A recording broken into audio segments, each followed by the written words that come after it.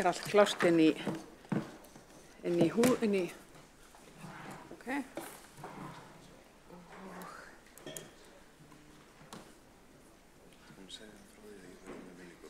Nei, ég segi bara þú takk til máls.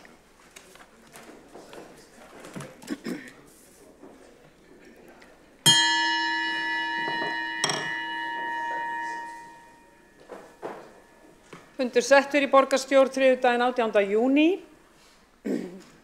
Dagskrá fundarins liggur fyrir og hún í 15 liðum. Það eitt mál sem forseti vill upplýsa og það undir lið 15 fundargerð forsætisnefndar frá 14. júní. Annar liður sem breyting á samþykkt fyrir öldrunarráð.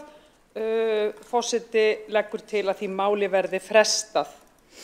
Að öðru leyti göngum við til dagskrár og borgarstjóri hefur óskað eftir að taka til máls í upphafi fundar. Gjörðu svo vel, borgarstjóri.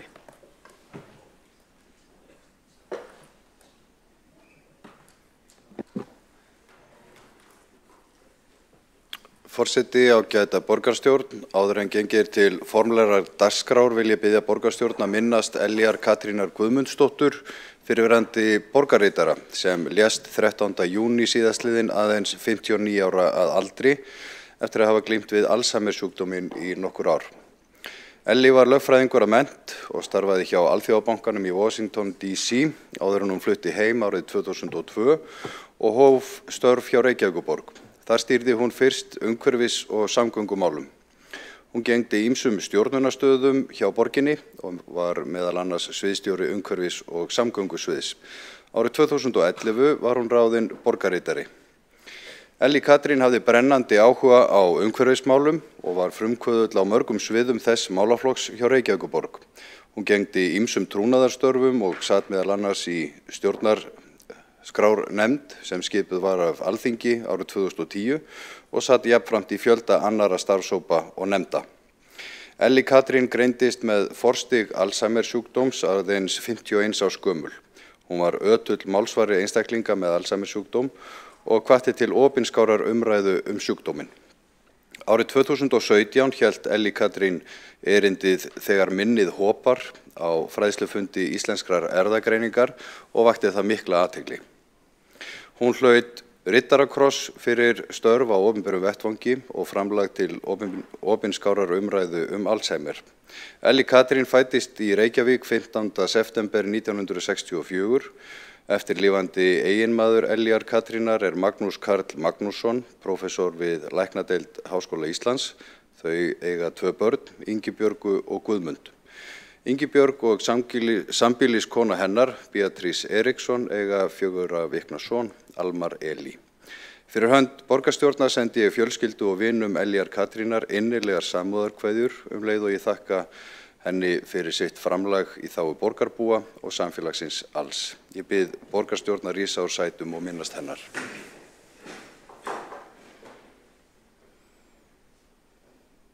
Takk.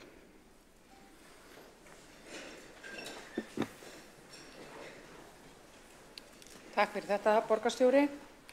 Þá hefjum við dagskrá og fyrsti liður umræða árangur af flokkun og þróun í sorphirðu að beiðni borgarfulltrúa Samfylkingar, Framsóknar, Pírata og Viðreisnar og frummælandi málsins Dóra Björt Guðjónsdóttir, borgarfulltrúi. Gjörðu svo vel.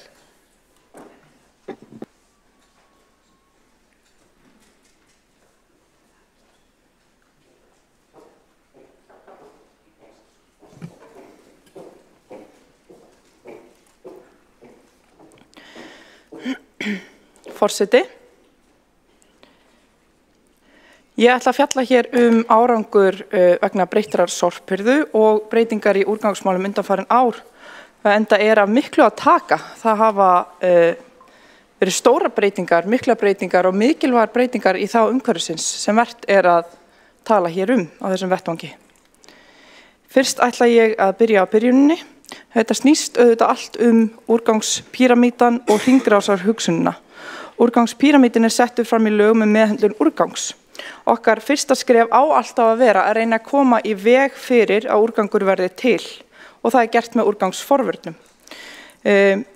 Svo hægt að skoða eða leita leiða til þess að viðkomandi straumur geti orðið að öðrum notum, hægt að endurvinna hann eða finna honum önnur hlutverk, svo förgun alltaf síðasta ráðið. Og þetta snýst eins og áður sagði hringrásar hugsun og hringrásar hagkerfi.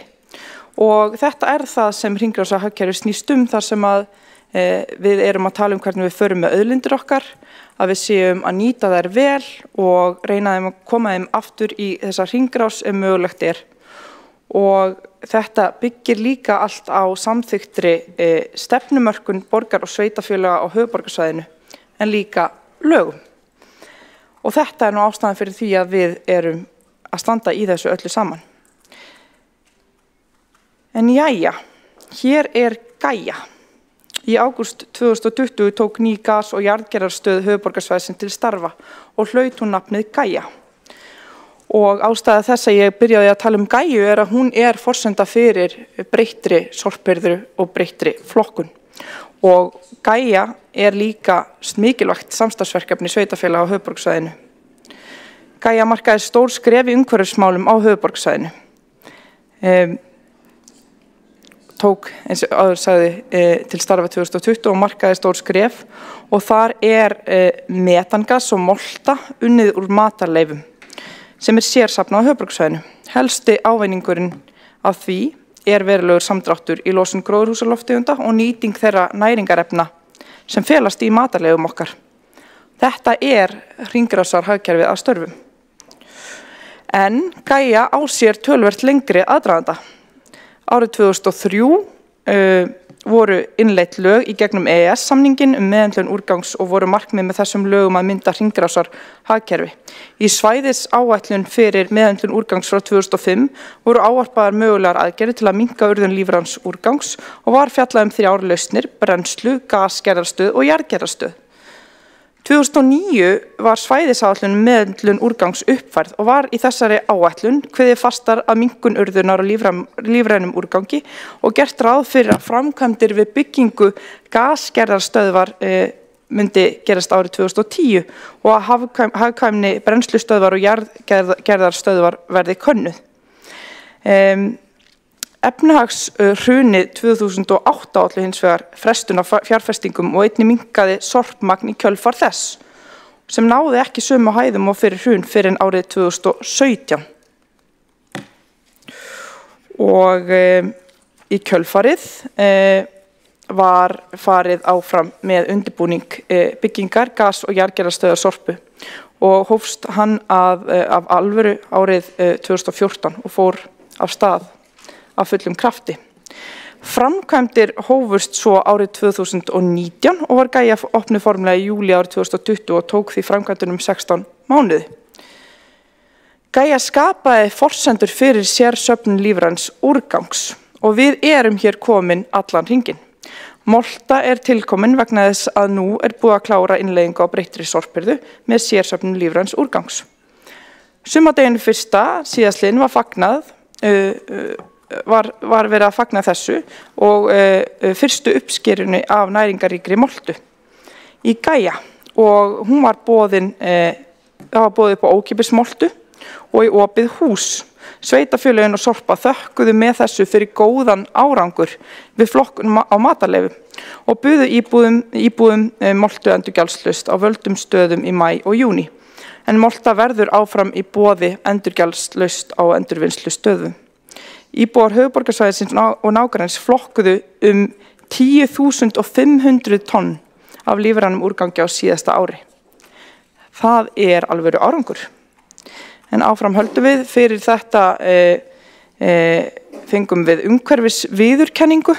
Urðun hefur minnkað verulega í kjölfar aukinna flokkunar og þar með hefur hlutfall losunar gróðurhúsalofttegunda vegna urðunar minnkað verulega. Og fyrir þetta var veittur kuðungurinn, umhverfisviðurkenning umhverfis-, orku- og loftslagsráðuneytisins og sem Sorpa hlaut fyrir framúrskarandi starfa umhverfismálum á árinu 2023 og auðvitað þetta samstarfsverkefni allra sveitafélaga eins og við vitum. Og í rökstuðningi dómnefndar kemur fram að Sorpa hafi í samstarfi við almenning og þá auðvitað á herðum sveitafélagana sem halda utan sorphirðuna og flokkunina við heimili lyft grettistaki í flokkun matarleyfa árið 2023. Talað að það hafi tekist að breyta hegðun almennings á skömmum tíma, auk þess að virkja fólk til þátttöku með átaki í fræðslu og markaðsherferðum. Breytingar á flokkun samstarfsverkefni sveitarfélaganna á höfuðborgarsvæðinu. Árið 2023 var farið í gríðarlega breytingar á flokkun og hirðu heimili sorps í Reykjavík. Sorpílátum var skipt út í öllum sorpgeymslum borgarbúa og hafin hirða á pappír, plasti og matarleifum frá öllum heimilum. Í svo umfangsmiklum breytingum ekki óeðlilegt að eitthvað hyggst verði, þó svo reynt hafi verið að áhættugreina og sjá fyrir það sem gæti farið úrskeiðis. Og þetta gekk ansi vel hjá okkur og sorpílátum var skipt út og sorphirða í borginni hefur nokkurn veginn komin á lignan sjó hvað varðar hirðu við heimili og hafa ekki orðið tafir á hirðu síðastliðið hálft ár. Og við þekkjum nú það að það voru tafir á hirðu áramótin vegna bilana svo framvegis en undanfari hefur þetta gengið mjög vel. Hver þróunin í hirðu við heimili og hver árangurinn? Hér að sjá árangur þegar kemur að blönduðum úrgangi og matarleifum. Árangur af aukinni flokkun og breytti hirðu verulegur. Dregið hefur úr magni blandað sorps leið og flokkun og matarleifum hefur aukist verulega. Hér ber að sjá hirðuna á plasti. Veruleg aukning hefur verið á hirðu á plasti við heimili eða margföldun. Og svo hirðan á pappír. Þar hefur verið mikil aukning sömuleiðis. Hér ber svo að líta samanburð fyrir fyrstu 4 mánuði ársins 2022-2024. Og áður en við innleiddum nýtt hirðukerfi voru tunnur fyrir plast við 40% heimili í Reykjavík og oft fáar tunnur við hvert fjölbýli. Til samanburðar voru pappírstunnur við 70% heimila. Við söfnum það pappír og plasti við heimili og grenndarstöðum og við sjáum klárlega aukningu í flokkun á plasti og jafnvel umfram það sem við byggumst við. Þegar kemur á plasti 187% aukning á flokkun. Þegar kemur á pappír að tala ríflega þriðjungsaukning eða 32% og þegar kemur á matarleifum aukningin eðlilega mjög mikil eða 4761%. Blandaður úrgangur hefur þá dregist saman 37%. Þannig að plast hefur aukist 187% sem algjörlega magnaður árangur. Hvað þýðir þetta svo þegar kemur á losun? Losun vegna urðunar hefur dregist verulega saman í kjölfarið. Með flokkun og hirðu á matarleifum og vinnslu þeirra í gæju dregið verulega úr losun gróðurhúsalofttegunda. Gert ráð fyrir að 24.000 tonn af matarleifum fari gegnum gæju árið 2024. Þetta mun draga úr losun gróðurhúsalofttegunda sem nemur 19.200 tonnum af koldíoxíði en það samsvarar losun 10.000 fólksbíla. Á fyrsta ársfjórðungi þessa árs 2024 var urðunin 89% minni en fyrsta ársfjórðungi 2023. Og samkvæmt nýju eigendasamkomulagi eigendasorpu hefur urðun á lífrænum úrgangi verið hætt í Álfsnesi. Matarleifar fara nú í gæju og brennanlegur úrgangur fer til Svíþjóðar í orku endurnýtingu. Svo var líka verið að breyta grenndarstöðunum. Grenndarstöðunum hefur verið breytt í kjölfar þess sem að ég hef farið yfir. Nýlega voru gerðar breytingar á söfnunarkerfinu þar sem söfnunargámum fyrir gler og málma var bætt á allar grenndarstöðvar. Pappír og plast komið á valdarstöðvar fyrir tilfallandi umframmagn og það svolítið verið að breyta þessu öllu saman í ljósi þess að nú eru það öll heimili þar sem við söfnum plasti og pappír og ekki bara sum eins og áður var. Við erum líka að safna textíl á öllum grenndarstöðum. Söfnunarskápar eru þar að koma inn og Sorpa að taka við söfnun á textíl á grenndarstöðum núna við lok júlí, sem sagt. Ég ætla að fá að setja mig aftur á mælendaskrá til að fara yfir aðrar breytingar, jákvæðar breytingar í sorphirðunni og úrgangsmálum og þakka fyrir mig. Borgarfulltrúinn hefur lokið máli sínu og tekur þá til máls Kolbrún Áslaugar Baldursdóttir. Gjörðu svo vel.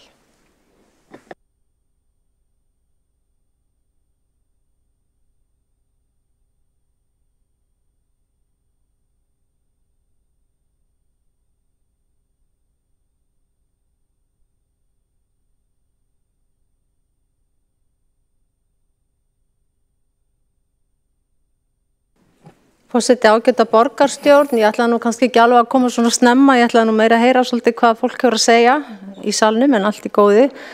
Ég byrja að þakka borgarfulltrúanum Dóru Björt Guðjónsdóttir fyrir þessa yfirferð sem var svona upprifinn á því sem búið er að gerast í þessum málum síðustu árin frá því að við tvær byrjuðum hérna í borgarstjórn 2018.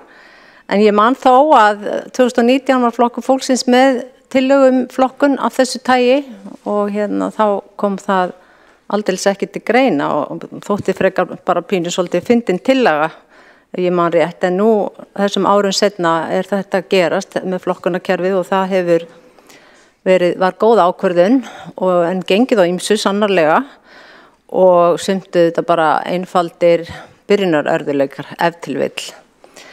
Og við þurfum auðvitað að sýna slíku ákveðu umbreyðarlyndi. En það hefur semst gengið sitt lítið hvað á í þessu málum og kannski þá helst hafa kvartanir verið að það hafa verið tafir á hirðu og þetta var slæmt hérna eitt sumarið, hvort það var í fyrra sumarið sem að voru mikla tafir á hirðu og nú auðvitað þau verkefni ekki beinlínis kannski höndum borgarinnar heldur hefur verið útvistað og það sýndi okkur kannski svolítið hvernig vandamál með útvistun getur verið í hnotskurn þegar búið að útvista einhverju verkefni og það ekki kannski settar nægilega skýra hvað á nákvæmlega hvað afleiðingar eru ef að þeir aðilar sem að sinna því standa sig ekki að þá auðvitað hefur maður einhvern veginn ekkert utanum þetta nógu mikið og það sýndi sig þegar að bæði Íslenska gámafélagið og Terra stóðu sig ekki að borgin sagði bara að þetta ekki okkar mál lengur, við berum ekki á þessu ábyrgð en það auðvitað ekki rétt, auðvitað ber Reykjavíkurborg aðal ábyrgð á þessu alveg sama hvernig á það litið. Þannig að en þá nú vandinn og ég sendi inn 2 eða 3 ruslamyndir eins og sjáum upp á skjánum núna að svona þetta víða í borginni núna og þykir náttúrulega mjög sorglegt. Það má auðvitað finna alls konar skýringar. Akkur þetta svona? Ég meina, einhver kemur jú með þetta, allar sér ekki með þetta aftur heim, en það ekki til þess að taka við þessu og eða þá að það búið að vera að tala alls konar, hvort yfir Airbnb sé mögulega sökudólgur, en ég veit það ekki. En þetta ansi víða, þetta ekki bara á þessum eina stað, heldur ég að fá skilaboð að svona lítur þetta út. Býsna víða. Og það alls konar tilfinningar sem koma upp hjá fólki þegar það sér svona. Ég meina við erum jú með stóra milljónir manns út í heimi sem á ekki neitt og líður skort og síðan jú fólk að reyna að taka til hjá sér og setja inn í endurnýjun og þetta endar þarna. Þannig að ég skil vel að fólki þykir þetta hreint ömurlegt og leiðinlegt og það kannski að senda okkur minnihlutafulltrúum fleiri upplýsingar svona en til ykkar í meirihlutanum. En ég spyr bara, getum við einhvern veginn reynt að laga þetta? Er hægt að finna út úr þessu bara hvaða leið hægt að fara til þess að þetta þurfi ekki að vera svona? Því að við erum komið vel inn í þetta verkefni og það engin ástæða til þess að halda áfram að tala endalausa byrjunarörðuleika. Bara á þessu þarf að taka. Og þið sem sitið í stjórn Sorpu og eru með puttan á púlsinum í þessu verkefni eða þeim hafi sambandi þá sem sinna hluta verkefnisins. Það ykkar að gera eitthvað í þessu máli. Þannig að þetta verði ekki svona áfram næstu mánuði og misseri og nú sumarið að koma með hita og annað slíkt sem að tala nú þetta væri eitthvað lífrænt. En mér langar svona líka nefna að einstaka hverfi hafa verið að hafa samband og já, blokkir og að biðja til dæmis að fjarlægja ekki gáma fyrir plast og pappír þarna bara fyrir utan hjá sér. Fólk ósátt með ákvörðun, kannski borgar meirihlutans og að spyrja hvað getum við gert til þess að hafa áhrif, hvað getum við gert til þess að ná til meirihlutans og biðja að gera þetta ekki. Og ég fengi spurningu eins og myndi duga að safna undirskriftum, það eitthvað sem myndi hafa áhrif á þennan meirihluta? og svona mætti lengi telja. Þannig að ég vil líka bara hvetja meirihlutann sem er með þetta verkefni á sínum herðum að hlusta á borgarbúa og heyra hvað þeir eru að segja. Og ef að það kannski staðan þannig, eins og til dæmis í kringum Bólstaðarhlíðana, þar var eitt málið, að fólk að biðja að hafa áfram þessa gáma í nærumhverfinu, að leyfa því bara að gerast. Að heyra hvað fólk að segja og fylgja dálítið eftir þeirra óskum. Þannig að ég veit ekki hvað skal segja meir þetta, en mér finnst ekki nóg að bara í dag að við tölum hvað þetta hafi verið geggjað, að bara nú flokkunarkerfið og þetta búið að vera einhver sigurganga. Það má vissulega fara vel yfir það, en við verðum líka að horfa á hvað þarf að gera betur. Hvað það sem þarf að laga í þessu kerfi? Það ekki bara hrósið og umbunin. Það bara alls ekki allir tilbúinir í það þegar þeir ganga fram hjá svona ruslahrúgum á götum úti. Já, ég bara vil láta þetta duga sinni. Það kannski að koma upp aftur þegar ég heyri svona hvernig tónninn hérna í salnum, en ég virkilega vænti þess að tekið verði á þessum málum og þetta bara fjarlægt. Þetta eru verkefni sem er hægt að leysa, auðveldlega.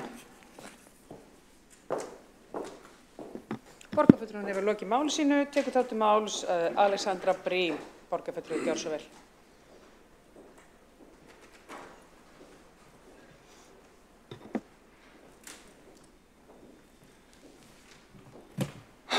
Forseti, borgarstjórn og áheyrendur. Það ótrúlega gott að sjá árangurinn sem hefur orðið af uppbyggingu gas- og jarðgerðarstöðvarinnar. Eins og kom fram í máli Dóru Bjartar, þá Gæja mikilvæg forsenda þess að hægt sé að sérsafna lífrænum úrgangi og hann liggi ekki bara og losi kolefni út í andrúmsloftið.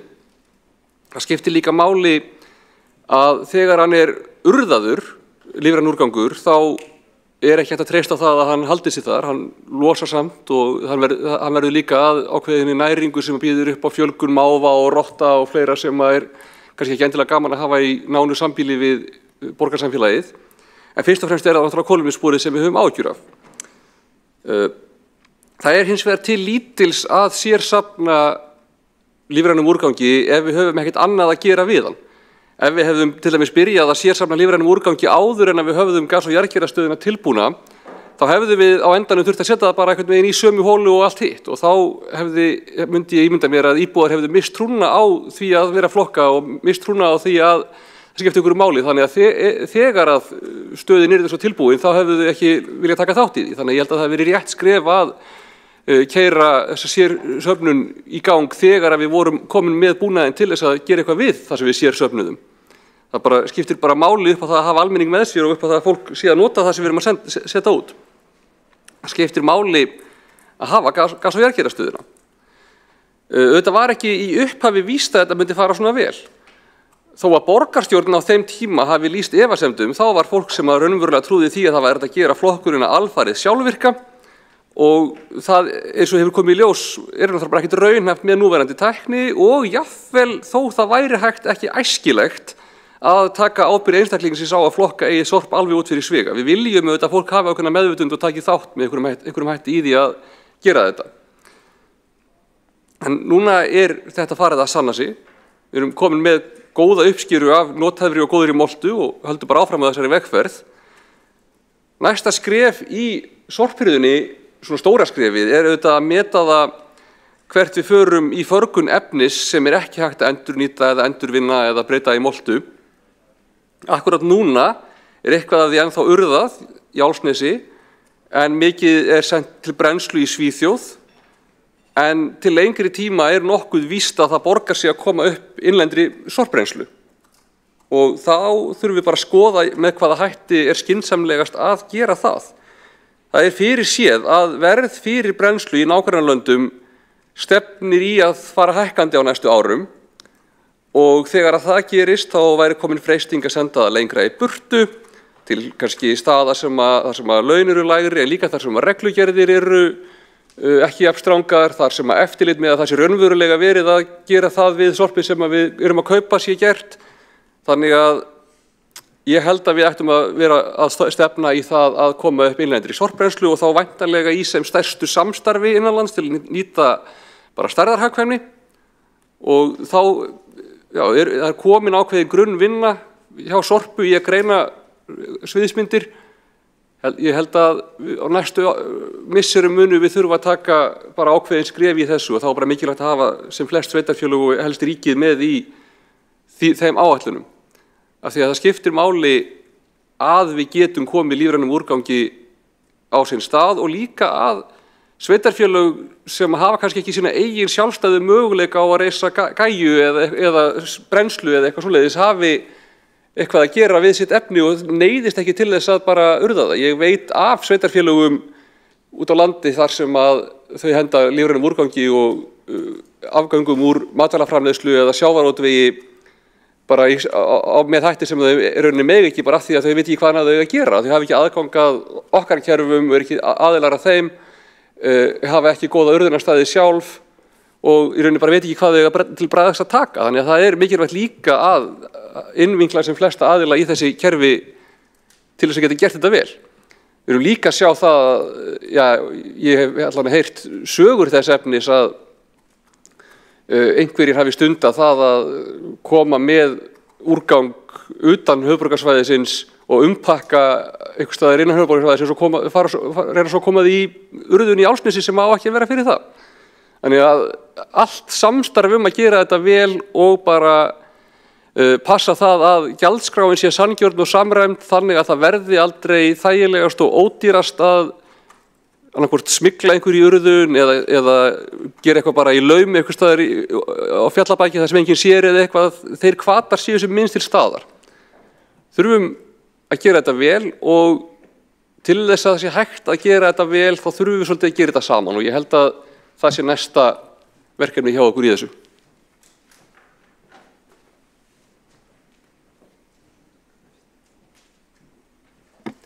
Borgarfulltrúinn hefur lokið máli sínu og tekur þá til máls borgarfulltrúi Dóra Björt Guðjónsdóttir í sinni seinni ræðu. Gjörðu svo vel.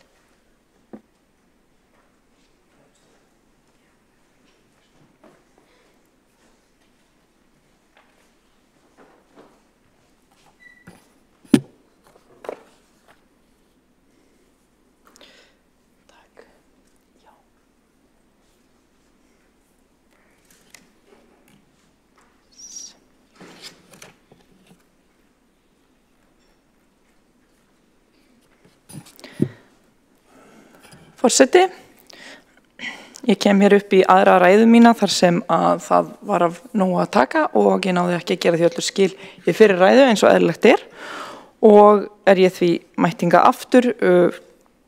Ég vil byrja þar sem slapp og var byrjuð að tala grendarstöðvarnar sem við erum að breyta.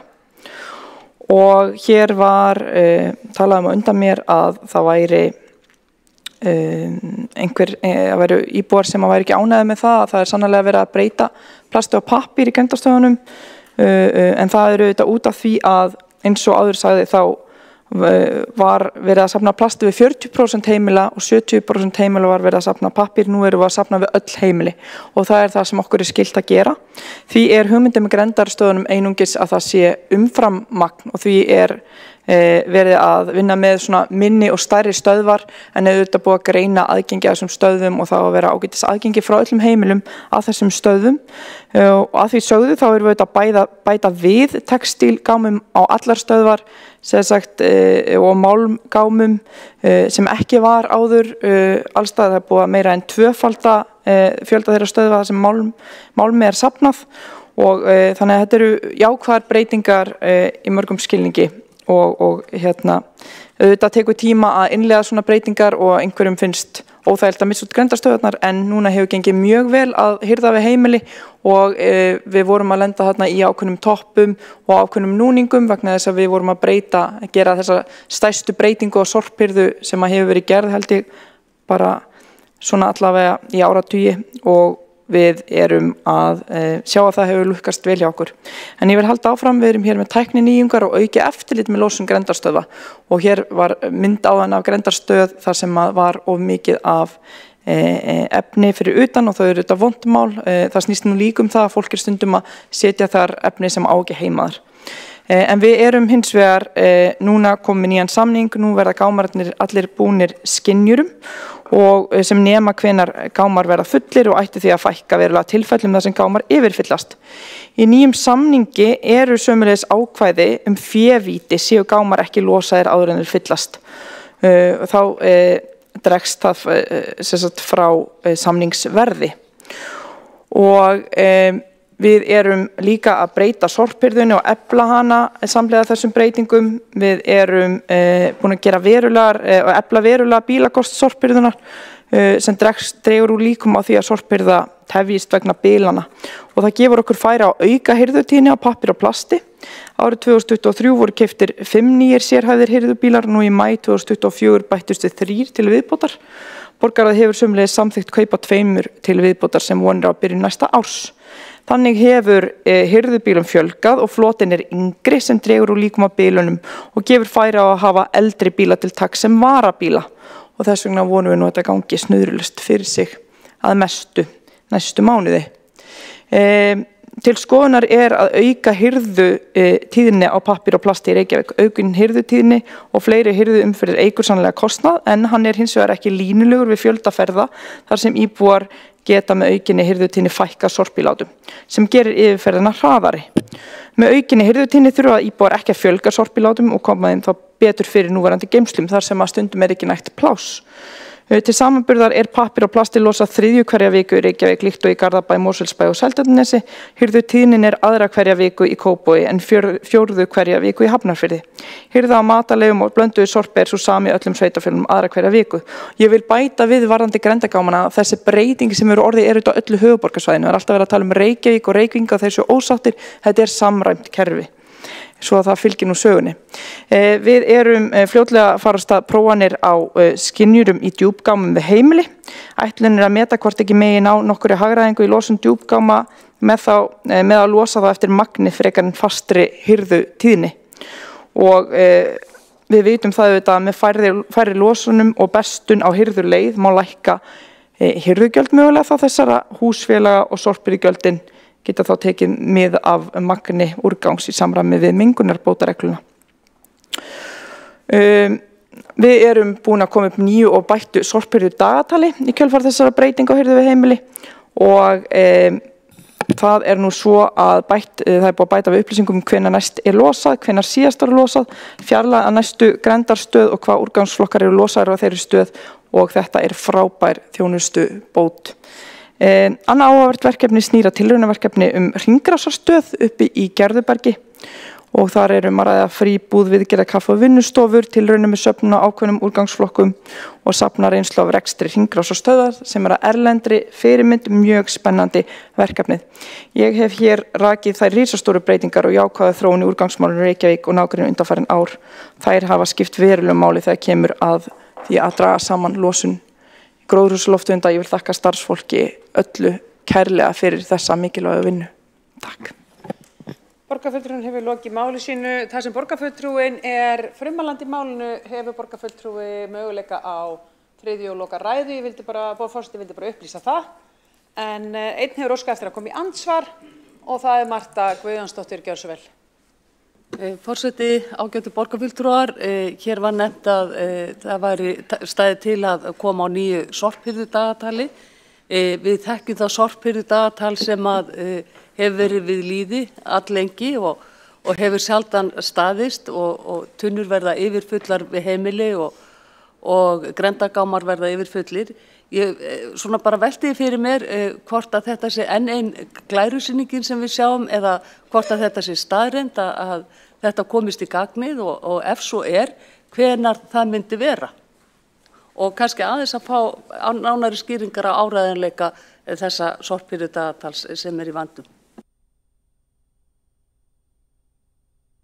Borgarfulltrúinn er lokið við að veita andsvar og svara þá andsvari Dóra Björk Guðjónsdóttir, gjörðu svo vel.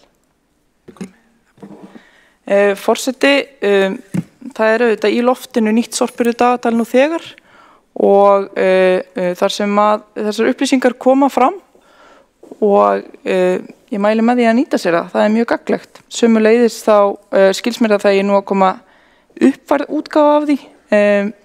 En núna er bara hægt að fara inn á vefinn, slá inn hvar þú átt heima og fá fullt af góðum upplýsingum sem að hefur, og þetta hefur valdið því að mun færri hringja inn til þess að fá upplýsingar sorphirðudagatali og þess vegna hefur þessi stafræn umbreyting felið í sér mjög mikið hagræði fyrir borgina með fækkun símtala vegna þessar upplýsingar eru þá aðgengilegar á vefinn, bæði þá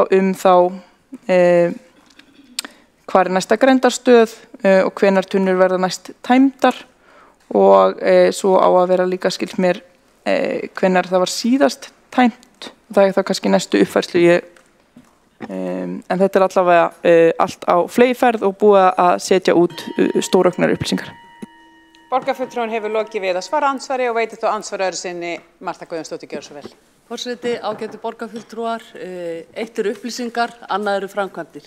Við sem að búum hér í borginni, við höfum öll fundið það á okkar eigin skinni að sorphirðudagatalið hefur ekki staðist og það er ég að spyrja hvort það megi vænta þess að við getum reitt okkur á þetta sorphirðudagatal. Ég tala nú ekki fyrir stórhátíðir og kannski á sumarleyfistíma. Borgarfulltrúinn er lokið við að veita andsvari öðru sinni og svara þá andsvari öðru sinni Dóra Björt Guðjónsdóttir. Forseti, það er auðvitað inn á dagatalinu, það var aðeins minna letur hvenær þær voru síðast tæmdar eins og við vitum. En já, mér skilst að það hafi á einhverju tímapunkti verið smá einhverju tæknilegir annmarkar en að þetta hefur nú bara yfirleitt staðist mjög vel og virkað mjög vel. Og svo er alltaf verið að skoða tækifæri til að bæta og eins og ég sagði þá á þetta vist að koma í uppfærðri útgáfu. Borgarfulltrúinn hefur lokið máli sínu og tekur þá til máls Sara Björg Sigurðardóttir, borgarfulltrúi, gjörðu svo vel.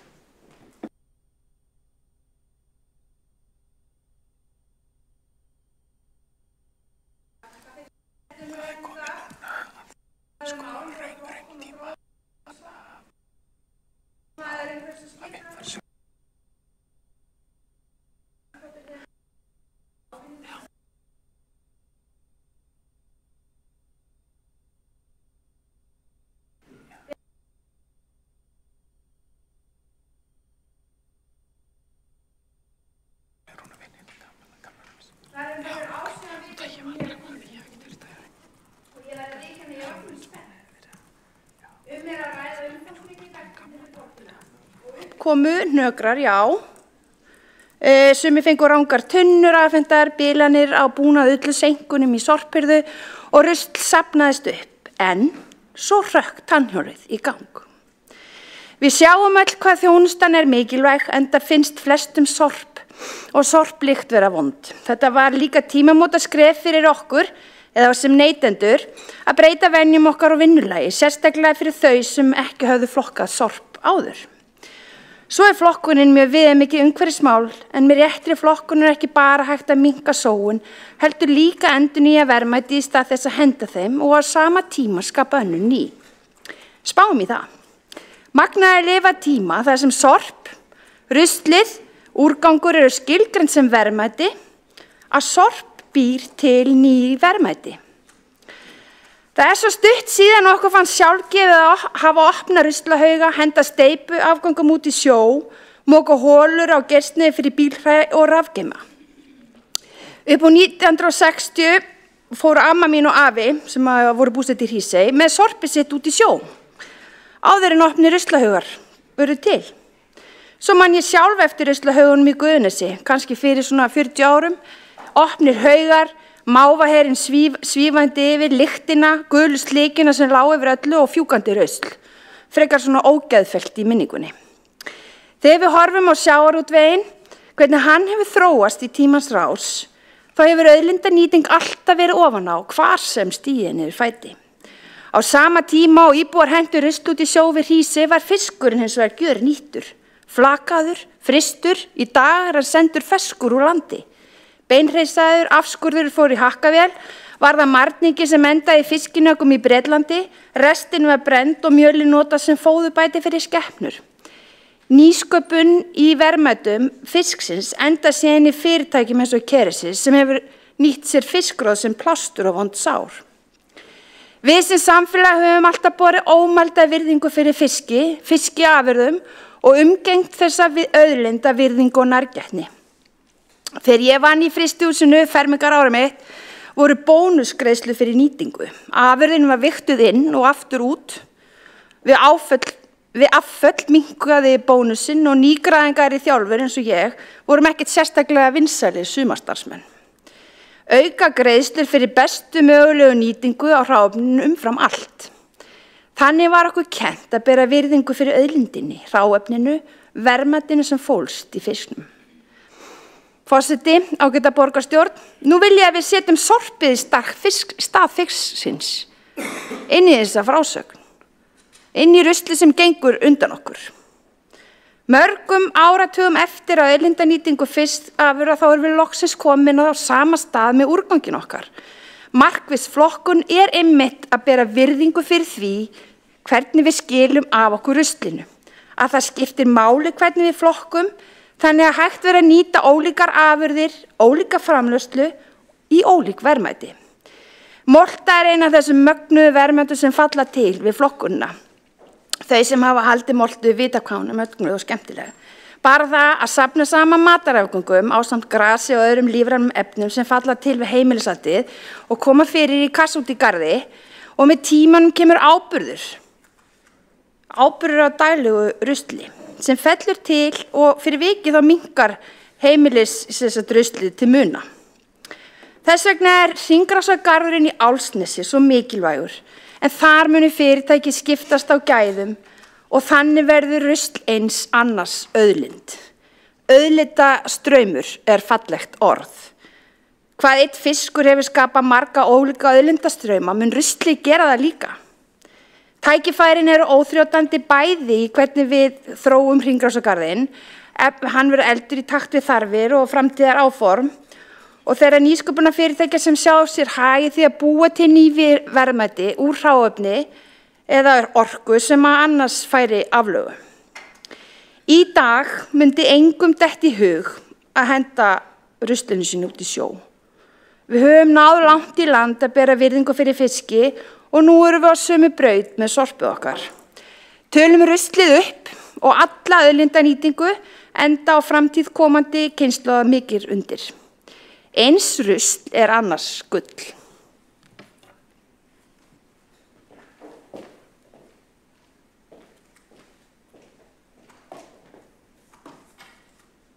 Borgarfulltrúinn hefur lokið máli sinni, tekur þá til máls Stefán Pálsson, borgarfulltrúi, gjörðu svo vel.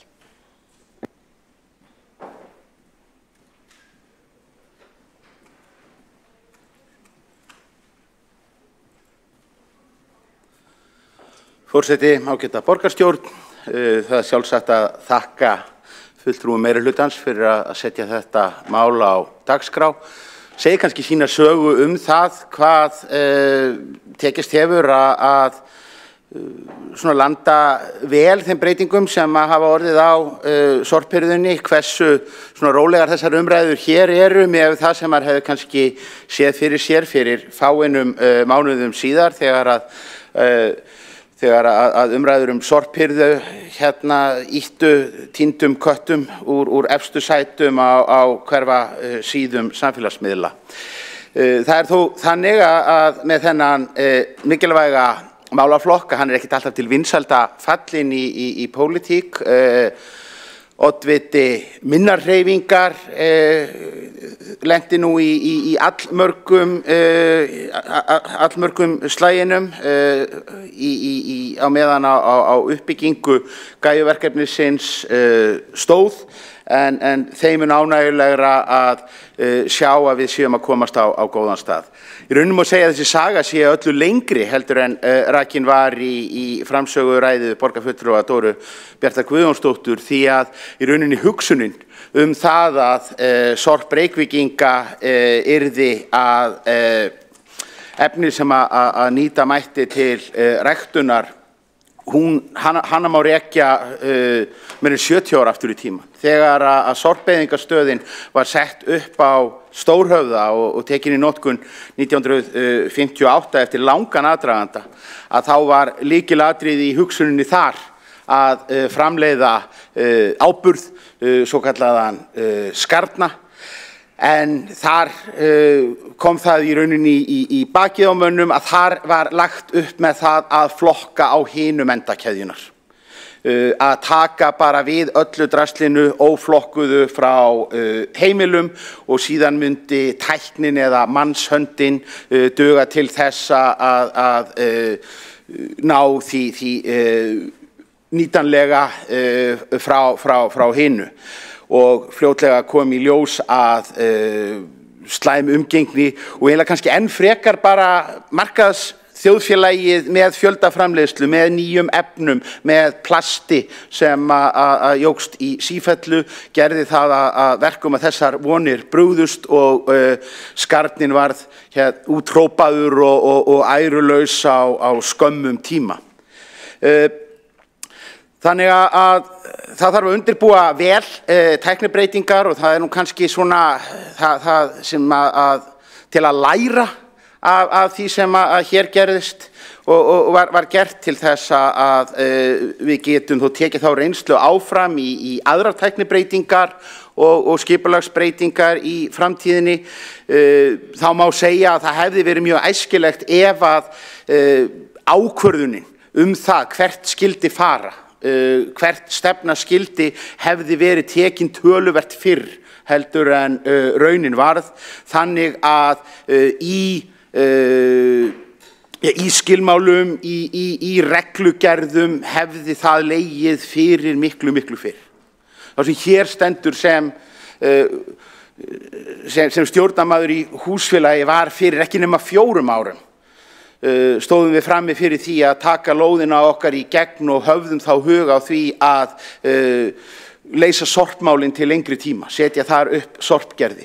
En tilraunir til þess að fá forsögn það í borginni, það hvernig menn sæju fyrir sér að þetta yrði til lengri framtíðar, þær báru engan árangur. Það var bara bent á gildandi reglur og eftir á hyggja það bara gott að við héldum á okkur höndum og kusum að bíða, því annars hefðum við lent í sömu stöðu og sem á nýjustu húsunum í borginni, fjölbýlishúsum, sem að byggðu upp djúpgáma sorplausnakerfi sem að í rauninni var fallið áður heldur en að fólk var farið að flytja inn í húsið. Og mann þurfti að finna þá nýjar lausnir og breyta hönnunarforsendum eftir á, sem alltaf erfitt. Þannig að þetta ekki sagt til þess að hnýta í neitt, heldur bara sem lærdómur til framtíðar. Og eins ljóst að þessari auknu orkuframleiðslu og ekki síður framleiðslu á metangasi sem að mun fylgja þessum breytingum og þessum glæsilega árangri sem að kynntur var hér áðan, að það þýðir líka nauðsyn þess að koma því metani í not, koma því í virkni, og þar staðan því miður sú að metan sem eldsneyti í svona almennum fólksflutningum hérna í heimilisbíla til að mynda, að það hefur eiginlega alveg botnfrosið. Ástæðan áhugaleysi eldsneytis fyrirtækjana, gallar og brestir í dreifingu sem að voru verulegt vandamál, ekki í dag en fyrir svona 2 árum síðan, og þá ég óskaplega hræddur að þegar að það var þetta tímabil, þegar að Sorpu tókst ekki að standa straum af, standa hérna skil á metani á tankana og dælurnar hérna í Reykjavík, þannig að metansamfélagið á samfélagsmiðlum bara logaði og menn voru að skiptast á ráðum að það væri kannski von á smá skammti á þessari stöðinni eða hinni, að þar tapaðist traust. Og það traust sem alltaf svo erfitt að endurvinna í stjórnmálum og ekki síður þegar kemur að tæknikerfum. Þannig að það vonandi að það verði hægt að snúa einhvern veginn vörn í sókn þar, þó að metan geti aldrei orðið burðarás í okkar samgöngukerfi. Það mun aldrei borga sig að flytja inn metan fyrir bíla eða ganga sérstaklega í framleiðslu á því, að þá það bara fullur ávinningur allra ef að það hægt að slá 2 flugur í einu höggi, að nýta það metan sem að hvortið þarf að farga með einhverjum hætti til þess að fjarlægja bíla af götunum á meðan.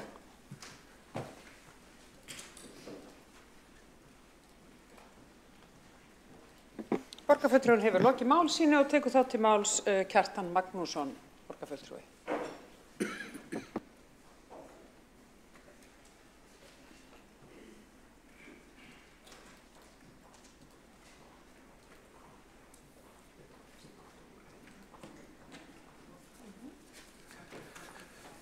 Forseti, góðir borgarfulltrúar, ég vil þakka meirihlutanum fyrir að setja þetta málefni hér á dagskrá. Það raunin ekki vanþörf að ræða þetta. Þetta mál sem maður fær oft viðbrögð frá íbúum í borginni, og því miður eru þær athugasemdar í nær flestum tilvikum neikvæðar. Það alveg ljóst að við erum á ákveðinni vegferð í þessum sorphirðu málum, og svo vegferð hefur tekið mörg ár og það ekki séð fyrir endan á þessu, og það alveg rétt að það hafa ýmsar framfarir orðið. Þær hafa hins vegar ekki verið ókeypis, og ég held að það væri þarft verk að taka saman rauninni bara hvað meðalheimili í Reykjavík borgaði til dæmis í sorphirðu þjónustu fyrir 10 árum og síðan núna. Mér segir svo hugur að það sé mjög hátt.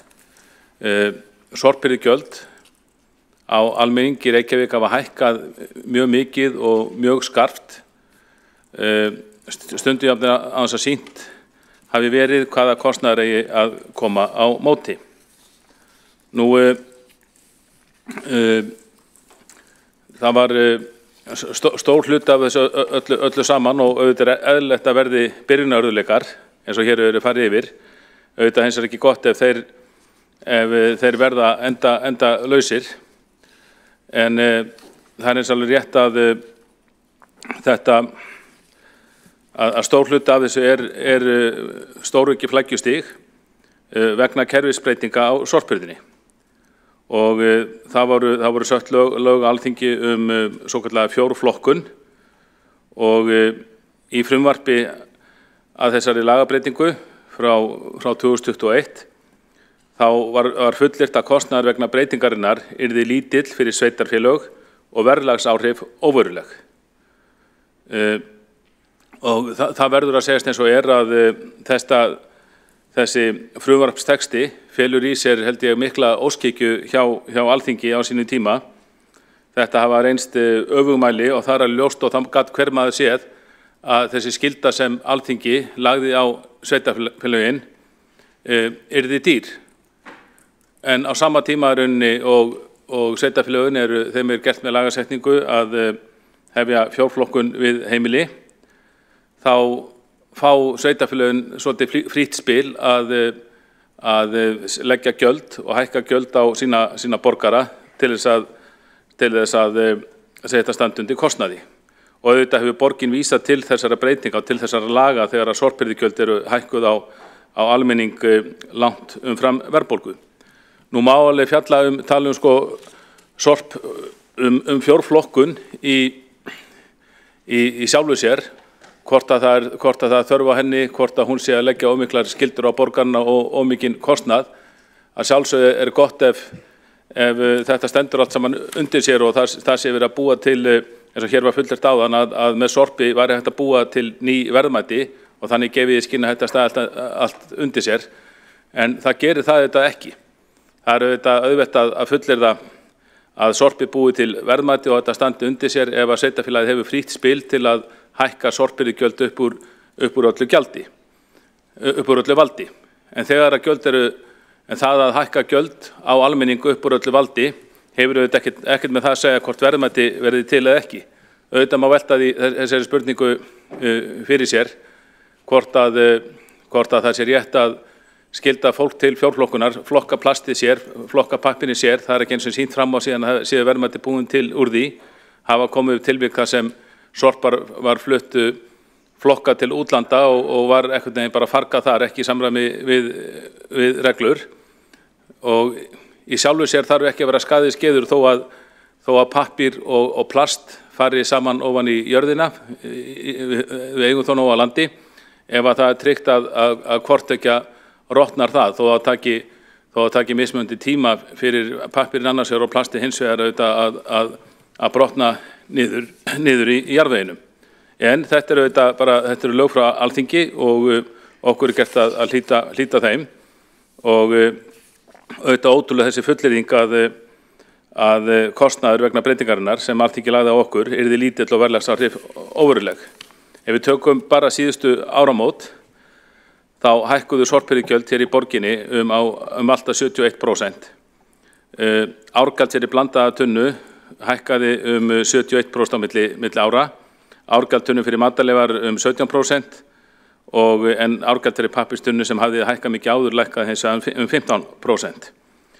Og það var auðvelt að reikna það út að heimili sem greiddi áður 37.000 krónur á ári fyrir 2 tunnur, blandaða tunnu og pappírstunnu, þarf nú að greiða samtal 63.000 krónur á ári fyrir 2 tvískiptar tunnur eins og mörg heimili hafa kosið að vera með.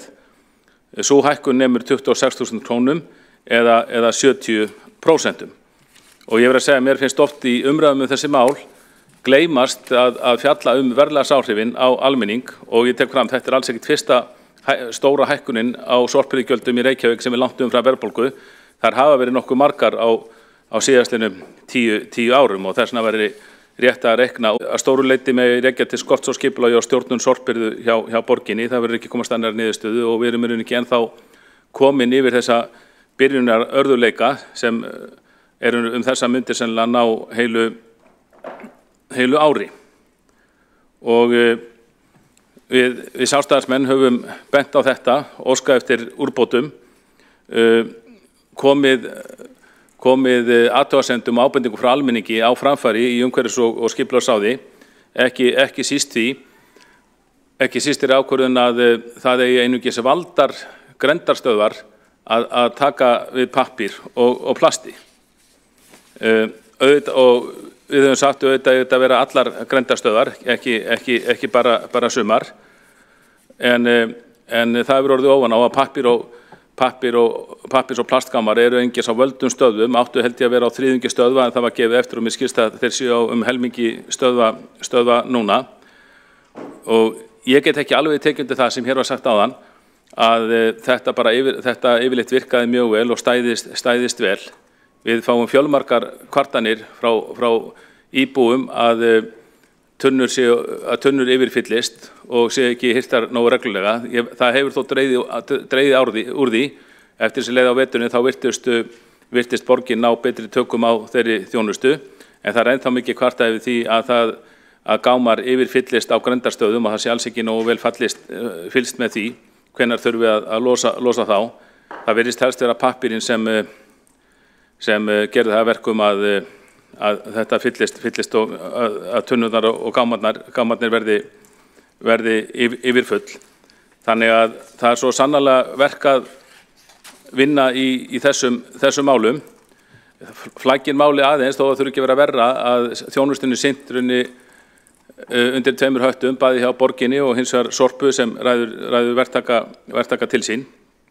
Og Maður hefur á tilfinningu að megi bæta stjórnunina í þessu, bæði hjá borginni, einnig hjá Sorpu og ég hef nú ekki tími kannski hér að fara mikið yfir þessi gæjumál, en það er ljóst að við byggingu gæja það voru mikil mistök gerð og það virðist að jafnvel hafi verið ræða tilraunastarf sem að kostnað skattgreiðenda. Gæja var byggð þar sem lífrænn úrgangur átti að mygla og rotna í stórum stíl og verða moltu. Erfiðleikar komu hins vegar upp við rekstur stöðvarinnar, það var sagt að þetta aldrei verið gert áður í heiminum og hráefnið myglaði ekki sem skildi, en hins vegar kom upp mygla í sjálfu húsinu sem var óneitanlega kaldhæðnislegt. Í árslok 2022 fengum við þá þær upplýsingar í umhverfis- og skipulagsráði að kostnaður við gæju hefur farið langt fram úr áætlun og var 5,5 milljarður og hann hefur sennilega eitthvað aukist síðan. Það verið ágætt að fá að vita það ef að svo vitneskir í þessum sal. Hvað gæja, hver endanlegur kostnaður við jarðgerðarstöðina gæju? Þetta væntum með formaður umhverfis- og skipulagsráðs geti, ef hann hefur þar upplýsingar, að hann geti svarað þeirri spurningu.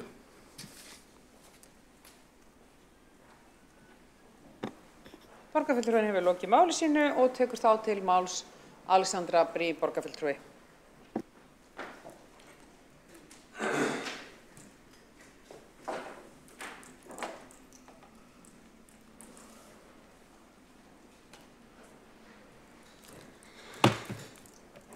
Forseti, ágæta borgarstjórn og aðrir áheyrendur, ég kem upp aftur til þess að bæta aðeins við fyrri ræðu að gefnu tilefni.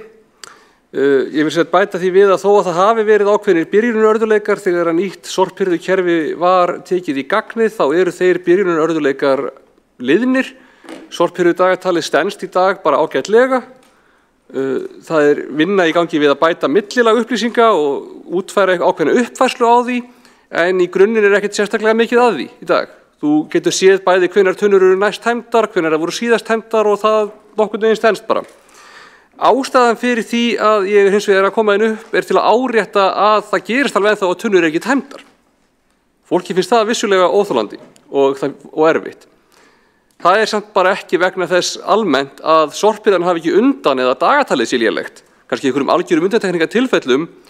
Almennt séð gerist þetta í dag þegar að tunnur eru rangt nýttar. Til dæmis lífrænn úrgangur settur í gráu tunnuna. Þá er tunnan ekki tekin. Íbúar bera ábyrgð á því að nota tunnuna rétt. En ég veit að skilning á því að í fjölbýlum sérstaklega þá getur þetta verið mjög erfitt. Fólki finnst það alveg skiljanlega óþolandi ef sameiginleg tunna sem þau þurfa að nota er ekki tæmd vegna þess að nágranni eða jafnvel Airbnb-gestur á vegum nágranna hefur ekki notað tunnuna rétt. Fólki finnst þau ekki bera ábyrgð á flokkunarhegðun nágranna sinna og finnst þau ekki eiga þurfa að fara að kafa ofan í tunnuna til þess að tína upp úr eitthvað sem á ekki að vera þar. En það þarf bara að skerpa á því að íbúar bera ábyrgð á því gagnvart sínum nágrönnum að búa ekki til þessar aðstæður. Sorpa getur ekki verið í því alls þar sem þau stoppa eða sorphirðan á vegum Reykjavíkurborgar getur ekki verið í því að færa í gegnum tunnunar og færa á milli. Þannig myndi þetta aldrei ganga. Þannig að íbúar þurfa bara að passa upp á nágranna sína og húsfélög þurfa bara að taka það upp þá á sínum vegum að það bara verða að vera þannig að fólk noti þessar tunnur rétt til þess að nágrannir þeirra lenda ekki í því að það sé ekki tæmdar. Og ef að einhver vill leigja út húsnæðið sitt áfram þá bara bera þau ábyrgð á því að gestirnir viti af og nýti tunnundar rétt og koma þá bara sjálf og sjá það fyrir þá ef það gengur ekki upp. Húsfélögin eru þá bara rétt í aðilinn til þess að taka það upp ef að einhver í sameign er ekki að standa sig hvað þetta varðar. Og já, mér finnst það bara mikilvægt að við aðgreinum þetta á milli, að það kom alveg fyrir að tunnur séu ekki tæmdar og fólki finnst það óþolandi, það er ekki vegna þess að sorphirðudagatalið sé lélegt, það er ekki vegna þess að sorphirðan hafi ekki undan. Það er vegna þess að almennt séð, það eru ákveðnar undantekningar, en almennt séð er þetta vegna þess að tunnunar eru ekki rétt notaðar. Við skulum bara passa okkur að halda þessu í réttri umræðu. Skulum sjá, það var eitthvað í viðbót sem ég vildi nefna hérna. Já, sorphirðugjaldið hefur vissulega hækkað, en það er líka þannig bara í lögum að við verðum að rukka fyrir sorphirðu eins og sorphirðan kostar. Og þegar að það eru settar töluvert auknar skyldur með lögum það að gera sorphirðu flóknari og þá dýrari, þá leiðir það af sjálfu að sorphirðugjaldið verður að hækka. Takk. Borgarfulltrúar hefur lokið máli sínu og einn hefur óskað eftir að koma upp í andsvar. Það Kolbrún Áslaugar Baldursdóttir, gjörðu svo vel. Forseti, ágæta borgarstjórn, já, ég vil bara tala aðeins hversu það eitthvað tamt þessu meiri hluti alltaf að varpa frá sér ábyrgð, kenna öðrum Hér bara öllum borgarbúum kennt þess vegna. Ef að það skyldi nú vera ábendingum að eitthvað þurfi að fara á hreinsa og laga og bæta úr, að þá hlýtur meirihlutinn og þeir sem að stýra þessu verkefni að geta brugðist við í stað þess að segja bara já, þetta bara ykkur að kenna, þið verið bara að ræða við þennan í stigaganginum sem ekki að fylgja reglum. Auðvitað segir þessi sjálft að allt svona aldrei mikið snúið, flókið og í rauninni verða að segja að maðurinn og konan á annarri hæð ber ábyrgð á fjölskyldun á 4. hæð. Men þetta gengur náttúrulega bara ekki upp. Þarna verður meirihlutinn að axla þessa ábyrgða alvöru en ekki bara varpa öll yfir á borgarbúa. Það eru líka byrjunarörðuleikar hjá borgarbúum með bara allt þetta ferli. Borgarbúar eru líka að læra á nýtt kerfi og átta sig á hvernig landi liggur. Það líka allt í lagi bara að hugsa að gefa þeim séns líka en ekki bara alltaf að fría sjálfan sig. Borgarfulltrúar hefur lokið máli sínu og svarað þá andsvari Alexandra Blím. Forseti, ég kannski bara rétt árétta það að ég alls ekki að kenna öllum borgarbúum ég hins vegar að segja að sorphirðan getur ekki gengið þannig að þau sem eru að koma að tæma tunnurnar fari í það að flokka á milli tunna á staðnum. Það eðlilegt að gera þá kröfu að tunnurnar séu rétt nýttar og það auðvitað erfitt þegar að fleiri en eitt heimili ber ábyrgð á sömu tunnunni. Og þau sem eru helst vandamálið í þessu hafa verið, Airbnb leigusalar sem ekki að passa upp á það gagnvart sínum leigjendum að gera þetta og einhverju önnur tilfelli. Almennt séð fólk að fatta bara þetta kerfi mjög vel. Þetta kerfi ekki það flókið að íbúar almennt séu að ruglast of mikið á því þó að það geti verið einhver jaðartilfelli þar sem eitthvað ákveðið sorp kannski pínu vafamál. En ég bara frábið mér það ég sé eitthvað að kenna öllum íbúum ég bara segja að þetta eitthvað sem að notendur tunnana þurfa að passa upp á að gera rétt og það ekki hægt að segja að sorphirðan sé að bregðast ef að tunna sem vitlaust notuð ekki tæmt. Borgarfulltrúar lokið við að svara andsvari og óskar þá borgarfulltrúar eftir að veita andsvar öðru sinni, gjörðu svo vel. Forseti, ágæta borgarstjórn, já, ég vil líka bara leggja áherslu á upplýsingagjöf til fólksins og það eru byrjunarörðuleikar og það hefur verið of mikil harka í sumum málum. Ég fengi fregnar af því að einhver setur óvart plast í pappahólfið að þá bara ekkert tekið. Út bara að læra svona með leyfi forseta the hard way og mér finnst það ekki sanngjarnt. Þarna þurfa ef fólk á að vinna saman og upplösa tilfinningu samvinnu að þá þetta ekki leiðin. Borgarfulltrúar lokið við að veita andsvar öðru sinni og þá andsvörum lokið. Þá tekur til máls að lokum og lokar þessari umræðu. Forseti hefur lokað mælendaskrá. Dóra Björt Guðjónsdóttir, frummælandi, gjörðu svo vel.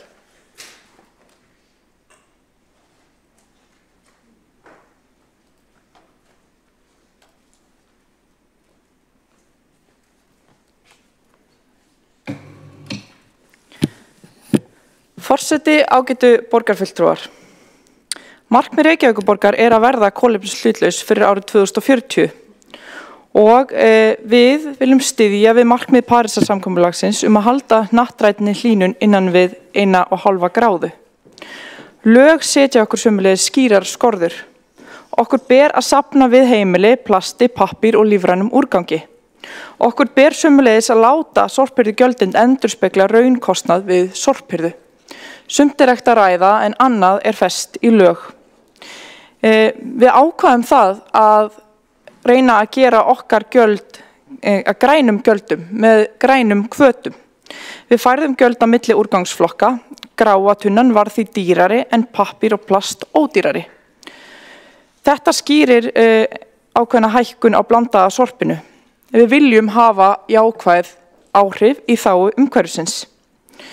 Það líka hærra móttökugjald fyrir blandað sorp sem sendir erlendis til brennslu.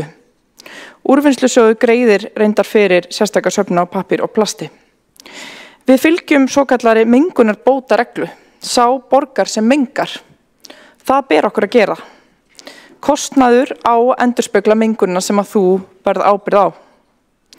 Við erum búin að innleiða mjög umfangsmikla breytingar til að mæta lögum og mæta því sem við höfum sett okkur sjálf sem markmið. Sérsöfnuðum lífrænum úrgangi safnað og svo breytt í moltu og gas í gæja. Innleiðing þessa nýja kerfis gekk að mestu leyti mjög vel þó að þetta hafi verið risastórt og krefjandi verkefni. Sorpbyrðan í borginni nokkurn veginn komin á lygnan sjó. Tafir hafa ekki orðið á hirðu síðastlið hálft ár. Tafir urðu síðast áramótin vegna verulegra bílana á hirðu bílum. Eins og ég hef farið yfir búið að bæta og efla bílakost sorpbyrðunar verulega í kjölfarið. Það dregur úr líkum á að sorpbyrja tefjist vegna þessara bílana. Hér var rætt grenndargáma í umræðinni. Þessir eru núna eftir samræmdu kerfi á öllu höfuðborgarsvæðinu. Ekkert sérkerfi innan Reykjavíkur. Þó nema kannski það að samkvæmt kerfinu lagt upp með að það sé verið að safna plasti og pappír við cirka 4 hverja stöð. Við hins vegar göngum lengra og erum með þessa söfnun við cirka helming stöðvana hér í Reykjavík.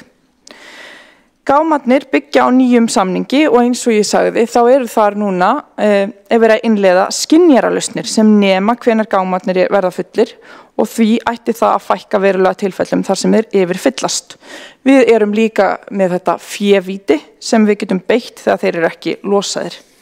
Þetta allt saman mikilvægt þegar kemur að gæðum þjónustunar. Á fyrsta ársfjórðungi þessa árs, 2024, var urðunin eins og áður sagði 89% minni en á fyrsta ársfjórðungi 2023. Þetta stór frétt og mikilvæg. Rusl ekki bara rusl, heldur efnisstraumur og auðlind. Við erum að breyta auðlindum í auðlindir og draga úr losun gróðurhúsalofttegunda í leiðinni. Með flokkun og hirðu á matalegum og vinnslu þeirra í gæju dregið verulega úr losun gróðurhúsalofttegunda. Gert ráð fyrir að 24.000 tonn af matalegum fari í gegnum gæju árið 2024. Þetta mun draga úr losun gróðurhúsalofttegunda sem nemur 19.200 tonnum af koldíoxíði, en það samsvarar losun 10.000 fólksbíla. Ég hef rakið þessar risastóru breytingar hér í dag og jákvæða þróun í úrgangsmálum í Reykjavík og höfuðborgarsvæðinu öllu. Þetta eru stórar tölur og mikilvægar og þær skila okkur miklum árangri. Ég vil þakka kærlega og innilega starfsfólki skrifstofu umhverfis gæða og sorphirðu Reykjavíkur fyrir vel unnin störf við þessar breytingar og þróun og þann metnað í þágu umhverfisins sem það góða starfsfólk sýnir á hverjum degi. Ég vil sömuleiðis þakka öðrum sem komið hafa á umhverfis- og skipulagssviði sem á öflugu starfsfólki, sorpu og gæju. Ég vil líka þakka okkur sem hér erum og þeim sem áður störfuðu á þessum vettvangi fyrir framsýnina og fyrir að taka slaginn fyrir þessa mikilvægu þróun sem gæja hefur boðið okkur. Í amstrinu og veseninu getur stóra myndin gleymst og tapast. Alvöru þróun kostar. Það getur verið bras að gera stóra breytingar. Þetta vitum við og höfum séð.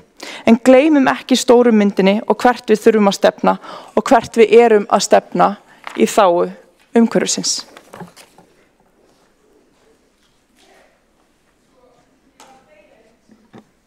Borgarfulltrúinn hefur lokið máli sínu og einn hefur óskað eftir að koma upp í andsvar. Það Helgi Ás Gretarsson, gjörðu svo vel. Forseti og ágæta borgarstjórn. Ég vil þakka meirihlutanum fyrir að setja þetta mál á dagskrá og margt sem hér hefur komið fram hefur verið upplýsandi.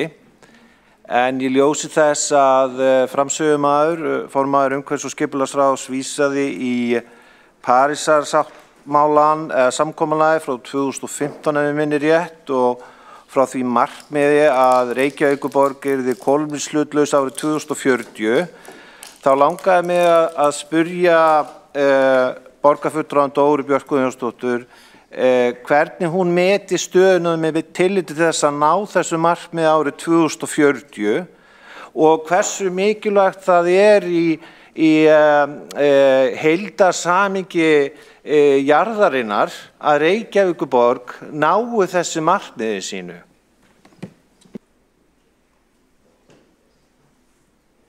Borgarfulltrúar lokið við að veita andsvar og svara þá andsvari Dóra Björt Guðjónsdóttir, gjörðu svo vel.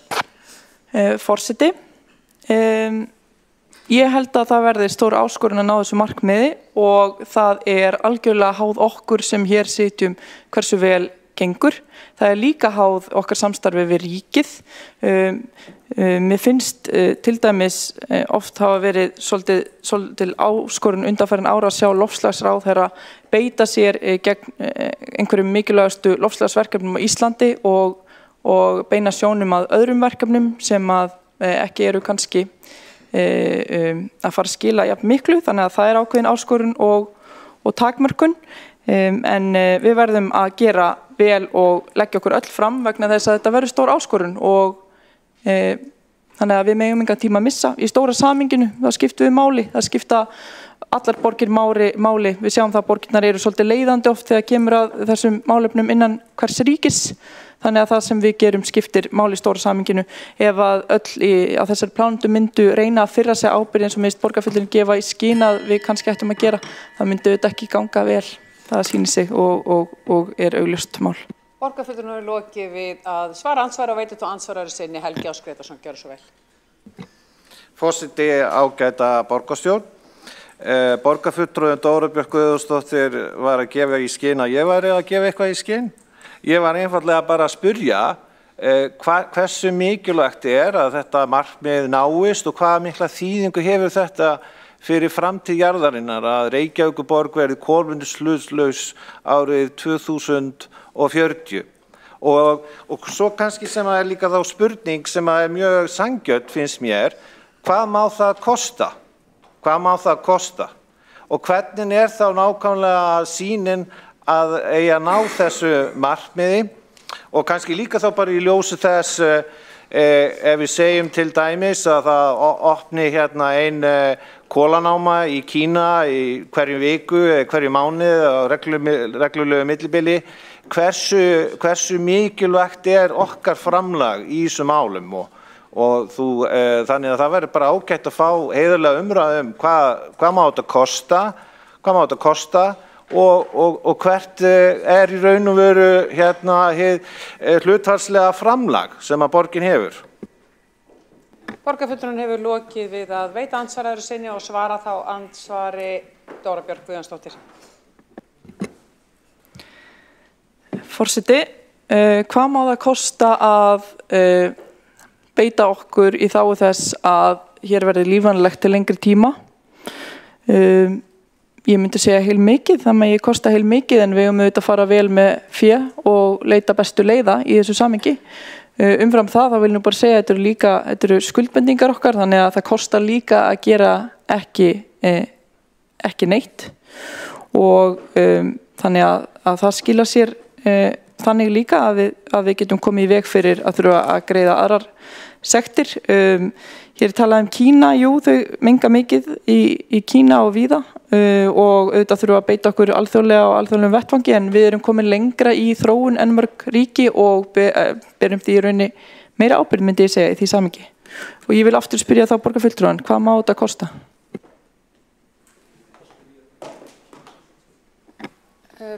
Borgarfulltrúinn lokið við að veita ansvarari sinni og forseti minnir á að ekki hægt að spyrja spurninga í ansvari sem ekki eftir. Ansvörum lokið undir þessum lið og þá umræðunni undir þessum dagskrárlið lokið. Þá erum við komin að dagskrárlið nr. 2 á útsendri dagskrá borgarstjórnar í dag og það umræðan stöðu samgöngumála í Reykjavík að beiðni borgarfulltrúa Sjálfstæðisflokksins. Frummælandi Hildur Björnsdóttir, gjörðu svo vel.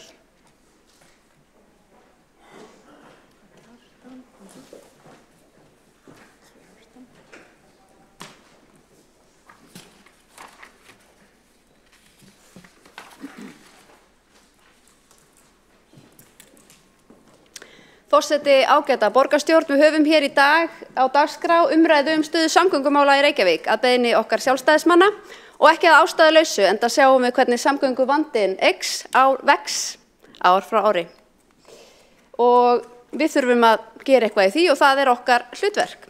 Nú, ég ætla að byrja á að víkja máli mínu aðeins að samgöngusáttmálanum, því þegar við tölum samgöngumál hér í borginni að þá grípur meirihlutin almennt í samgöngusáttmálana. Hann verði auðvitað lausnin á öllu og við eigum bara að bíða hans og framkvæmdar hans. Nú, þessi sáttmáli var undirritaður fyrir 5 árum síðan, árið 2019, og átti að tryggja stóraukin framlög til nauðsynlegra samgönguframkvæmda á svæðinu og breiða fjárfestingu í fjölbreyttum samgöngum. Gott markmið. Þá átti 90% framkvæmda kostnaði að vera greiddur af ríkinu en sveitarfélög að bera restina í réttu hlutfalli við íbúafjölda.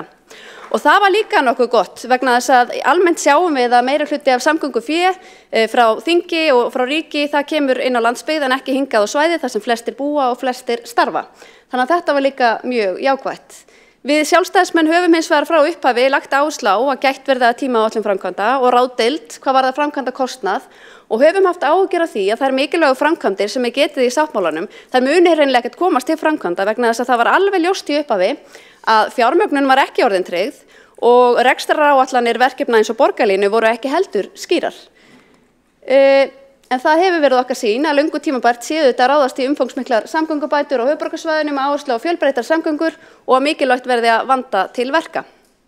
En það hafa orðið gríðarlegar tafir á innleiðingu samgöngusáttmálans og þessi mikla óvissa fjármögnun og rekstur tiltekinna verkefna og í febrúar á síðasta ári, fyrir 1,5 ári síðan, eða febrúar eða mars, að þá var ráðist í upphaf endurskoðunar þessa samgöngusáttmála. Og það átti nú bara að taka 6 mánuði, en núna erum við komin 1,5 ári síðar og ekkert bólar á niðurstöðu og alltaf heyrum við að niðurstaðan að koma í næstu viku og nú heyri ég að hún að koma í næstu viku og ég vona það, en þá þurfum við að sjá hvernig það lítur út og hvernig það kemur út fyrir rekstur sveitarfélaga sem auðvitað þröngur stakkur sniðinn núna. En á meðan við bíðum þá gerist auðvitað ekki neitt og það þekkjum við öll og það höfum við öll, því höfum við öll reynslu af. Nú umferðarvandinn í Reykjavík, við þekkjum hann öll, við þekkjum örugglega flesta að vera í þessari stöðu sem birtist okkur hér á myndinni. Árið 2019 gáfu Samtök iðnaðarins út skýrslu þar sem sagt var að tæplega 9 milljónum klukkustunda yrði sóað í umferðartafir innan höfuðborgarsvæðisins árlega og má ætla að þessi tala hafi vaxið umtalsvert síðan. Þar kom líka fram að ferðatími og annar tíma hefði lengst hátt í 50% á fáeinum árum.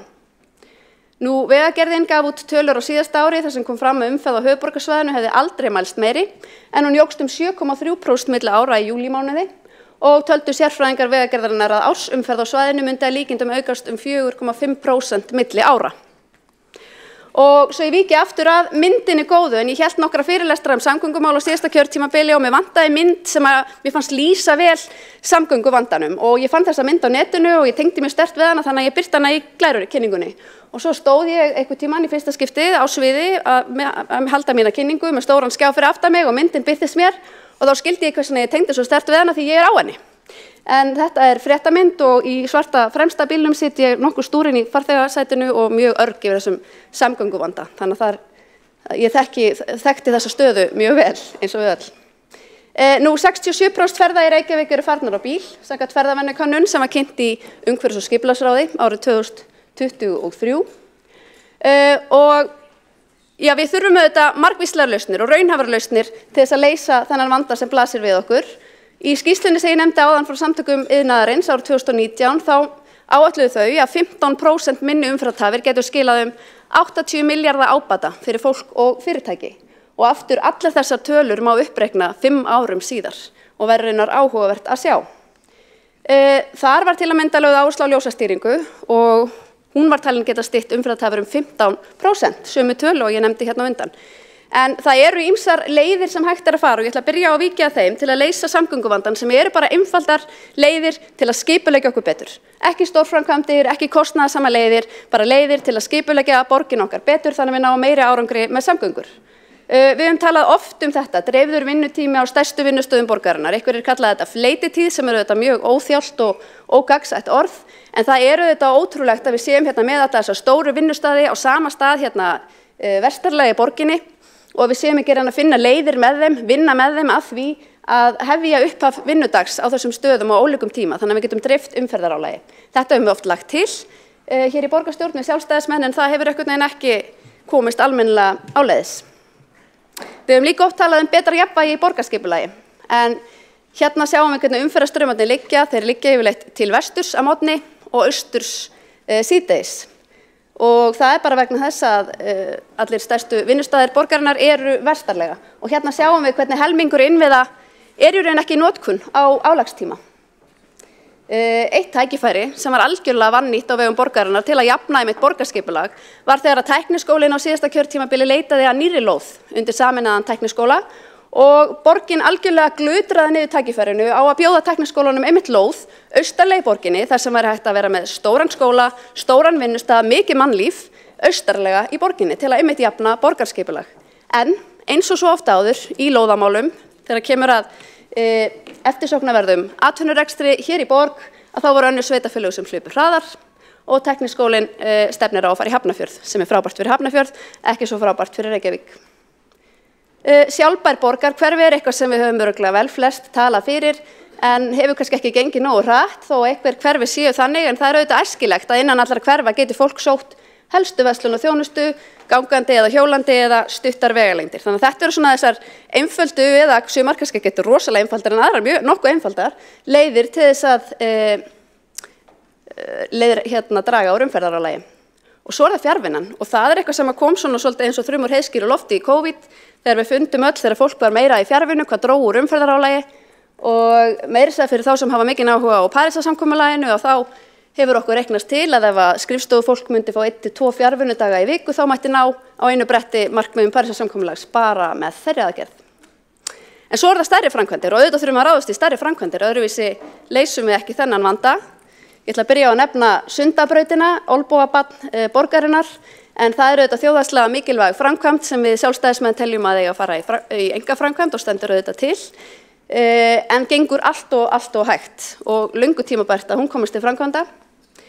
Sjálfstæðismenn hafa líka bryddað upp á hugmyndum jarðgöng og það eitthvað sem sjálfsagt að skoða að færa mjög þunga umferð á einstökum stöðum neðanjarðar, svo gera megi umhverfi mannvænna á yfirborði. Svo það samgöngusáttmálinn, hann hefur auðvitað að geyma margar mikilvægar samgönguframkvæmdir sem nauðsynlegt að komist til framkvæmda.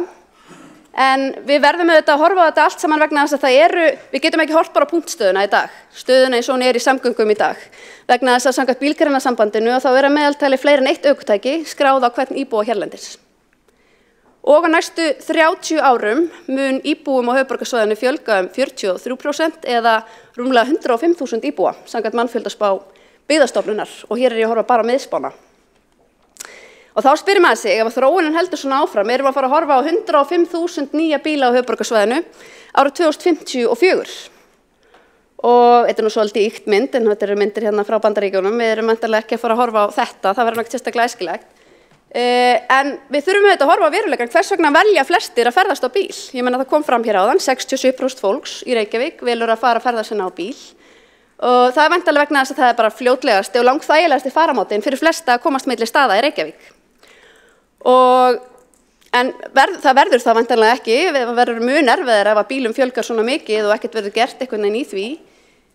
Meirihlutin hefur svolítið brugðist við þessu með því að reyna að gera fólki bara mjög erfitt fyrir að vera á bíl. Að reyna að gera það í stað þess að fjölga bara góðum kostum, gera fleiri kosti góða, þá hefur þeirra viðbragð verið bara gerum það rosalega óþægilegt að vera á bíl. Og þetta svona framkvæmd sem eitt dæmi það.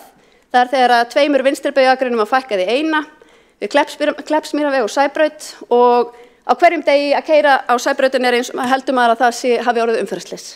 Því að þarna þvílíkt og annað eins öngþveiti. Veruleikinn sá að stærsti hluti fólks mun áfram ferðast á bíl. Við munum áfram sjá umferðartafir, en það sem væri auðvitað æskilegt að gera að draga að tryggja að fjölgun bíla eigi sér stað hægar heldur en svona gæti gerst og það gerum við með því að fjölga ákjósanlegum valkostum í samgöngum. Ekki með því að ráðast að öllum sem að velja að ferðast með bíl heldur að búa til fleiri ákjósanlega valkosti. Öflugri almenningssamgöngur og ekki með því að bíða bara eftir borgarlínu og láta strætó drabbast á meðan. Öflugra stígakerfi fyrir gangandi og hjólandi, aukinn stuðning við deilihagkerfi í samgöngum, aukna fjarvinnu og sjálfbær borgarhverfi. En það sem sjálfstæðisflokkurinn vill fyrst og fremst tryggja frelsi og val fjölbreyttar samgöngur, einn fararmáti og ekki útiloka annan. Framtíðin felur í sér valfrelsi og sveigjanleika, greiðar samgöngur fyrir alla.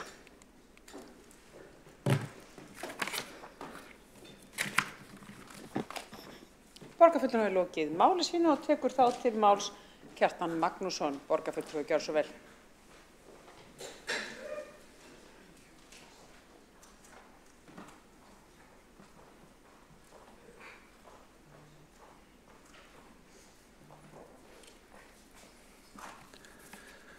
Forseti, góðir borgarfulltrúar, það ekki ástæðulausu sem við sjálfstæðismenn óskum eftir að ræða stöðu samgöngumála í Reykjavík hér í sal borgarstjórnar og ástæðan þetta svo að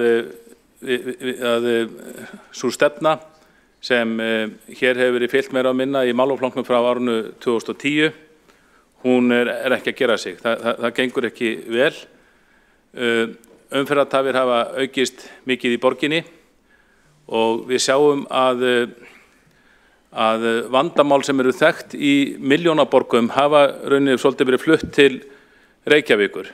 Þegar maður kynnir sér umferðarmál í borgum sem eru af svipaðri stærð og Reykjavík, 200–300.000 manna borgir, þá sjáum við að þar gengur í mörgum þeirra borga, ekki síst á Norðurlöndum, einnig í Þýskalandi og Frakklandi.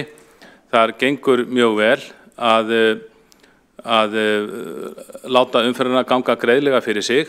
Þar hefur, eins og hér, náðst mikill árangur í umferðaröryggismálum og þetta gengur vel. Hins vegar þekkjum við það frá milljónaborgum að þar gengur umferðin eðlilega þyngra fyrir sig og það er eins og vandamál þar hafi svolítið verið flutt inn hér, sérstaklega gagnvart bílaumferðinni.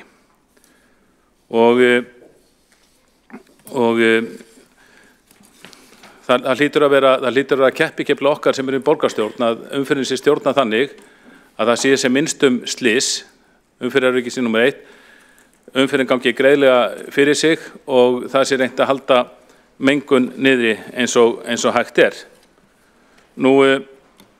Nýlega kom út skýrsla frá Samgöngustofu skýrsla umferðarslys á Íslandi á síðasta ári.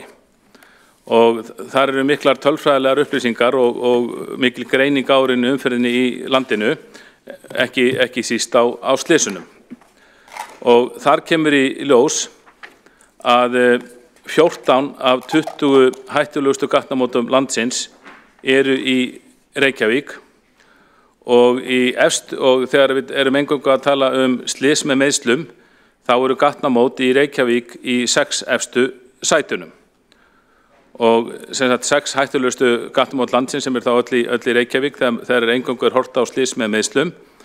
Það eru Miklabraut, Kringlumýrarbraut, Grensásvegur, Miklabraut, Reykjanesbraut, Bústaðavegur, Kringlumýrarbraut, Suðurlandsbraut og Laugavegur, Sæbraut, Kleppsmýrarvegur, Skeiðavogur og Kringlumýrarbraut og Listabraut.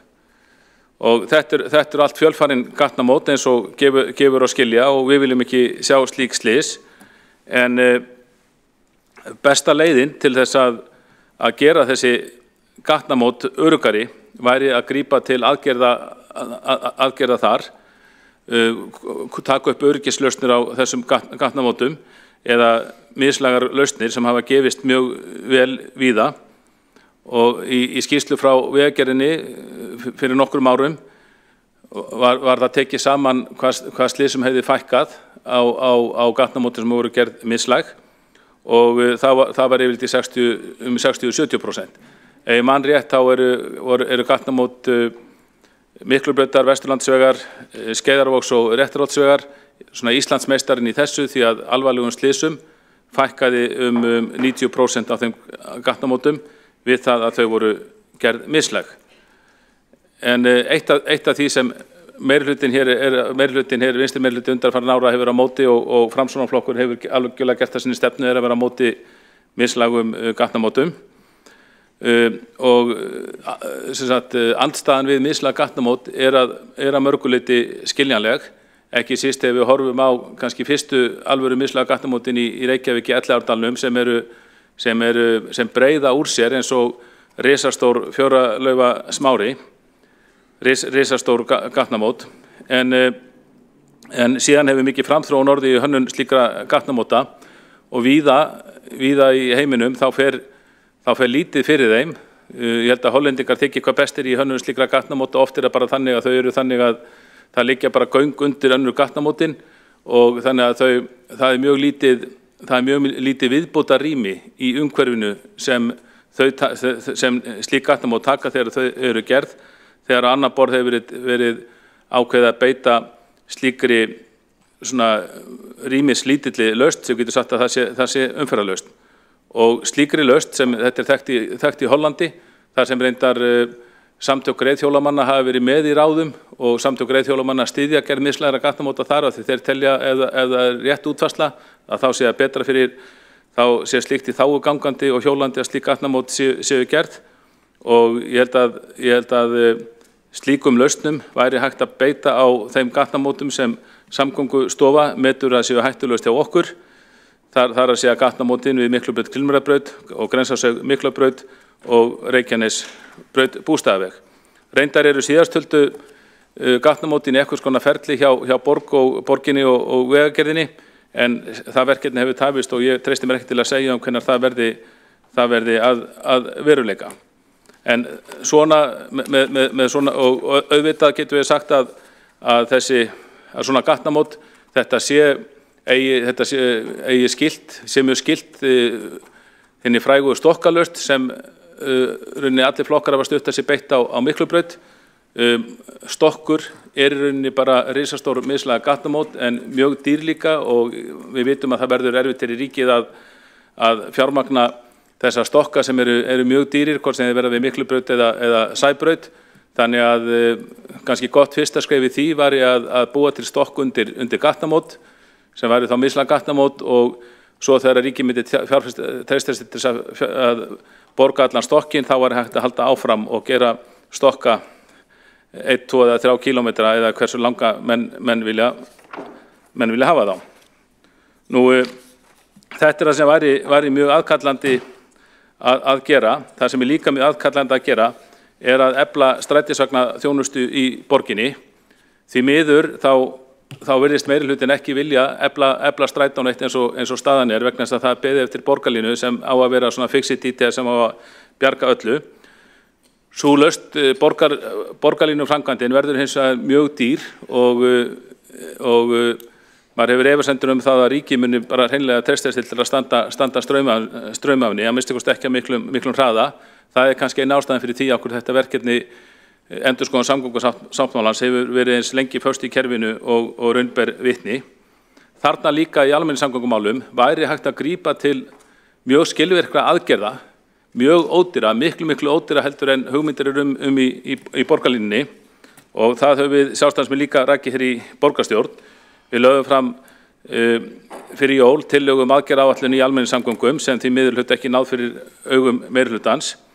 Þar bentum við á 6 atriði sem var hægt að fara strax í, vinna á skömmum tíma sem öll myndi hafa mikil áhrif.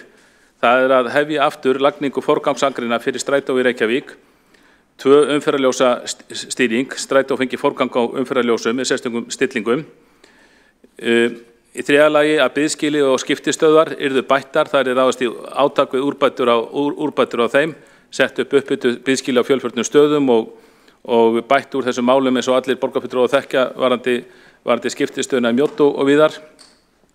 Þá verði ráðist í að skipta út núverandi greiðslukerfi Klappsins sem ekki virka vel og almennilegt og sett þjált greiðslukerfi í vagnana.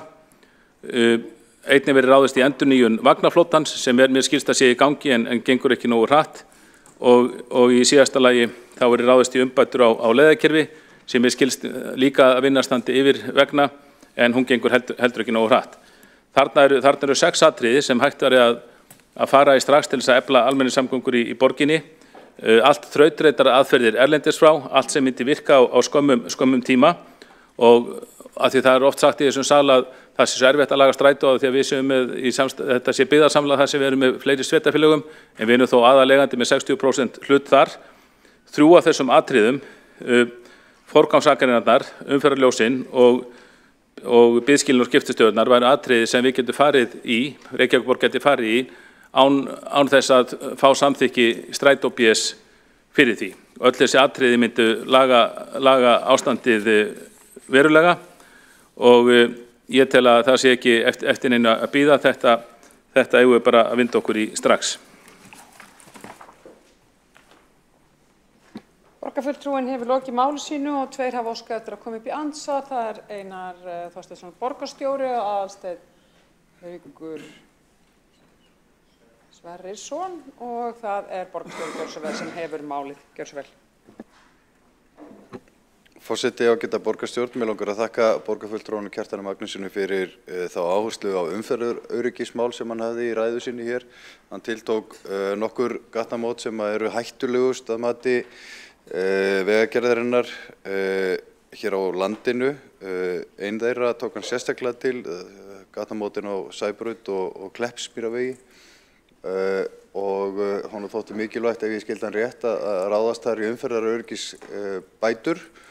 En rétt í ræðu oddvita flokksins hér, sem er frumalendi þessari umræðu, var það dæmi tekið sem aðgerð sem var dæmi það að við værum sífellt að reyna að þrengja að umferðinu og stöðva flæði bíla.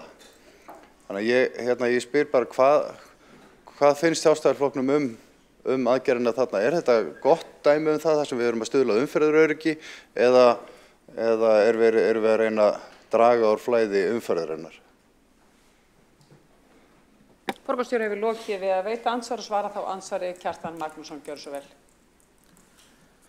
Forseti, góðir borgarfulltrúar, já, það er rétt hjá borgarstjóra að þessi gatnamót Sæbrautar, Kleppsmýravegar og Skeiðavogs eru á þessum lista Samgöngustofu yfir hættulegustu gatnamótin á Íslandi. Hins vegar telur við borgarfulltrúar Sjálfstæðisflokksins að þar hafi ekki verið vel staðið að verki þegar þeim gatnamótum var breytt. Þetta eru aðgerðirnar þeim gatnamótum eru svona dæmigerð eftir á breyting. Fyrst er mikil íbúðabyggð leið í Vogabyggð, síðan kemur í ljós að margir þar að fara yfir gatnamótin, ekki sísta börn á leið til skóla og þá er farið að þrengja gatnamótin. Við sjálfstæðismenn bentum einmitt á það í umhverfis- og skipulagsráði þar sem ákvarðanir voru teknar að það væri vel hægt að auka umferðaröryggi gangandi og hjólandi á þessum gatnamótum óvarinna vegfarenda án þess að fara í þrengingu á gatnamótunum. En það var farið í þrengingu á gatnamótunum og þar er kvartað yfir að þau ann ekki umferðinni og þar ríkir mikil ringulreið. Þannig þarna var verra af stað farið en heima setið hjá meirihlutanum. Borgarfulltrúinn lokið við að svara andsvari og veiti þá andsvar öðru sinni borgarstjóri. Forseti, ég skildi ekki alveg svarið það því að ég skildi borgarfulltrúan Kjartan Magnússon í ræðu hans hérna áðan að hann var að hrósa því að það hefur verið farið í það að lagfæra ein hættulegustu gatnamót landsins en oddvitinn Hildur Björnsdóttir sagði í ræðu sinni að þetta væri aðför að einkabílum ef ég legg þau orðið í hennar mun. En svona dæmi það að við værum að reyna markvisst að þrengja umferð sem við erum ekki að gera. Ég bara veit ekki alveg hvaða skoðun Sjálfstæðisflokkurinn hefur á þessum aðgerðum af því að ég vona það að við séum sammála þau í þessum sala að öryggi gangandi og hjólandi borgara, barna og annara sem að fara yfir borgin okkar sé í númer 1. En og mér fannst Kjartan Magnússon borgarfulltrúi vera einmitt á þeirri skoðun en oddvitinn á einhverju allt annarri skoðun og í einhverjum svona populískum leik að segja að við séum að reyna að draga úr flæði umferðarinnar sem við erum ekki að gera. Þannig hvaða skoðun hefur Sjálfstæðisflokkurinn? Borgarstjóri hefur lokið við að veita andsvar öðru sinni og svara þá andsvar öðru sinni Kjartan Magnússon. Gjörðu svo vel.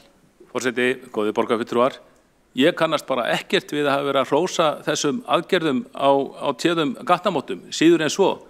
Við Hildur Björnsdóttir sitjum saman í umhverfis- og skipulagsráði þar sem við fjallað mjög náið þetta og tókum þar afstöðu gegn þessum framkvæmdum og bent á hvernig verður að standa betur á því að bæta umferðaröryggi á þessum gatnamótum.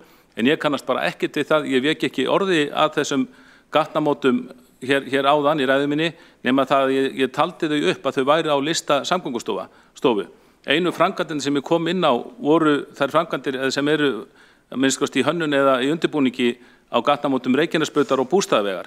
En gatnamótin Sæbraut, Kleppsmýrarvegur, Skeiðarvogur fjallaði ég ekkert en fyrst að borgarstjóri spyr, þá gagnrýndum við þar framkvæmdir, töldum að þar hefur verið gripið til rangra lausna til þess að bæta umferðaröryggi gangandi og hjólandi vegfarenda sem var vissulega þörf á. Það hefur verið hægt að gera með öðrum hætti og við nefndum það með hvaða hætti og án þess að þrengja umferð þarna á gatnamótinu sem hefur valdið ringulreið og erfiðum vegtengingum þarna við eitt stærsta atvinnuhverfi landsins. Borgarfulltrúi hefur lokið við að svara andsvari öðru sinni og þá tekur til andsvara Aðalsteinn Haukur Sverrisson. Gjörðu svo vel. Forseti, ég bara hjóaði í ræðu borgarfulltrúans Kjartans Magnússonar var að fullyrða það að við framsóknarmenn hefðum eitthvað sérstaklega á móti mislægum gatnamótum. Ég nú bara með spurningu hvar hann fær þá hugmynd. Ekki hef ég lýst því yfir neins staðar, ég kannast ekki við það að félagar mínir í framsóknar hafa lýst því eitthvað sérstaklega yfir, en hann kemur réttilega að einu besta dæminu, en það einmitt þessu skilgreindu tillaga mislæg gatnamót á gatnamótum Bústaðavegar og Reykjanesvegar sem að hann, samkvæmt hans skilgreiningum þekkingu sína á mislægum gatnamótum í Hollandi myndu skilgreinast einmitt sem mislæg gatnamót til þess að auka flæði umferðarinnar. Og þá skil ég ekki alveg hver málflutningur hans en það eina spurningin sem ég er með. Borgarfulltrúi hefur lokið við að veita andsvar og svara þá andsvari. Kjartan Magnússon, borgarfulltrúi, gjörðu svo vel. Forseti, góði borgarfulltrúar, ég biðst afsökunar ef ég haft Framsóknarflokkinn fyrir rangri sök að þessu leyti. Ég man að hann var hér einu sinni mjög hlynntur mislægum gatnamótum en ég óttaði svolítið að svo var ekki lengur. Nú þetta kjörtímabil hálfnað og ég sé ekki betur en bara að flestu leyti það hafi hinir ágættu borgarfulltrúar Framsóknarflokksins tekið upp stefnu Samfylkingarinnar í samgöngumálum. Þannig að ef þeir vilja kannski endurvekja hugmyndir mislæg gatnamót, til dæmis að Miklubraut Kringlumýrarbraut sem einu sinni öll borgarstjórn var sammála en var síðan tekið af dagskrá, þá er engin glaðari en ég. Nú, stefna Sjálfstæðisflokksins í þessu máli að það megi beita slíkum umferðaröryggislausnum víðar, það sem gott mislæg gatnamót og þeir greiða fyrir umferð, auka umferðaröryggi og draga úr mengun. Það má beita þeim víðar en þau eiga sjálfsög ekki við hvar sem er. Nú ef að Framsóknarflokkurinn sammála því þá bara fagna ég því og biðst á afsökunar á áðurnefndri fullyrðingu. Borgarfulltrúin hefur lokið við að svara andsvari öðru sinni og þá andsvörum lokið undir þessari ræðu. Tekur þá til máls Hjálmar Sveinsson, borgarfulltrúi, gjörðu svo vel.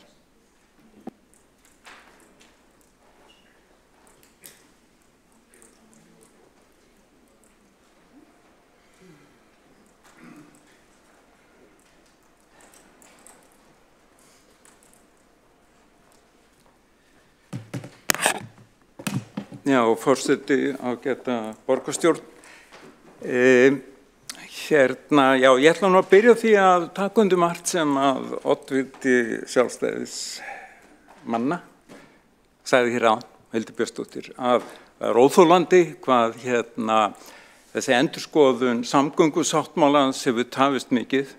Það er algjörlega óþolandi og ég bara hef ekki hugmynd hverju það að kenna. Þetta er gríðarlega mikilvægt mál og ég skil það ekki.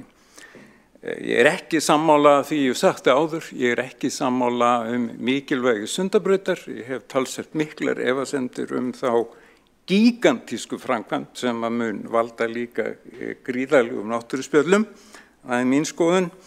Tók eftir því að sem ágæti borgarfulltrúi nefndi ekki borgarlínuna, það er eins og það orð sé einhvern veginn tabú, á ensku er talað city line og engum finnst erfitt að segja það.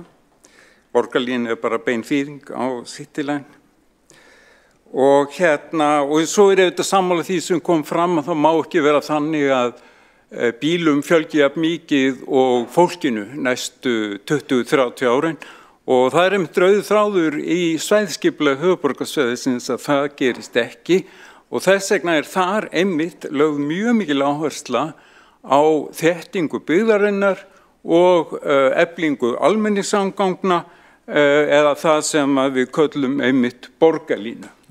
Og nákvæmlega þetta, og það líka annað sem ég vil svo sem taka undir og það var ég einmitt að lesa í skýrslum UN Habitat, veit ekki alveg hvernig þýða, en hvet alla til að lesa þær skýrslur borgarskipulag og samgönguskipulag, að þar kemur fram að í stað þess að byggja endalaus umferðarmannvirki þá beri að vera með forvarnir eins og hægt það að segja fækka ferðum og leiðin til þess einmitt að þétta byggðina, að byggja upp öflugar almenningssamgöngur og líka að byggja upp öfluga þjónustukjarna og atvinnukjarna í úthverfum borgarna. Og ég veit ekki annað en að þetta sé einmitt líka rauður þráður í svæðisskipulaginu. Þannig að og reyndar margt sem að kemur fram í þessari Habitat skýrslu og bara í öllum skýrslum skipulag borga, að það mjög svona svipustefna sem að verið að taka. Og síðan kannski má rifja þau upp eða rifja þau upp, ég las það einhvers staðar að maðurinn Homo sapiens búinn að vera rölt jörðina í 70.000 ár en hann fór ekki að búa í borgum fyrir cirka 9.000 árum. Í einhverju borg sem ég kann ekki að bera fram í Tyrklandi. Og ég veit heldur ekki hvað maðurinn var að gera þarna í 60.000 ár. Og þó einhvers staðar segir að maður sé manns gaman og það passar reyndar ágætlega við það sem að Björn Ólafs arkitekt sagði í tímaritsgrein og greinum sem að skrifaði 1968 og 69 að hann segir að borgir vettvangur fyrir samskipti fólks, það ástæðan fyrir því að borgir skuli yfirleitt vera til og borgarskipulag, það aðferð til að efla og auðvelda samskiptin. Og hann var svo djarfur að halda því fram þarna ungur maður búandi í París að splunkunýtt aðalskipulag Reykjavíkur sem gildi frá 1962 til 83 væri úrelt og þó að það væri samið að mestu leyti að dönskum mjög færum verkfræðingum. Og að því og maður spyr sig hvernig gat það verið úrelt, jú, segir Björn, og mér finnst það vera svo mikilvægt sem mann fattar þarna fyrir 50-60 árum. Skipulaginu nefnilega ekki ætlað að svara hvernig getum við gert samskipti borgarbúa auðveldari, skemmtilegri, öruggari. Nei, þessu skipulagi sem að kalla hefur verið danska skipulagið eða bílaskipulagið ætlað að svara hvernig fljótlegast, öruggast og best að komast Reykjavíkursvæðið á sinni einkabifreið. Og það þarf ekki að rífa það neitt upp í löngu máli að það fór á stað gríðarlega mikil hraðbrautarskipulag í borginni, það átti að rífa Grjótaþorpið, hluta Skólavörðustigs og Grettisgötu. Og á sama tíma fylgdi stöðugar kröfur það að brjóta nýtt land undir ný úthverfi og þetta verið gert í stórum stíl í 30-40 ár.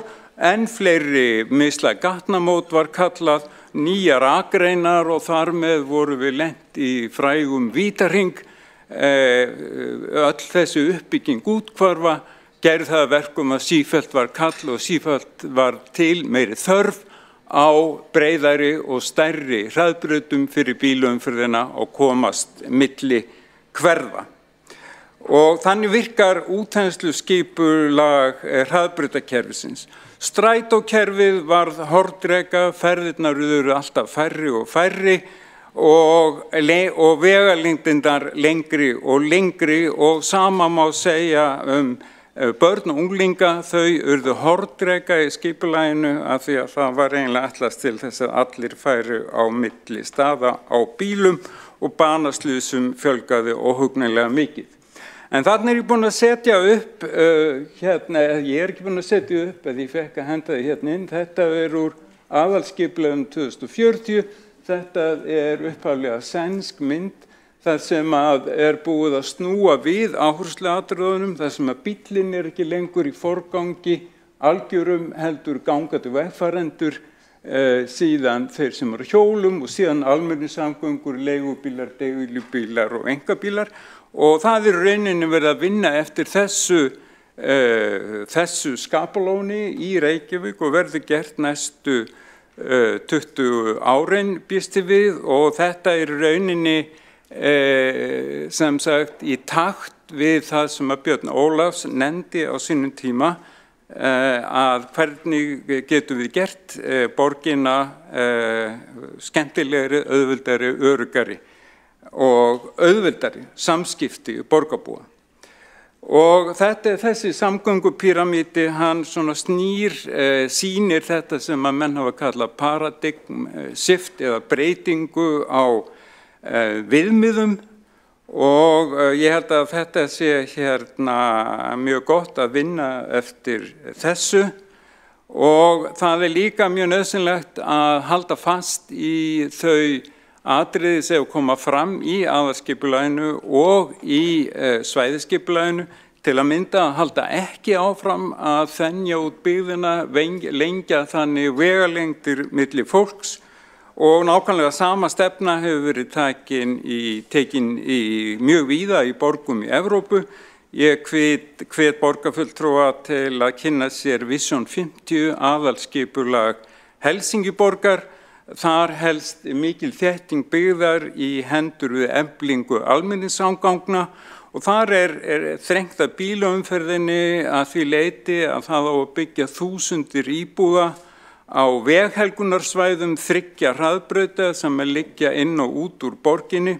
Já, og Malmöflugvöllurinn sem liggur í útjaðri borgarinnar, það búið að leggja hann niður og þar verða byggðar 25.000 íbúðir.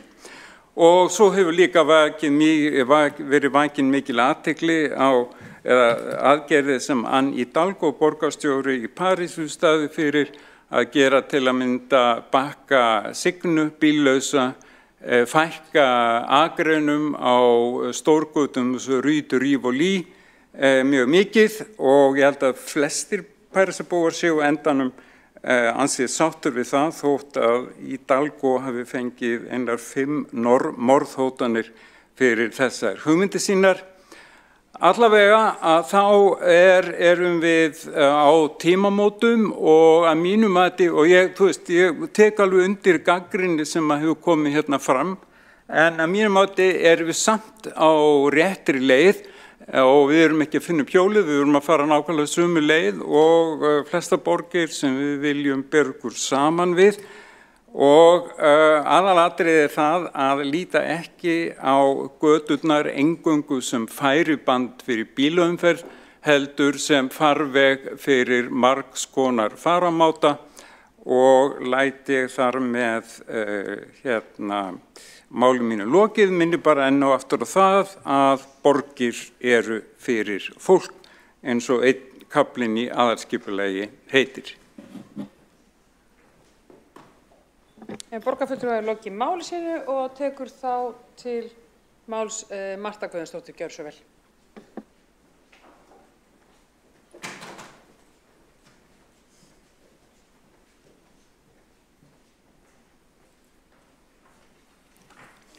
Forseti, góðu borgarfulltrúar.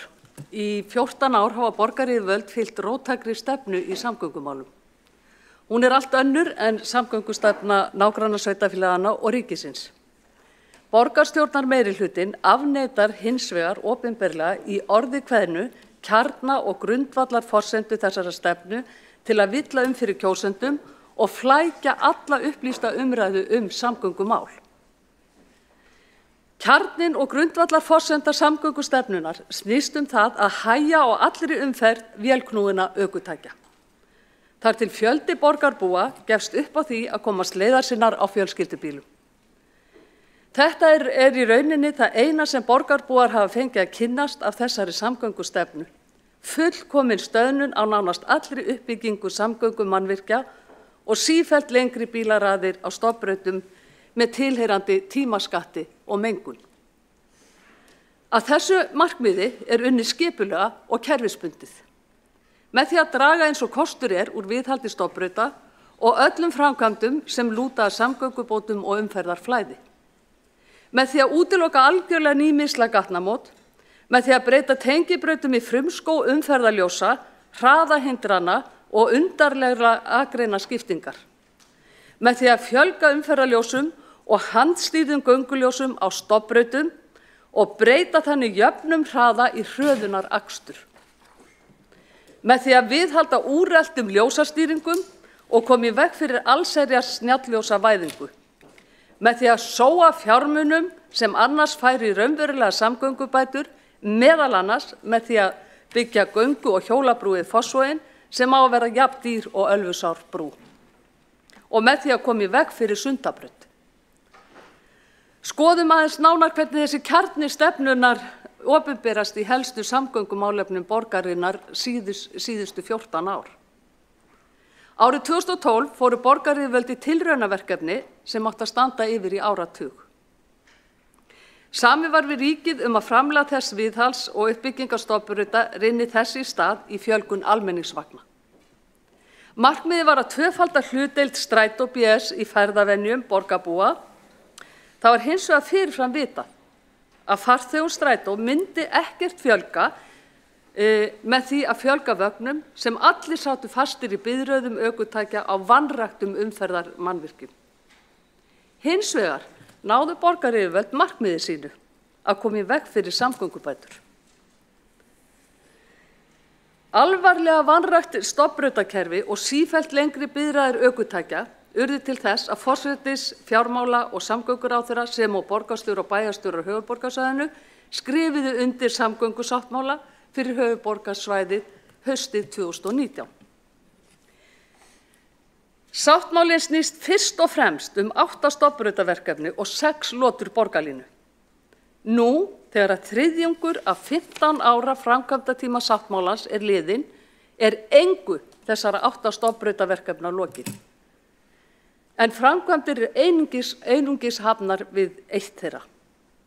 Engum af 6 lotum borgarlínu lokið og ekki hefur verið hafist handa við neina þeirra. Þessar vanefndir ber fyrst og fremst að rekja til borgaryfirvalda sem ekki hafa unnið sína heimavinnu við skipulag og annan undirbúning framkvæmdanna. Fyrir 1,5 ári hafði heildarkostnaður sáttmálans hækkað úr 120 milljörðum í 170 milljarða. Í kjölfarið fórum við sjálfstæðismenn í borgarstjórn fram á endurskoðun sáttmálans. Því var hafnað. En skömmu síðar fór ríkið fram á slíka endurskoðun vegna stórfelldra vanefnda á framkvæmdum og gríðarlegra kostnaðarhækkana sem nú eru orðnar miklu meiri en í fyrra. Þessari endurskoðun átti að vera lokið fyrir ári síðan, í júní fyrir ári síðan. En sáttmálinn enn í endurskoðun. Megin ástæða þess sú að borgarstjórnarmeirihlutinn hefur allt aðra stefnu í samgöngumálum en nágrannasveitarfélögin og ríkið.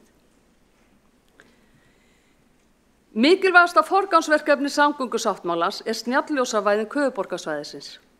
Í umfjöllun stjórnarráðsins sáttmálann frá 2019 segir með leyfi forseta: Þegar í stað verður ráðist í að innleiða stafræna umferðarstýringu á höfuðborgarsvæðinu.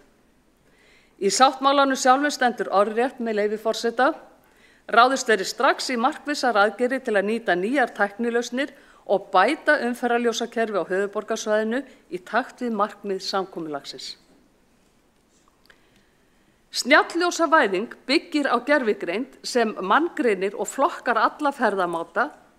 Hún yrði mikilvægasta umferðargreining samfélagsins á sama tíma og gögn hennar nýta þessa greiningu til að auka umferðarflæði allra ferðamáta, veita almenningsvögnum og neyðarbílum forgang, auka umferðaröryggi og draga úr mengun.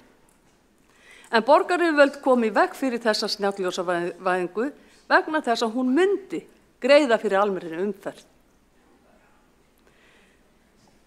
Mannvirki sem nánast ekkert var minnst á í upphaflegum samgöngusáttmála Fossvogsbrú.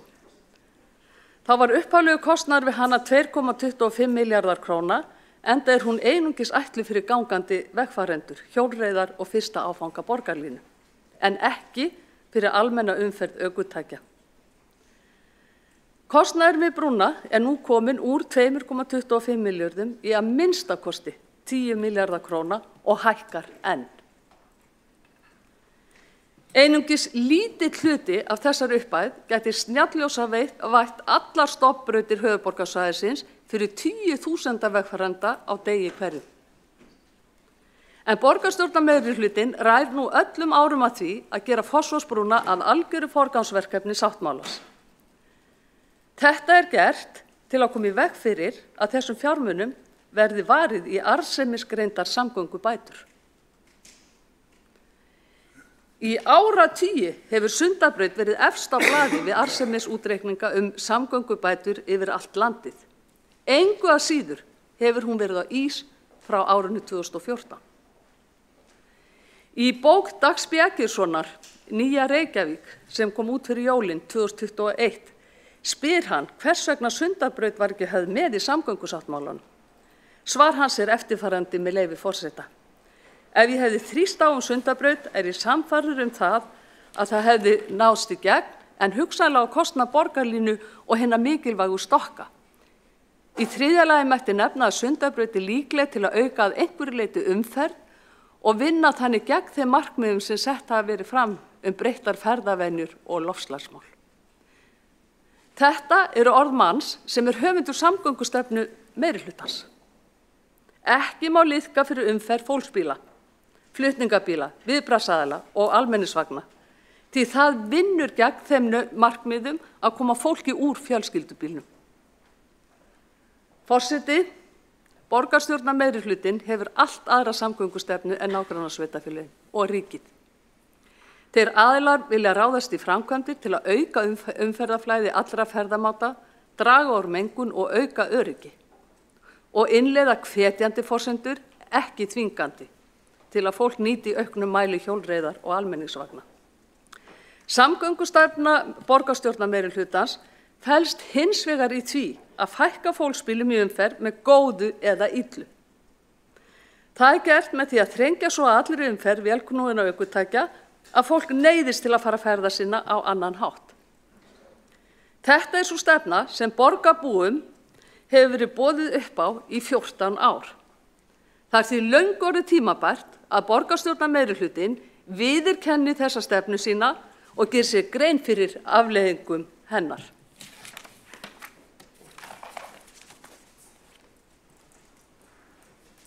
Borgarfulltrúinn hefur lokið ræðu sinni og einnig óskað eftir að koma upp í andsvar. Það borgarstjóri Einar Þorsteinsson, gjörðu svo vel.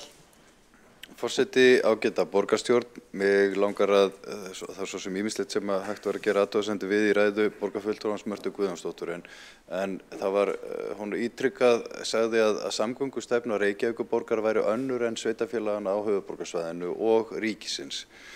Nú tók ég eftir því að sveitarfélögin hérna í nágrenninu eru öll að lækka sinn hámarkshraða, fara í miklar umferðaröryggis framkvæmdir og eru núna komin langt með að endurskoða samgöngusáttmálann sem stærsta innviðafjárfesting í samgöngumálum í Íslandssögunni og mun gerbreyta höfuðborgarsvæðinu og það bara gengið nokkuð vel þrátt fyrir að þetta sé sannarlega tímafrekt en það mikla fjárfestingu að ræða og kannski aðalega það sem hefur tafið að ræða krónur og aura.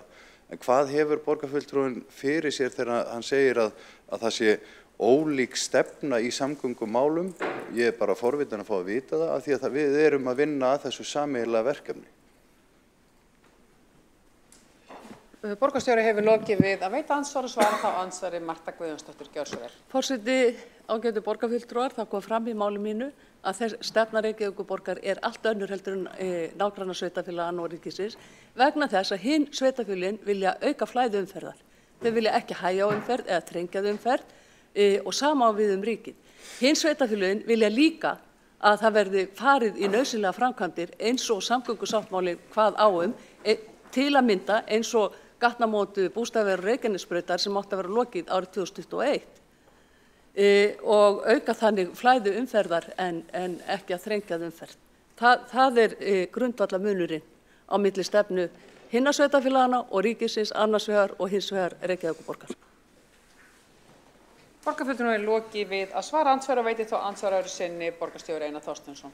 Forseti, þakka svarið. Ég held að þarna glitti ég ákveðið misskilning af því að fyrsta lagi er það ekki stefna borgarinnar að þrengja að umferð þrátt fyrir að ráðist sé í umferðaröryggis aðgerðir og ég held að stefna sveitarfélaginu hérna á höfuðborgarsvæðinu sé bara mjög keimlík. Ég held hún sé gangi öll út á það að greiða flæði umferðar. Það hefur hins vegar verið vaxandi skilningur á því á undanförnum árum að meðan við þann vöxt í bílaflotanum hér á höfuðborgarsvæðinu sem oddviti Sjálfstæðisflokksins benti á og bentu verið áður, fjölda ferðamanna sem að koma hingað til landsins, margir hverjir á bílaleigubílum, að það verður að gera eitthvað og besta leiðin til þess að greiða fyrir flæði akandi umferðar er að stuðla að breyttum ferðavenjum og fækka að draga úr fjölgun bifreiðanna á vegunum. Þannig að koma fleirum inn í strætó og gera það að góðum valkosti. Þetta snýst samgöngusáttmálinn og nokkuð góð vinna í gangi það og megin markmiðin eru skýr. Þannig að ég bara hafna því að þetta sé gerólík stefna hér á höfuðborgarsvæðinu. Borgarstjóri hefur lokið við að veita andsvar öðru sinni og svara þá andsvar öðru sinni Marta Guðjónsdóttir, gjörðu svo vel. Forseti, ágætu borgarfulltrúar, ég veit ekki betur en að það sé stefna meirihlutans í borginni að fækka hér akreinum. Nærtækt dæmi er að fækka akreinum á Suðurlandsbraut og þar með að þrengja að umferð og þar með að draga úr umferðarflæði.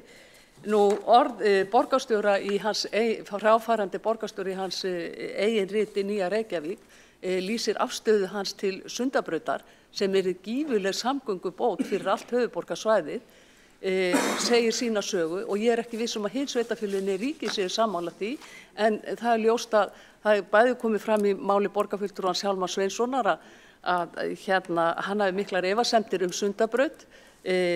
Borgarstjóri hér segir í sinni bók að það muni koma niður á borgarlínu og öðrum framkvæmdum ef við förum í Sundabraut, þannig að það virðist vera komin einhver klofningur í meirihlutann varðandi Sundabraut, en ég held að það sé ljóst. Borgarfulltrúi er lokið við að svara andsvari öðru sinni og ef það andsvari lokið undir þessari ræðu tekur þá til máls Helgi Ás Grétarsson, borgarfulltrúi, gjörðu svo vel.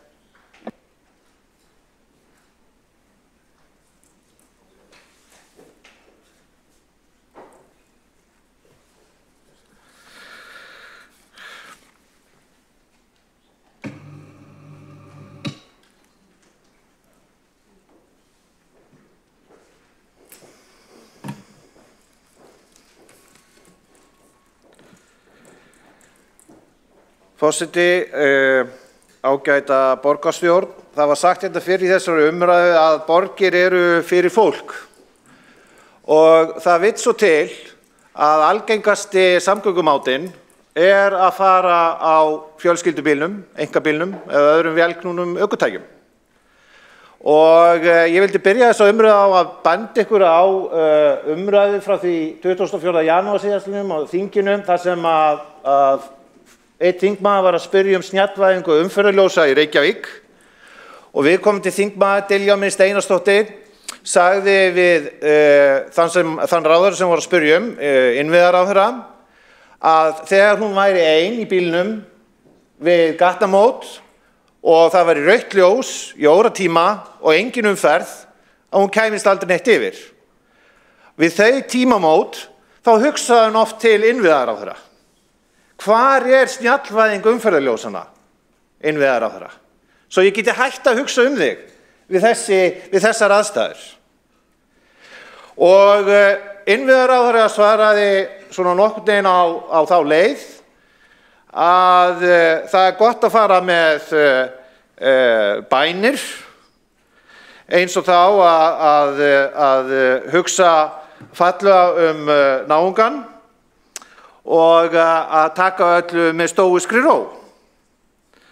Og ég verð að viðurkenna að oft þegar ég er í þessum sömu sporum og þingmaðurinn, þá hugsa ég mjög oft til vinstri meirihlutans í Reykjavík og ég held að kona mín geti vottað það að ég hugsa oft þegjandi þörfina.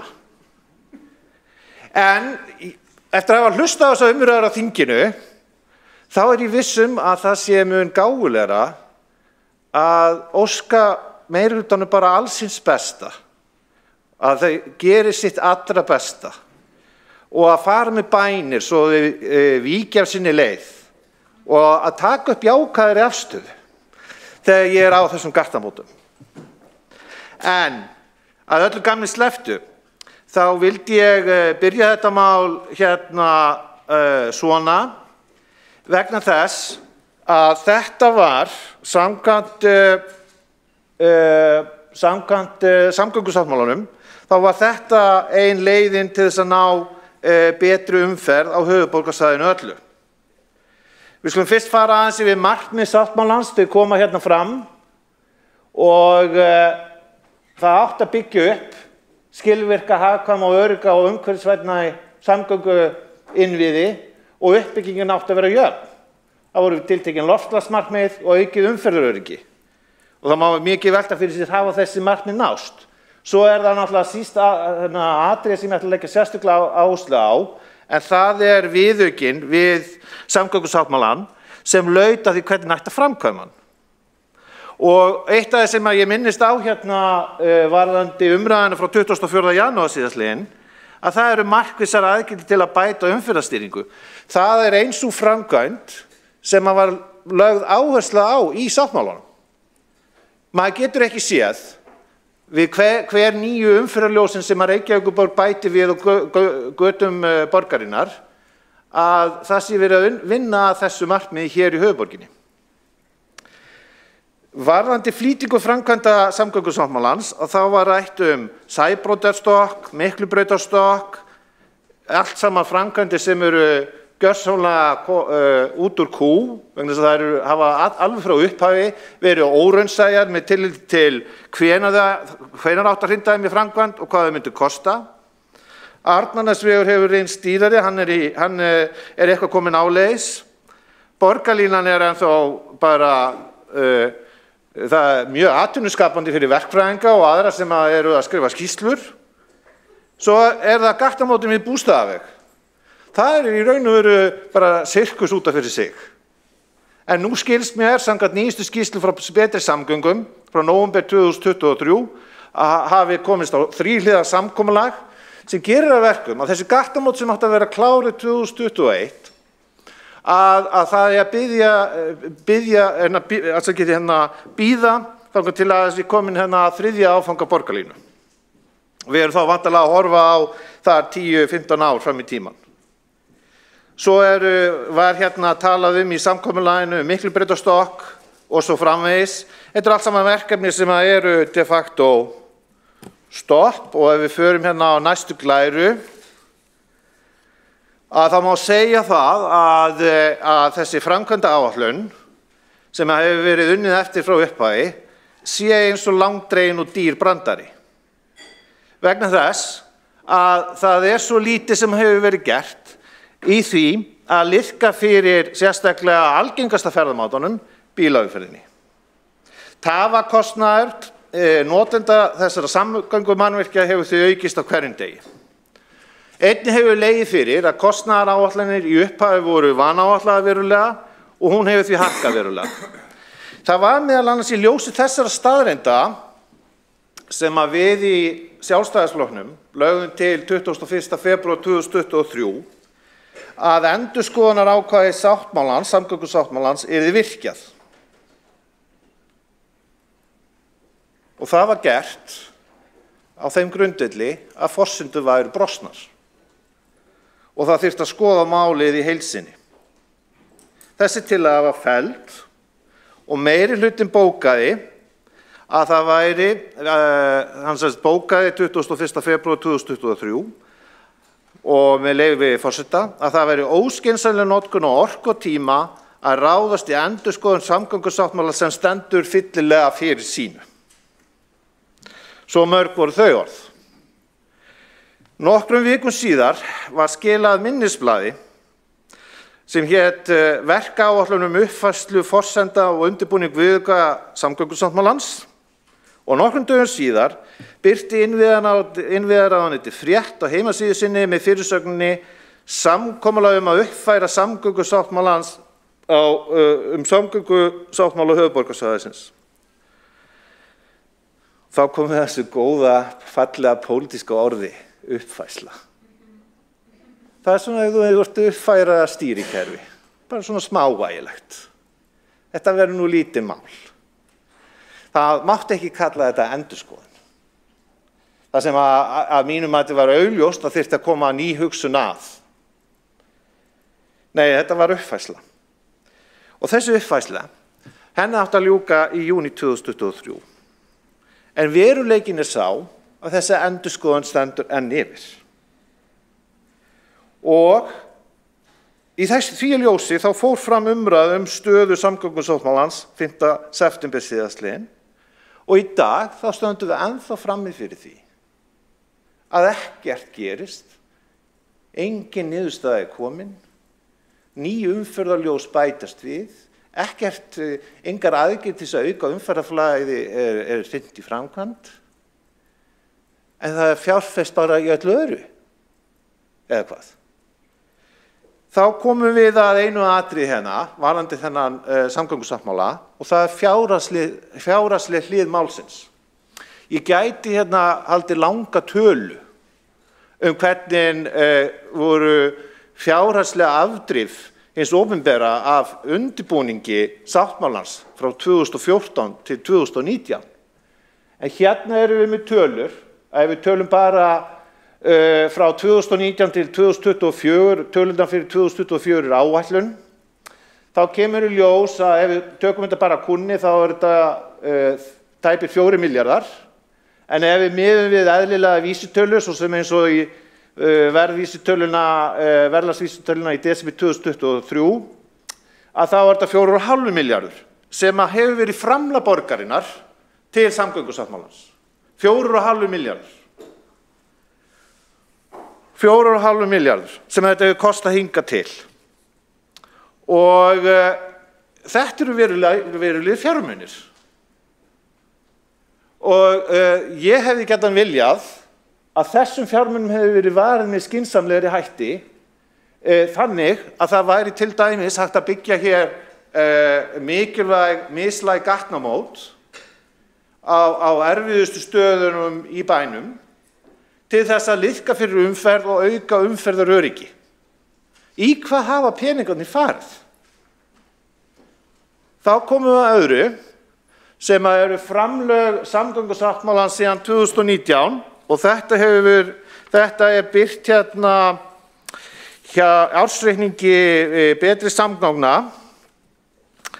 og þegar þessar tölur eru skoðar og þessar tölur eru sem sagt án verðbóta eða slíkt, að þá kemur í ljós að 2019 voru þetta 3,4 milljarðar, rúmið 4 milljarðar 2020, 2022 3,6, svo aftur 21 3,5 og svo í fyrra 4,6, samtals búið að eyða í samgöngusáttmálan 19.166 milljónum króna á verðlagi þá hvers árs, en ekki uppfært miðað við einhverja tiltekna verðlagsvísitölu. Og hvað þýðir það? Þetta eru 20 milljarðar. 20 milljarðar. Og það þannig að uppbygging sáttmálans þess eðlis að það eru fyrst og fremst reykvískir skattgreiðendur, þeir sem að borga skattana sína hér í Reykjavík, sem taka fjárhagslega áhættu af fjölmörgum atriðum sáttmálans. Og þá komum við að einu atriði sem í sáttmálanum, sem bara þögnin, þögnin. Hver á að reka þetta strætókerfi sem kallast borgarlína? Hver á að reka það? Hver á að bera fjárhagslega áhættuna af því? Engar raunhæfar rekstraráætlanir hafa verið lagðar fram hvernig eigi að reka það og hver eigi að borga fyrir það. Þetta eru ótrúleg vinnubrögð við opinbera stefnumótun. Og þetta var ein helsta ástæðan fyrir því að ég hafði á sínum tíma áhuga að bjóða mig fram hér í borgarstjórn.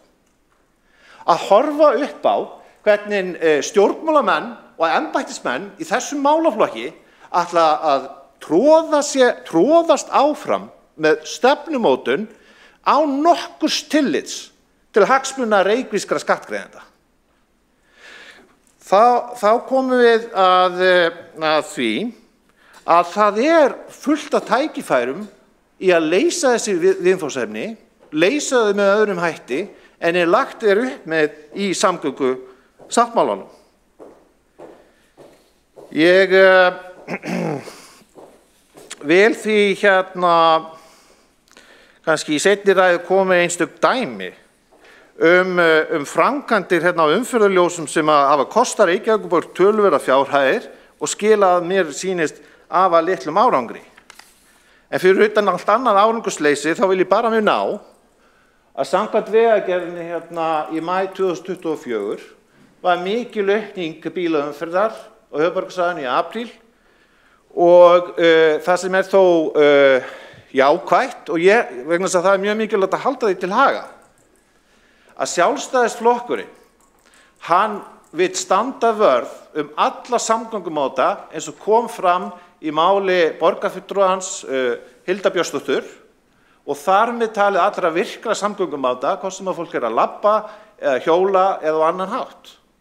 Og það búið að fjárfesta mjög mikið í hjólastígum og það á að halda því áfram. Og það að mörgu leyti jákvætt. Það líka algjörlega skýrt af hálfu Sjálfstæðisflokksins að hann vill auka almenningssamgöngur eins og kom fram í máli borgarfulltrúans Kjartans Magnússonar og margar tillögur í þeim efnum hafa verið lagðar fram og það þarf ekki strætó og styrum til þess að bæta almenningssamgöngur. Mun einfaldari og ódýrari aðgerðir í boði. Ég hyggst ekki hafa þetta mikið lengur í bili. Ég mun sækjast eftir því að komast aftur á mælendaskrá. En það sem að mér finnst vera mjög umhugsunarvert að hér búið að leggja í vegferð sem hefur kostað skattgreiðendur 10 milljarða. Niðurstaðan af þessari löngu vegferð, ef við tökum alveg síðan 2014, lítill árangur. Fjöldi bíla hefur aukist, engar fjárfestingar hefur verið í mikilvægum samgöngumannvirkjum til þess að auka flæði umferðar og víða í raun og veru verið að tefja umferð. Þess vegna held ég að það sé nauðsynlegt að einhverjir séu tilbúnir að verja hagsmuni reykvískra skattgreiðenda í þessu máli og segja að það sé kominn tími á að þessi mál séu endurskoðuð ofan í kjölinn.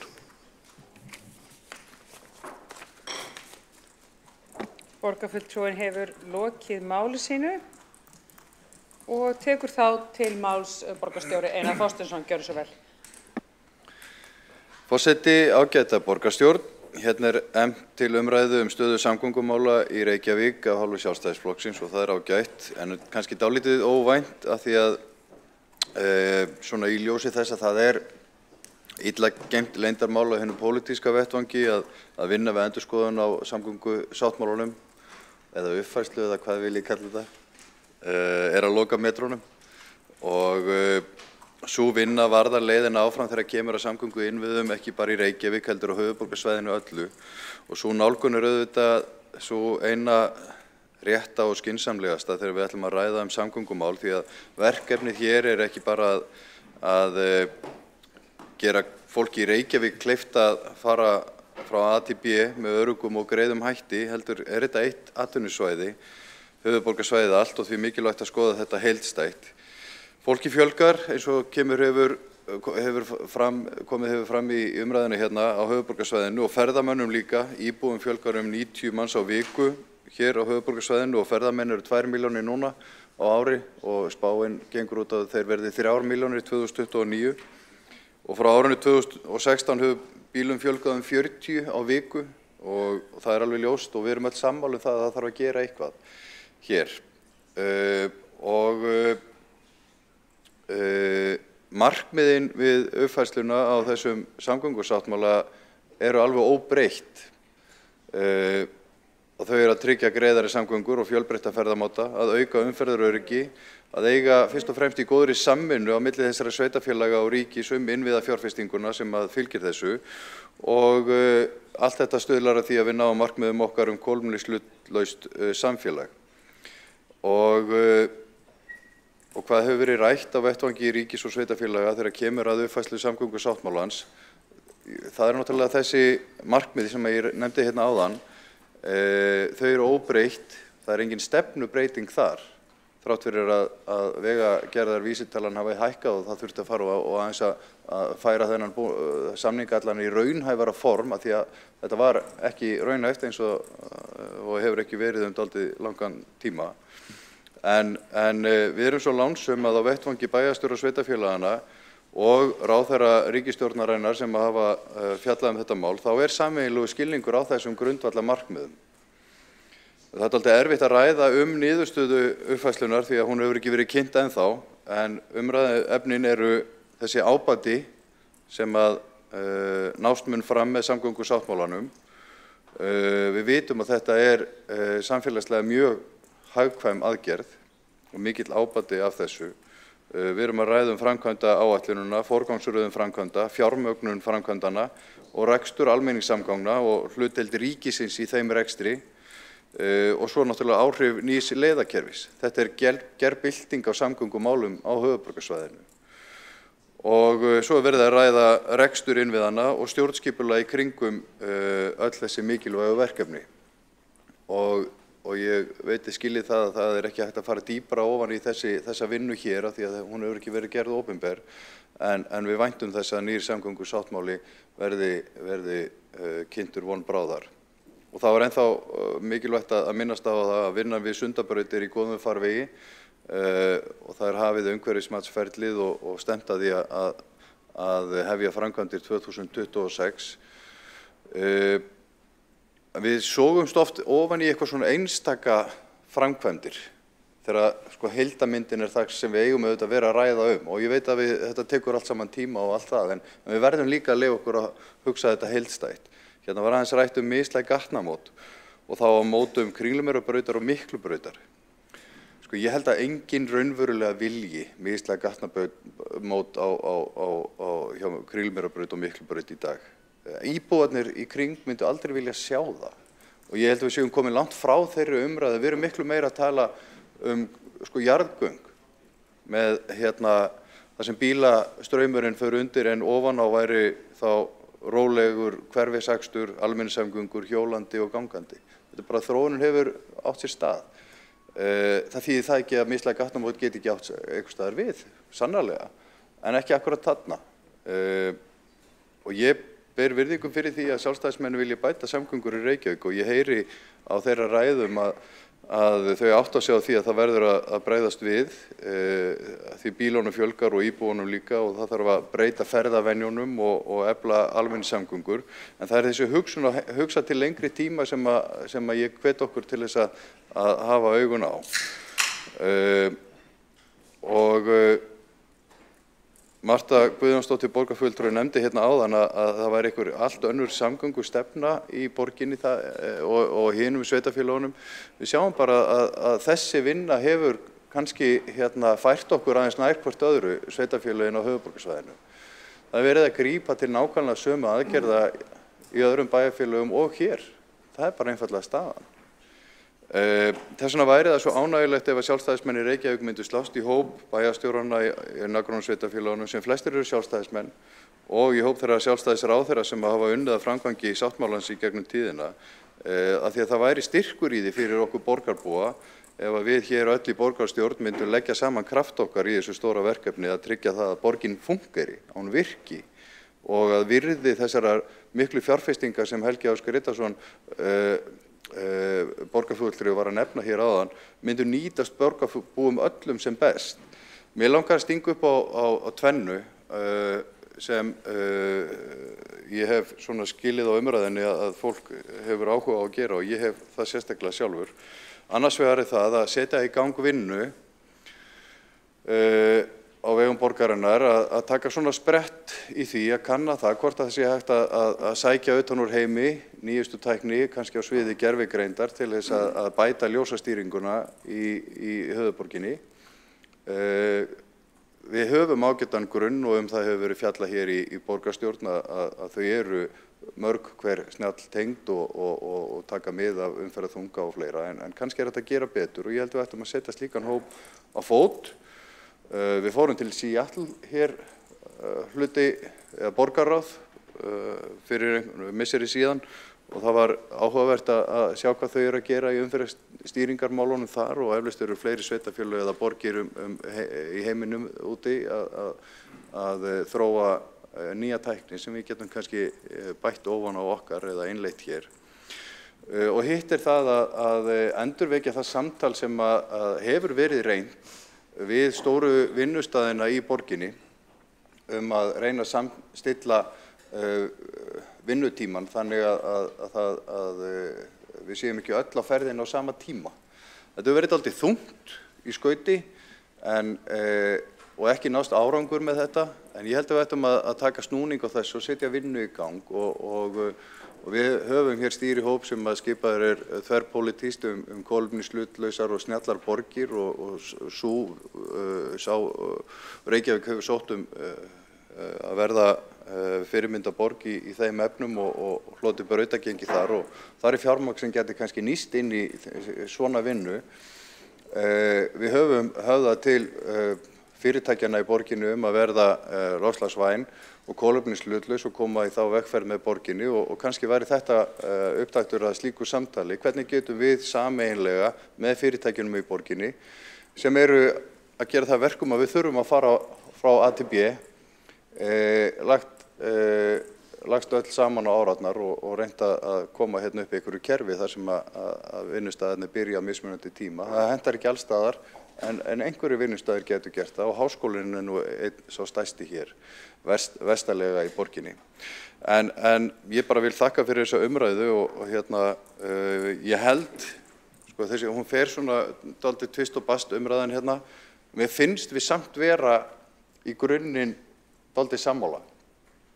Það hljómar ekki þannig að því að ræðurnar verða oft dálítið langar og oft dálítið stór orð notuð, en við þurfum að breyta ferðavenjum, við þurfum að bæta flæði, við þurfum að nýta okkur nýjustu tækni í umferðarstjórnun, í ljósastýringu, við þurfum að keyra málið áfram að því að við erum öll orðin þreytt á því að bíða eftir framgangi þessara stóru verkefna og ég held að við ættum að sameinast það.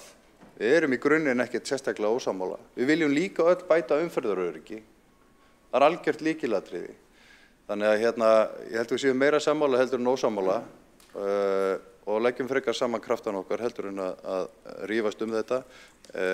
Von bráðar fáum við uppfærðan samgöngusáttmála kynntan ef Guð lofar og það verður gaman að fara yfir hann í borgarstjórn þegar að því kemur.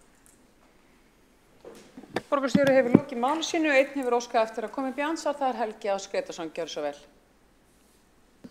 Forseti, ágæta borgarstjórn. Borgarstjóri fór að velta fyrir sig hvers vegna að setja þetta mál á dagskrá núna þegar hillir undir að skrifa undir nýjan samgöngusáttmála eða uppfærðan eða endurskoðaðan. Það búið að segja það ansi ofta að hann verði uppfærður eða endurskoðaður. Og staða mála, samgöngumála hérna í Reykjavík og með tilliti til líka fjárfestinga fyrir að liðka fyrir algengasta ferðamátanum sem bílaumferð bara algjörlega ófullnægjandi og það er ekki verið að gera neitt til þess að liðka fyrir þessum algengasta ferðamáta. Þannig að það nú fyrst og fremst ástæðan sem að þetta mál tekið upp. Svo það annað sem að borgarstjórinn minntist á og ég ætla að sækjast eftir hans viðbrögðum. Það eru jarðgöng í staðinn fyrir mislæg gattamót og eftir atvikum stokk eins og á milli hjá Miklubraut og fram eftir Miklubrautar og fram að Stórabraut. Hvaða skoðun hann hefur á því? Borgarfulltrúinn lokið við að veita andsvar og svara þá andsvari borgarstjóri. Forseti, ágæta borgarstjórn, ég bara ítreka, ég ger enga athugasemdir við það að þetta mál sé hér til umræðu. Það er bara svo stutt í það vona ég að uppfærður samgöngusáttmáli verði hér aftur til umræðu. Það bara ágætt. Það tímanum við vel varið í að ræða samgöngumálin. Hvað varðar mislæg gatnamót, stokka eða jarðgöng, þá finnst mér bara umræðan hafa verið að þróast í þá átt að menn sjá hvað stokkarnir að verða dýrir. Sæbrautastokkurinn sem átt að kosta eitthvað samkvæmt kostnaðaráætlun kemur í ljós að hann miklu dýrari, raskið gríðarlegt, lagnir þurfa að víkja og þetta flókið og það erfitt á framkvæmdatíma. Þannig að ég heyri það á verkfræðingum sem hafa verið að vinna að þessum málum eru skotnari í jarðganga hugmyndinni heldur en þeir voru kannski fyrir nokkrum árum síðan. Þannig að við verðum líka að hugsa það að rask á framkvæmdatíma gríðarlegt og þetta eru alltaf samgönguæðarnir sem mestu máli skipta hjá okkur, Miklabraut, Sæbraut, þessi stóru póstar. Þannig að ég bara vísa í þá umræðu sem var hér á fundi daginn atvinnulífsborgina og almennt í þessa umræðu. Þannig að ég tiltölulega hlynntur því ef að þeir sem fjármagna það og við myndum sjálfsögðu gera það hluta telja það fýsilegt. Þetta sannarlega aðeins dýrara en það líka dýrt að vera með umferðarina í lamasessi á meðan framkvæmdur stendur sem að getur verið jafnvel misserum saman eða árum saman þegar kemur að svona stórum framkvæmdum. Borgarstjóri hefur lokið við að svara andsvara og veitir þá andsvara öðru sinni Helgi Ás Grétarsson. Forseti, ágæta borgarstjórn. Það sem hérna lykilatriði að það að ég held að það sé rétt hjá borgarstjóra að fólk sé sammála að það þurfi að fjárfesta í þessum innviðum til þess að greiða fyrir samgöngum, allra samgöngumáta. Vandinn sem að ég tel vera augljós að allar áætlanir þurfa að vera raunhæfar, það þarf að liggja fyrir arðsemisútreikningar og svo hitt að það megi ekki vera þannig að pólitískar delluhugmyndir komi í veg fyrir að fólk geti notið daglegs lífs og nota þann samgöngumáta sem það vill kjósa. Það gerir að verkum að það óhjákvæmilegt að fjárfesta í innviðum sem liðka fyrir algengasta ferðamátanum þótt að það sé líka unnið að því öllum árum að breyta ferðavenjum almennings.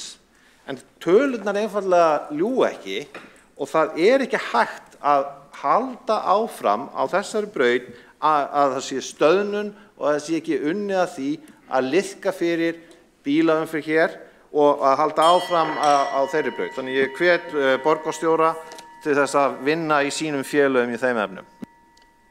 Borgarfulltrúinn lokið við að veita andsvara öðru sinni og svara þá andsvara öðru sinni borgarstjóri. Gjörðu svo vel. Forseti, ég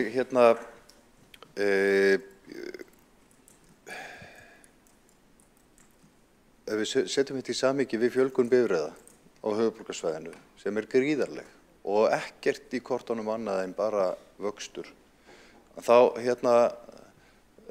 það bara verkfræðilegt úrlausnarefni að leysa og verkfræðingurinn hann með nákvæmlega sama hvort að það hægri maður eða vinstri maður sem tekur ákvörðunina það að stuðla breyttum ferðavenjum og efla almenningssamgöngur það sem greiðir mest fyrir akandi umferð fjölskyldubílsins. Það bara verkfræðileg niðurstaða. Þegar við horfum inn í framtíðina og bara eins og staðan núna, þá væri þetta langt besta leiðin til þess að draga úr umferðartöfum. Við þurfum hins vegar að gera allt hitt líka, af því að þetta stórt púsluspil. Þannig að kreddu hugmyndir ekkert upp á borðinu og þær stýra ekki borginni.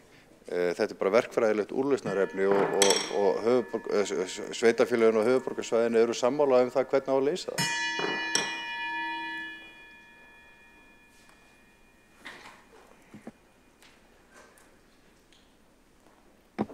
Borgarstjóri hefur lokið við að svara andsvara öðru sinni og þá andsvörum lokið undir þessari ræðu. Næst tekur til máls Andrea Helgadóttir, borgarfulltrúi. Gjörðu svo vel.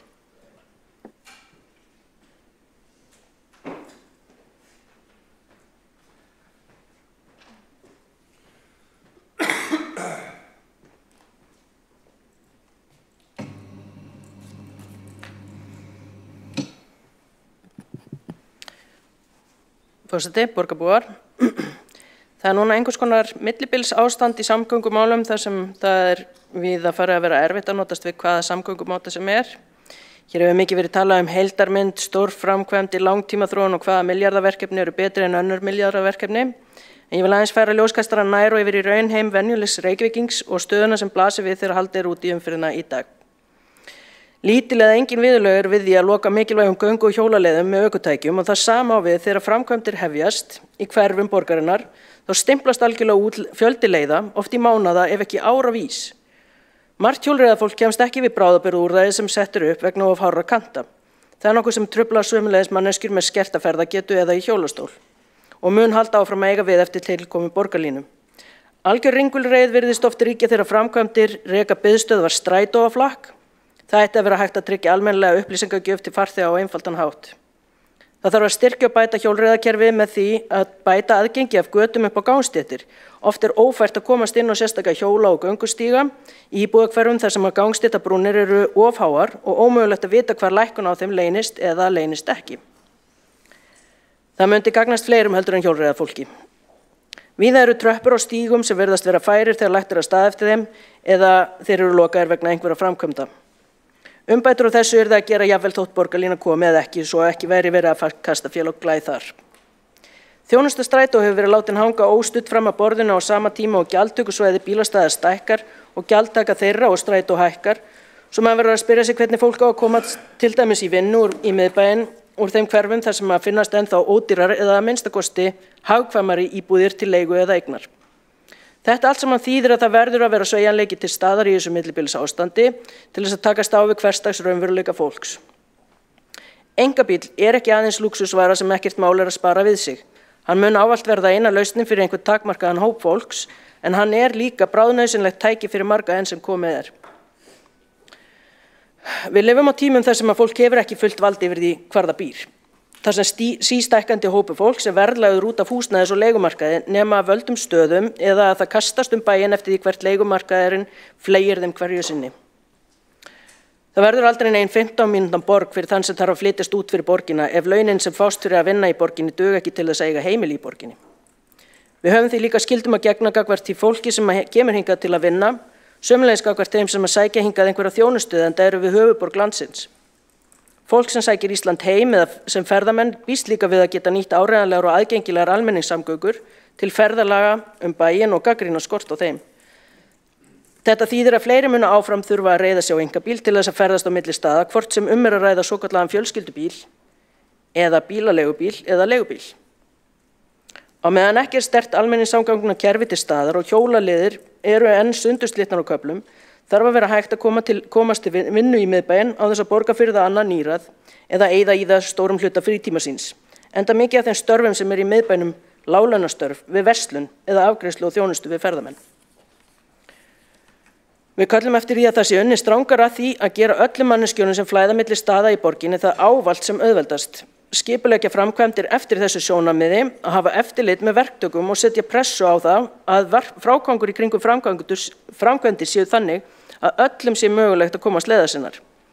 Smáframkvæmdir til þess að hleypa hjólum og öðrum faratækjum á hjólum upp á gangstéttir víða borgina og bætt vinnulag og eftirlit í kringum byggingaframkvæmdir á ekki þurfa að kosta mikið eða taka langan tíma.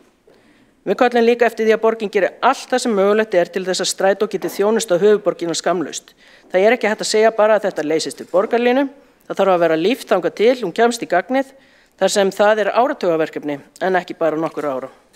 Takk. Borgarfulltrúinn hefur lokið máli sínu, við tökum nú fundarhlé í 20 mínútur, hittumst aftur hér korter yfir 3.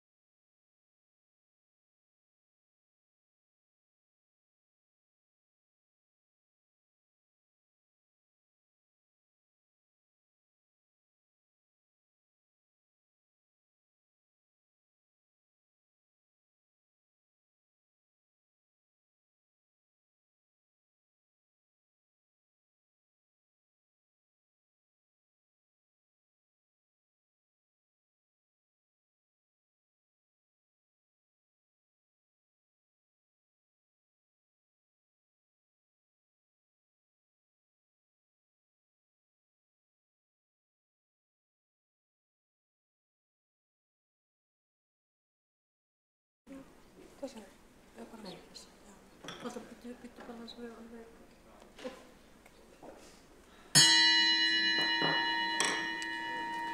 fundi borgarstjórnar áfram haldið. Næsta mælendaskrá borgarfulltrúin Alessandra Briem.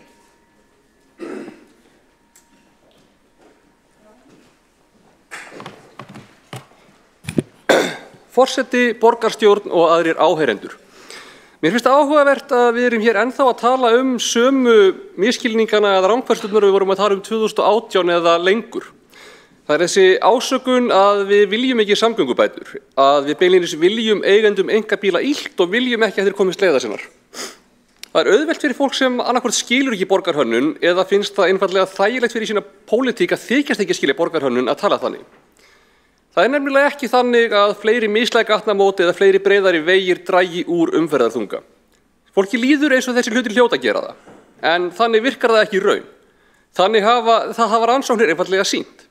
Það er svona dæmi það þegar upplifunarrauk og tilfinning almennings einfaldlega gengur í berhögg við fræðin. Svona aðgerðir virka vissulega í stuttan tíma, en það kalla á meiri umferð og vandinn vex og vex. Þar bara ekki pláss lengur til að víkka kerfið. Þetta heitir með leyfi forseta induced demand.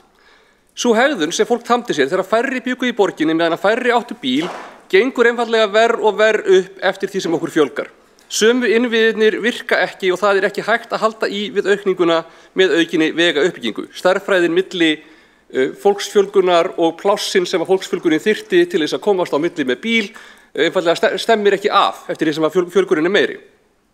Einkabíllinn tekur mjög mikið pláss. Það tekur mikið pláss miðað við afköstin í að koma einstaklingum milli staða.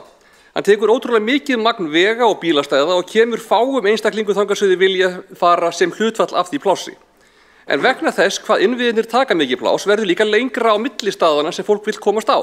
Fleiri upplifa að þau þurfi að nota bíl til að fara á milli staða. Það verður erfiðara að halda út í rekstrargrundvelli fyrirtækja og verslana á ákveðnum stöðum. Og þessi hlutir eru allir sannir í þéttri borg. En þetta enn meira vandamál í dreifðri borg. Ef allir búa í úthverfum, dreifð í einbýlishús og fara á bíl í vinnuna eftir nokkrum stoppvegum, þá gengur sú stærðfræði bara alls ekki upp þegar við erum orðin svona mörg og það gengur verr eftir því sem okkur fjölgar enn frekar. Það er ekki hægt að breyta þeirri staðreynd með mislægum gatnamótum eða fleiri akreinum. Plássið sem slíkar aðgerðir krefjast eykur samtímis á vandamálið og kallar leið á meiri umferð. Fólk sem hefði kannski farið aðeins fyrr af stað eða verið heima eða farið aðeins seinna af stað finnst að með auknu plássi hljótið að nú geta farið á annað tímanum. Fólk sem hefði gengið eða hjólað upplifir að það kannski verða að fara í bíl og það er reynsla allra skipulagsfræðinga og sérfræðinga í umferðarþunga að þetta virki ekki. Það er meira að segja sagt í fræðunum að borg sem reynir að draga úr umferð með því að byggja vegi er eins og maður í yfirþyngd sem reynir að léttast með því að losa beltið nokkuð gutt. Það er bara almennt viðurkennt í fræðunum að vegavíkkanir og mislæg gatnamót virki ekki, nema bara til mjög skamms tíma. Við erum ekki á móti því að leysa þetta vandamál með mislægum gatnamótum eða breikunum vega nema í undantekningartilfellum af því að við viljum auka umferð, ekki af því við viljum refsa bílaeigendum. Og það má taka fram að aðgerðir fyrir bílaumferð eru helmingur samgöngusáttmálans. Það er öll andstæðan. Og það við að gera hlutina fyrir bíla á okkar megin og það að flýta fyrir framgangi Sundabrautar er hluti af meirihlutasáttmálanum. Það er öll andstæðan. Við höfum neitað reyndar að taka ábyrgð á því að fjármagna Sundabrautina, enda er það augljóslega á þjóðvegi og því á ábyrgð vegagerðarinnar. Og auðvitað eru til sér tilfelli þar sem þarf að fara í einhverja aðgerð eins og mislæg gatnamót eða breikkun eða eitthvað. Það eru til undantekningartilfelli sem falla út fyrir almennu regluna og við erum alveg tilbúin að gera það þar sem það er þannig.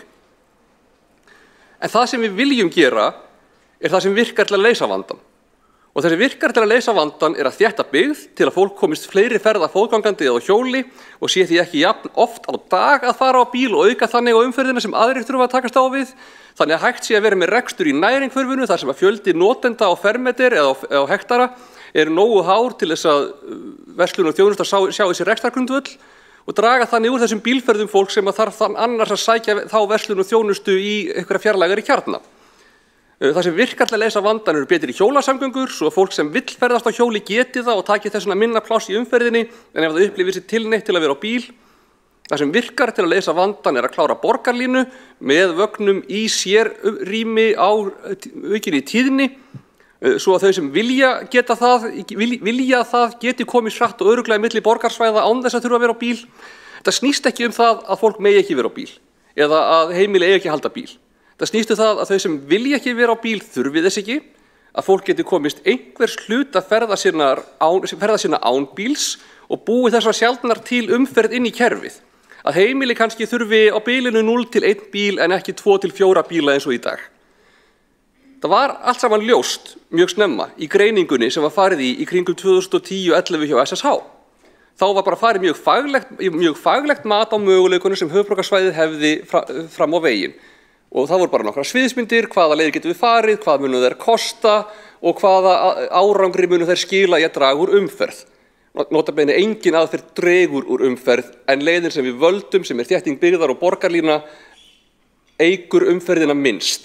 Það var sviðsmyndin sem við völdum, það var bara skynsamlegasta sviðsmyndin.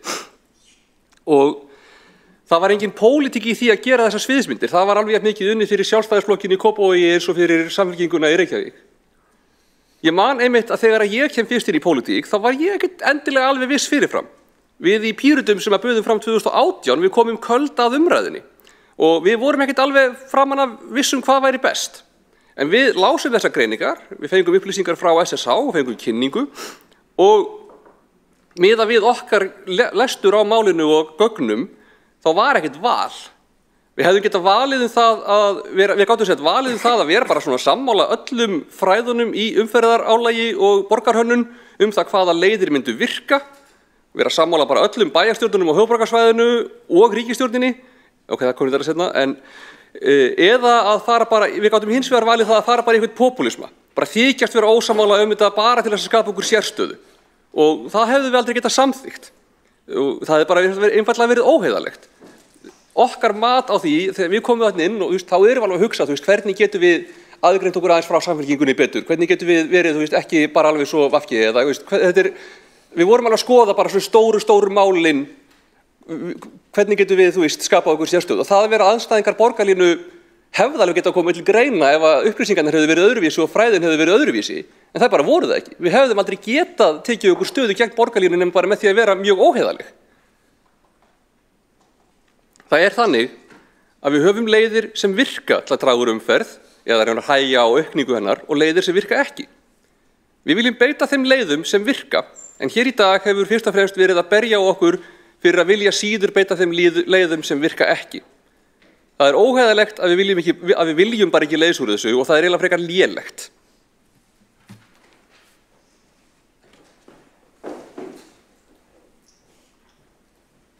Borgarfulltrúin hefur lokið við mál sitt, einn hefur óskað eftir því að veita andsvar, það borgarfulltrúin Kolbrún Áslaugar Baldursdóttir.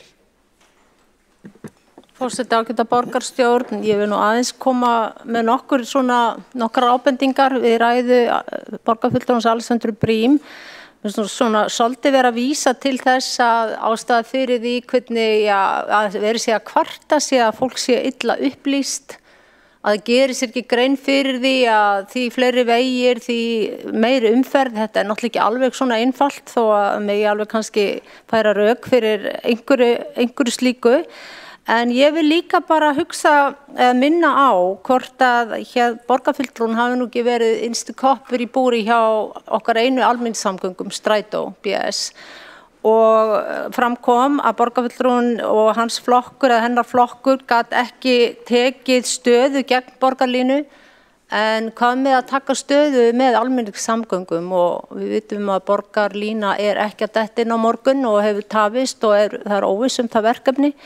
Þá bara aftur svona komið að því, erum við ekki að hlúa að almenningssamgöngunum og borgarfulltrúin ekki akkurat á réttum stað til þess að gera það? Borgarfulltrúin hefur lokið við það að veita andsvar, svara þó andsvari borgarfulltrúin Alexandra Brím.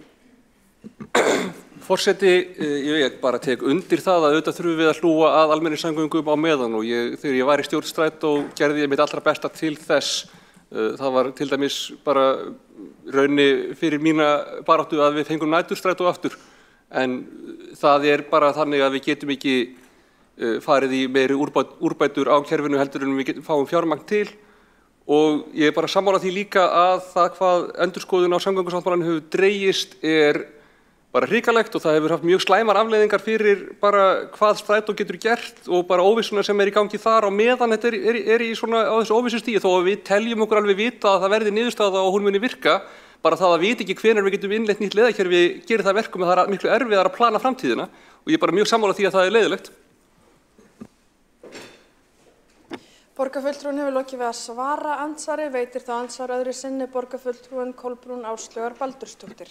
Fórstu ágæta borgarstjórn, þá í rauninni eins og ég skil þetta hreinlega verið að segja á meðan við býðum eftir borgarlínu sem gæti verið þessna unnu 10-20 ár að það eiga borgarbúar hreinlega að búa við bara nánast ömurlegar almenningssamgöngur og bara biðst afsökunar og þurfa að tala niður strætó en strætó bara ekki að virka nema fyrir mjög þröngan hóp í Reykjavík og það er náttúrulega margar ástæður fyrir því. Borgarfulltrúinn hefur lokið við að veita andsvar öðru sinni. Svara þó andsvar öðru sinni borgarfulltrúinn Alessandra Brím. Forseti, já, ég vil kannski gleðja borgarfulltrúan Kolbrúnu Áslaugar Baldursdóttur með því að þetta ekki alveg svo slæmt og staðan ekki svo svört en það hluti af samgöngusáttmálanum að þegar að tímalínan komin og þegar að við erum komin með þessar samningar sem verið að klára þá getum við farið að setja á tímalínu að innleiða nýja leiðakerfið sem forveri sjálfara borgarlínunar, keyrir á sömu leiðum og með aukinni tíðinni og það getur gerst miklu hraðar heldur en borgarlínan kemur inn en fjármagnið fyrir því pínu fast á meðan það liggur ekki fyrir hvenær ákveðin atriði sáttmálar taka gildi og það er það sem í endurskoðun en þegar að þessum viðræðum líkur þá ætti ekki að vera neitt vandamál að vita nákvæmlega hvenær við getum innleitt nýtt leiðakerfi með eins og segja öðrum leiðum og aukinni tíðni. En takk bara fyrir góð umræðu. Borgarfulltrúinn hefur lokið við að svara andsvari öðru sinni og telst á andsvörum undir þessari ræðu lokið. Næst á mælendaskrá borgarfulltrúinn Dóra Björt Guðjónsdóttir.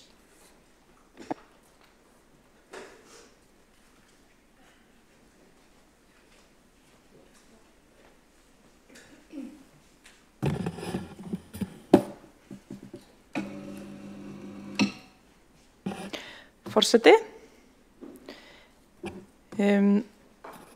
Hér erum við að ræða samgöngusáttmálann sem verið að uppfæra og það væri auðvitað verðugt að bíða bara eftir að uppfærslan klárast sem ég vona að gerist sem allra fyrst.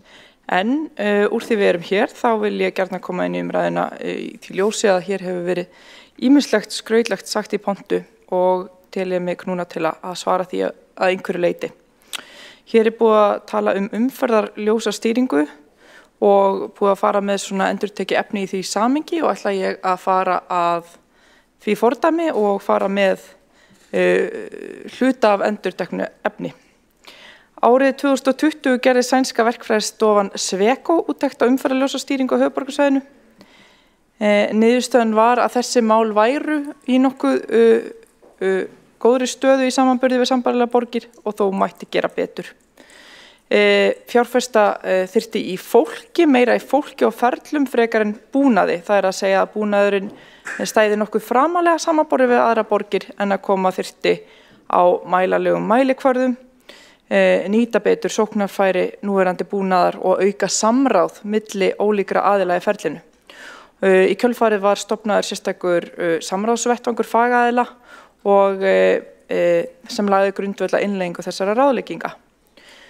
Það var sett fram aðgerðaáætlun og borgin hefur unnið eftir henni í samstarfi við Vegagerðina, nágrannasveitarfélögin og allt af fé sem samgöngusáttmálinn gerði ráð fyrir að færi í þetta hefur farið í þetta að mér skilst. Ljósastýring þó kannski ekki svo töfralausn sem borgarfulltrúar Sjálfstæðisflokksins halda endalaust fram að hún sé, en hún góðra gjalda verð og við eigum sannarlega að gera betur þegar kemur að henni. Umferðarvandi náttúrulega fyrst og fremst vegna umferðar, ekki umferðarljósa. Hins vegar staðan svo að rúmlega helmingur allra umferðarljósa á höfuðborgarsvæðinu tengdur við miðlæga stýritölvu umferðarljósa og markmiðið að tengja öll umferðarljósin við þá stýritölvu. Núverandi kerfi keyrt á sjálfvirkri stýringu sem kallast TASS og stýringu umferðarljósa á höfuðborgarsvæðinu má skipta í þrennt, það er að segja fortímastilt, hálfumferðarstýrð og alumferðarstýrð og vil ég bara vísa til umfjöllunar þetta á vef borgarinnar. Flest umferðarljósin eru umferðarstýrð og stýrast út frá skynjurum. Þannig að það er ekki svo að ekkert hafi verið gert í þessum málum og það er verið að vinna að frekari úrbótum. Miðlæga stýritölvan sér að keyra forgangskerfi fyrir neyðarbíla og strætó og búnaði er komið fyrir í slökkviðliðsbílum og sjúkrabílum sem kallar sjálfkrafa eftir forgangi á umferðarljósum þegar bifreiðarnar aka á forgangsljósum. Strætó á þar með greiðara leið gatnamót með stýringunni og er það vel. Hér var sömuleiðis talað gatnamót Bústaðavegar og Reykjanesbrautar og fleiri verkefni. Það var ákveðið með samgöngusáttmálanum að fjárfesta í þeim og það er í höndum Vegagerðarinnar að undirbúa það, ekki í höndum borgarinnar. Borgin hefur unnið með Vegagerðinni og nú stendur skils mér yfir mat á umhverfisáhrifum, enda er þetta við Elliðaárdalinn sem mikill vilji er til þess að vernda. Það lítur að vera augljóst að menn vaða ekki í framkvæmdir nema það sé búið að velja útfærslu, fara í mat á umhverfisáhrifum, hanna mannvirki og fara í skipulagsferli. Við getum ekki hoppað yfir það. Aðeins samgöngumál í svona almennu ljósi og forgangi í því samhengi. Ég er mjög sammála því að það þurfi að efla almenningssamgöngur og efla strætó og ég þakka fyrir áhuga á því hér úr öllum flokkum og vona auðvitað til þess að samgöngusáttmálinn endurspegli auki fjármagn í strætó eða fjárfestingu í þessum málaflokki. Strætó hefur verið að kljást ákveðna vanfjármögnun í gegnum árin. Regluleg framlög ríkis- og sveitarfélaga hafa í rauninni ekki verið nægilega vísitölubætt. Svo var ákveðið tekjufalli COVID sem við þekkjum. Og það var bætt að mjög takmörkuðu leyti þrátt fyrir óskir almannavarna yfirvalda að halda úti þjónustunni.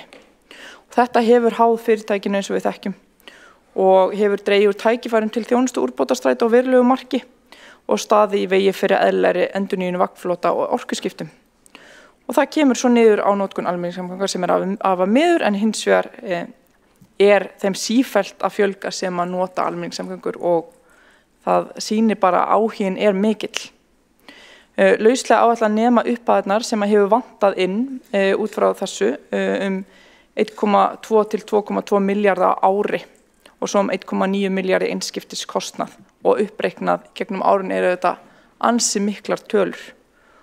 Þannig að það er nú ekki bara við strætó að saka og einhvers konar hugmyndum lélegan rekstur að það hafi verið áskoranir þar innan hús. Þannig að mér langar svona aðeins að nefna eitt dæmi á Íslandi að innviða fjárfestingar hafi áhrif á hegðun. Við veitum það að það sem við gerum og ákvarðanir sem við tökum móta líf okkar á mjög margan hátt og ef við fjárfestum í almenningssamgöngum, hjólreiðum og öðru þá hefur það jákvæð áhrif og við vitum það. Árið 1947 notuðu 16% fólks einkabíl á meðan 34% notuðu almenningssamgöngur, 42% löbbuðu og 8% notuðu reiðhjól til að ferðast ferða sinna hér. En hins vegar hefur 90–98% af fjármagni í samgöngur á Íslandi farið í einkabílinn allt frá millistríðsárunum. Og það var líka þegar mun lægra hlutfall íbúa notaði bíl. Svo fór sem fór og þá getum við spurt hvers vegna fór þá ekki 84% af öllu fjármagni innviða uppbyggingu fyrir þá ferðamáta sem fólki kausir. Ég spyr og þetta hefur haft mikil áhrif eins og við vitum. Hvernig eigum við að útdeila fjármunum til samgangna? Hvernig eigum við að forgangsraða? Ég myndi segja aðalatriðið sé að nýta fjármagnu vel. Það nýtist sem flestum, að það sé nýtti það sem fólk vill, en líka og ekki síst að það nýtist til að leysa þær áskoranir sem við stöndum frammi fyrir. Ef við byrjum að ræða hvernig það nýtist sem flestum, þá vitum við að samgöngufé á Íslandi hefur hlutfallslega færi langminnst í höfuðborgarsvæði þar sem flest búa eða 63% og það er miður og ég vona að við hér í borgarstjórn og þingmenn Reykvíkinga geti tala meira þetta. Þetta skiptir máli og þetta hefur áhrif. Ég spyr mig hvort það ekki sé komin tími mitt á höfuðborgarsvæði þegar við stöndum frammi fyrir gríðarlegri fólksfjölgun og þeim umferðartöfum og meðfylgjandi kostnaði sem fylgir ef ekki nógu verður að gert. Ef við tölum svo hvernig við nýtum best peningana þar sem fólk nýtir og þar sem fólk vill, þá er myndin skökk. fjárfesting í einkabílnum umfram það bæði vilja almennings til að nýta bílinn og svo raunverulegu nýtingu einkabílsins. Ef við tölum nýtingu bíla þá fjöldi þeirra sem aka á Íslandi 74%, 67% hér í Reykjavík og eins og staðan mun hærra hlutfalli að fjármagni í samgöngur á landi að fara í bílainnviði en nærri 92–95%. Nú eru síðan 26% þjóðanna sem nota ekki bíla einhver örlítinn minnihluti, það eru 100.000 manns en stærra hlutfall hér í Reykjavík. Þannig að ef við ræðum svo vilja fólks þá auðvitað fullt af fólki sem vill ferðast með einkabíl og það bara allt í góðu lagi með það. En það líka fullt af fólki sem kýs helst að gera það ekki. Skoðanakannanir benda til þess að mun fleira fólk vill helst ekki aka bíl en neyðist til að gera það. Því aðstæður fyrir aðra ferðamáta ekki viðunandi eins og og það kemur á okkar ábyrgð hér. Skoðanakannanir sýna að undir helmingur fólks vill helst aka bíl en þá eru 67% sem gera það og þarna næstum þriðjungur þeirra sem á bíl sem myndu helst vilja hætta að nýta bílinn jafn mikið og það myndi hafa verulega áhrif að losna við þriðjung umferðarinnar á einu bretti. Ef við viljum ræða hvað virkar þegar kemur á áskorunum okkar og hvað hagkvæmt þá ein risastór áskorun auðvitað þessi öra fólksfjölgun. Nú fólki að fjölga mjög ört á Íslandi, bara á höfuðborgarsvæðinu hefur okkur fjölgað þann fjölda íbúa sem myndi rúmast í einum Garðabæ, Hveragerði og Ölfus til samans síðan 2019 þegar samgöngusáttmálinn var undirritaður. Öll reynsla erlendis frá sýnir að besta leiðin til að mæta þeirri rúmfræðilegu áskorun eru almenningssamgöngur, göng og hjólastígar. Ef þú vilt aka bíl það ekkert mál, en til að samfélagið þrífist sem best þá þarf að leyfa fólki að velja milli raunhæfra samgöngukosta. Og ef við gerum það mun ekki nema helmingur velja bílinn sem langbesta og þessi breyting væri langbesta aðgerðin sem hægt að fara í fyrir einmitt bílstjóra, þau sem þurfa og vilja nýta bílinn. Það ekki hægt að byggja sig út úr þessum vanda með sífellt fleiri akreinum og mislægum gatnamótum. Allar tilraunir til að reyna að leysa málin þannig hafa mistekist því að akreinar fyllast jafn óðum og ég væri alveg til að leysa þetta með ýmsu móti ef það myndi sýna sig að það myndi virka, ef við vitum bara hvað virkar og hvað virkar ekki. Við þurfum að taka ákvarðanir í takt við það reynslu, gögn og sérfræði þekkingu fyrir umhverfið, fyrir plássið til að minnka tafir vegna þess að það hundleiðilegt sitja í umferðar öngþveti. Við erum öll sammála það.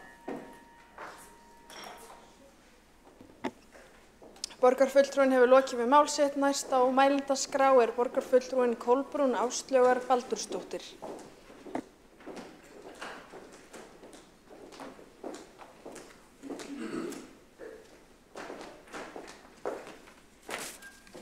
Forseti, ágæta borgarstjórn. Ég vil nú byrja að þakka borgarfulltrúanum Dóru Björt Guðjónsdóttur fyrir hennar ræðu sem var bara ágæt og það sem ég tók eftir var að viðmót og viðhorf borgarfulltrúans hefur verulega mildast til þeirra sem nota bíl, hvort sem þeir verða að gera það, langar að gera það eða hvað. Frá því allavega að við förum aftur nokkur ár hérna fyrst í borgarstjórn þá var eins og við munum oft miklar uppákomur hérna því okkur þótti sumum ansi hart gengið að eimingja fólki sem keyrðu bíla. En það hefur aðeins svona mildast og ekki alveg eins svona grimmt viðhorf eins og manni fannst stundum þá. En staðreyndin bara einfaldlega þessi að bílum að fjölga. Það alveg sama hvað gerðar margar kannanir og úttektur og guðum og vita.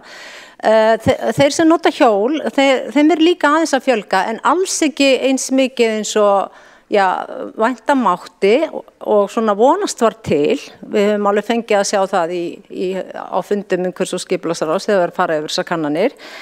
Og eins auðvitað bara með almenningssamgöngur að það var líka svona vænst að það myndi svona fleiri fara að geta nýtt sér strætó.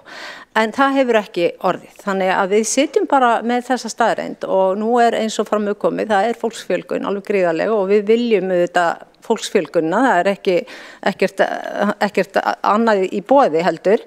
Þannig að ég held að ef við ætlum að vera raunsætt, þá þurfum við bara einfaldlega að fara að leggja mestu áhersluna á að bílar fólk í bílum komist leiðar sinnar því að ástandið á göttum, og ég veit það bara því að ég bý ekki miðsvæðis, þó ég vildi ganga eða hlaupa eða hjóla, þá er það bara ekki hægt, allavega ekki fyrir þá mannskja mínum aldrei eða hvað skal segja, eða lífstíl eða hverju sem það að kenna.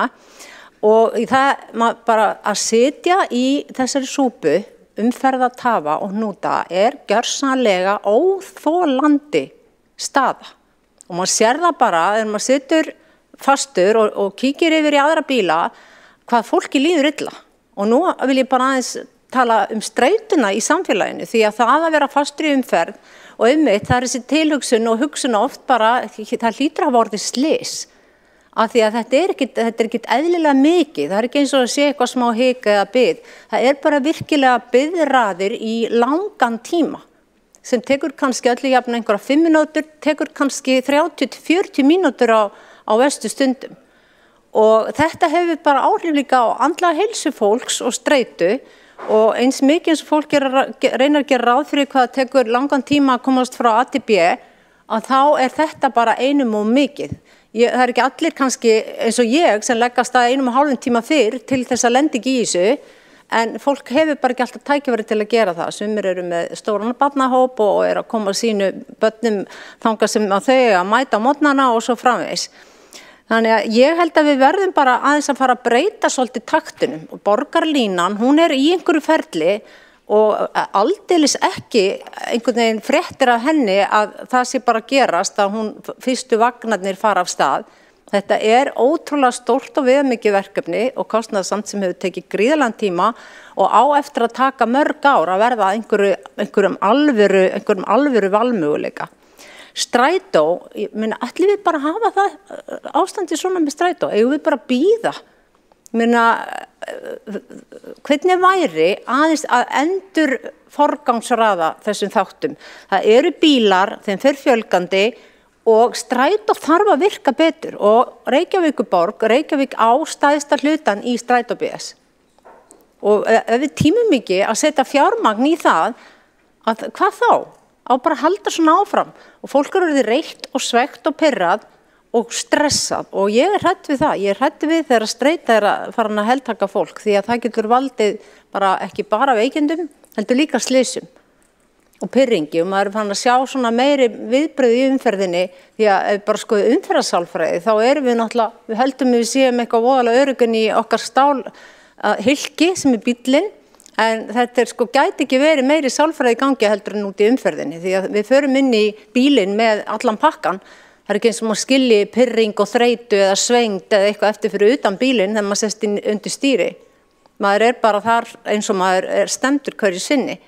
Og þarna bara alls konar hlutir að gerast í umferðinni sem bara afleiðing af streitu og vanlíðan.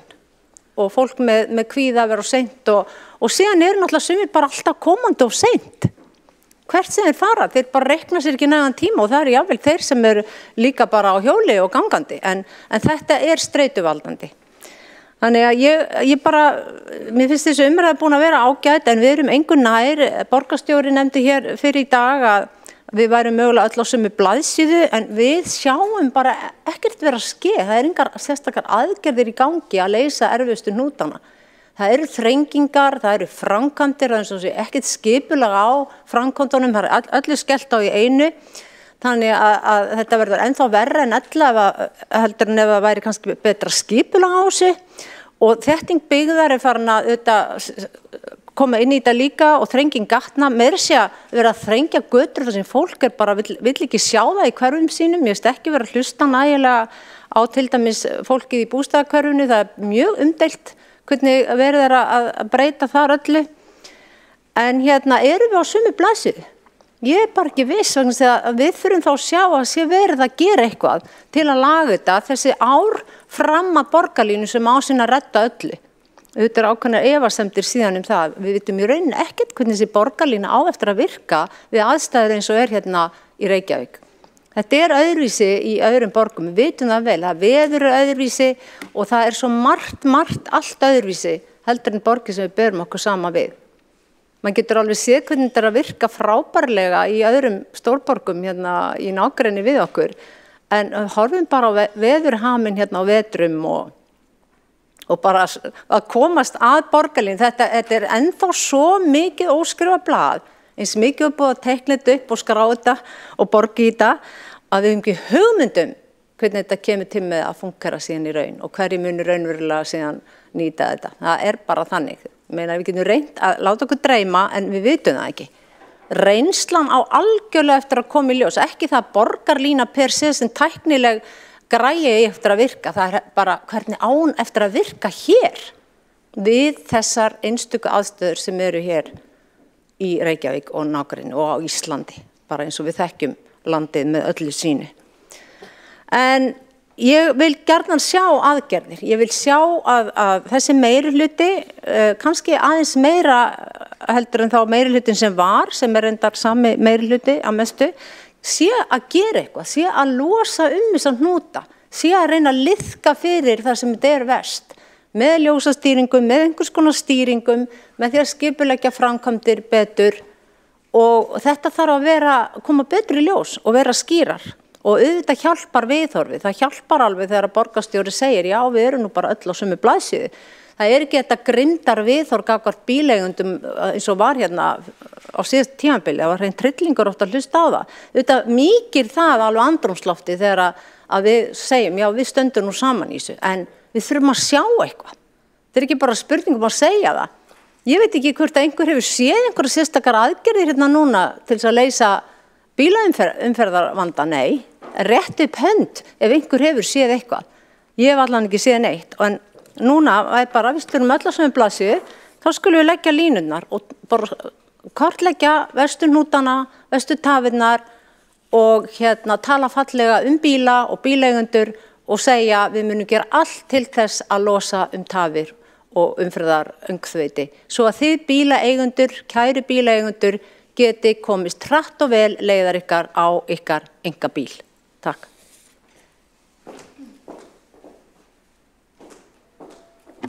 Borgarfulltrúin hefur lokið við mál sitt. Næstur á mælendaskrá er borgarfulltrúin Dagur B. Eggertsson.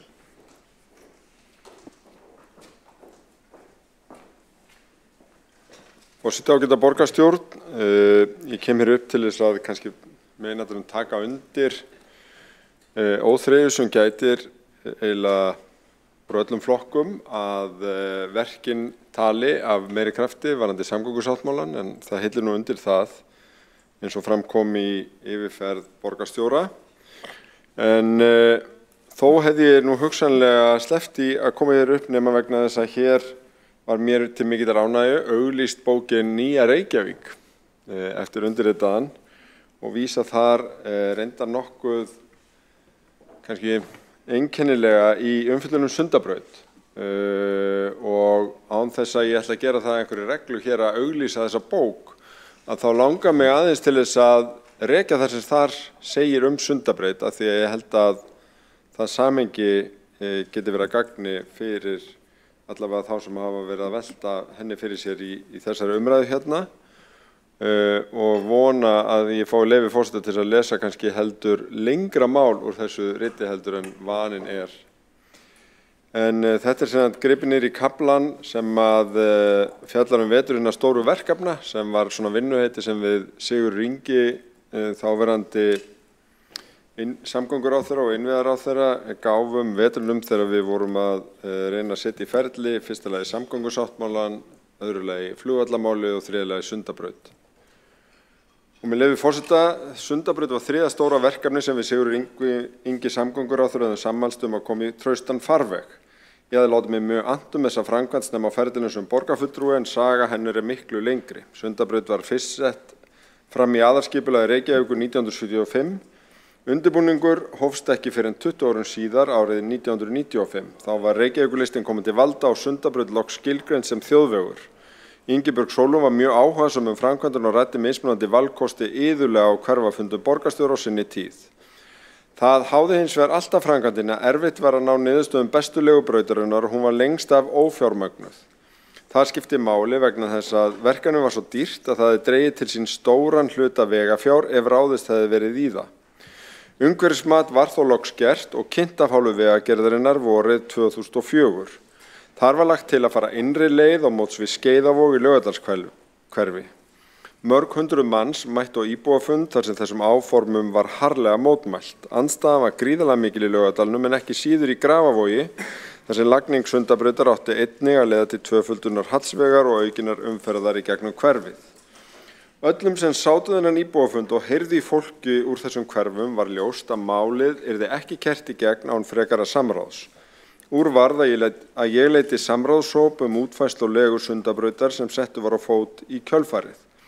Þar voru fulltrúar hverfanna, Faxaflóahafna og Vegagerðarinnar. Meginkrafa íbúanna var að auk þeirra kosta sem skoðaði voru í umhverfismatinu yrði jarðgangakosturinn kannaður.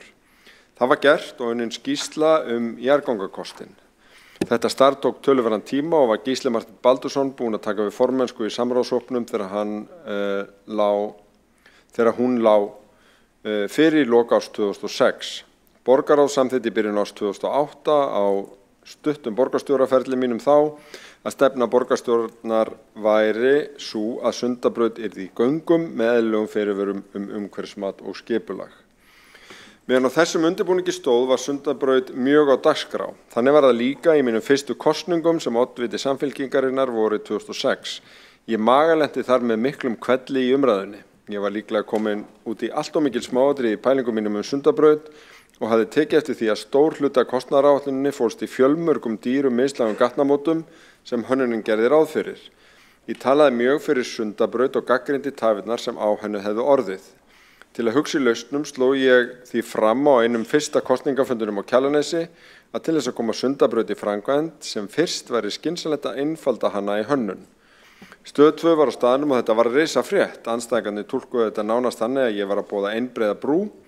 Ég reyndi að leiðrétta það. Ég ætti við 2 akreinar án mislægra gatnamóta. Þar sem íbúar hræddust væri nefnilega hraðbraut. Þáverandi forsætisráðherra og samgönguráðherra mótmæltu og alls konar flokksfélög fóru að senda ályktanir. Markmiðið var augljóst að koma mér í bobba og rýra trúveruleika minn. Þetta var mikil eldskírn og ég átti fullt í fangi með að halda haus. Ef allir hefðu hoppað á hugmynd mína væri Sundabraut og hugsanlega löngu orðin að veruleika. Ástæða þess að Sundabrautarumræðan fór á flug veturinn 2005 til 2006 var að ríkisstjórnin hafði loks sett til hliðar fjármuni í verkefnið. Og ekki bara það, heldur líka til byggingar nýs Landspítala. Þetta voru svokölluðu símapeningar, það sem kom í hlut ríkisins þegar Landsíminn var seldur. Þeir fjármuni voru gríðarlegir og lagðir inn á reikning í Seðlabankanum. Þar töpuðust þeir í hruninu sem hluti af gjaldþroti Seðlabankans sem hafði lánað íslensku viðskiptabönkunum stjarnfræðilegar uppboðir án tryggra veða.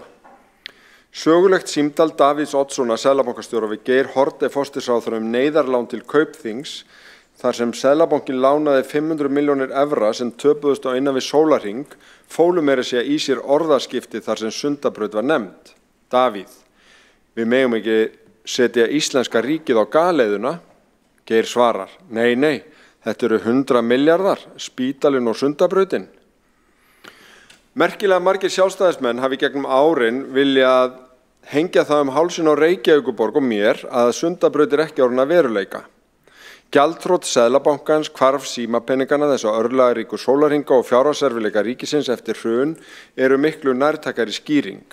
Umhverfismati fyrir Sundabraut í göngum sem sannarlega var sett af stað af Vegagerðinni var aldrei fylgt eftir eða því lokið og lítið hafði verið unnið í verkefninu þau 10 ár sem liðin voru þegar við Sigurður Ingi tókum upp þráðinn árið 2018. Mér fannst fyrri samgönguráðherra úr röðum Sjálfstæðisflokksins fyrst og fremst grípa til Sundabrautar í umræðunni þegar þeir voru komin í vandræðu út af einhverjum öðrum og óskyldum málum. Og þá til að kenna borginu að hún var ekki komin til framkvæmda.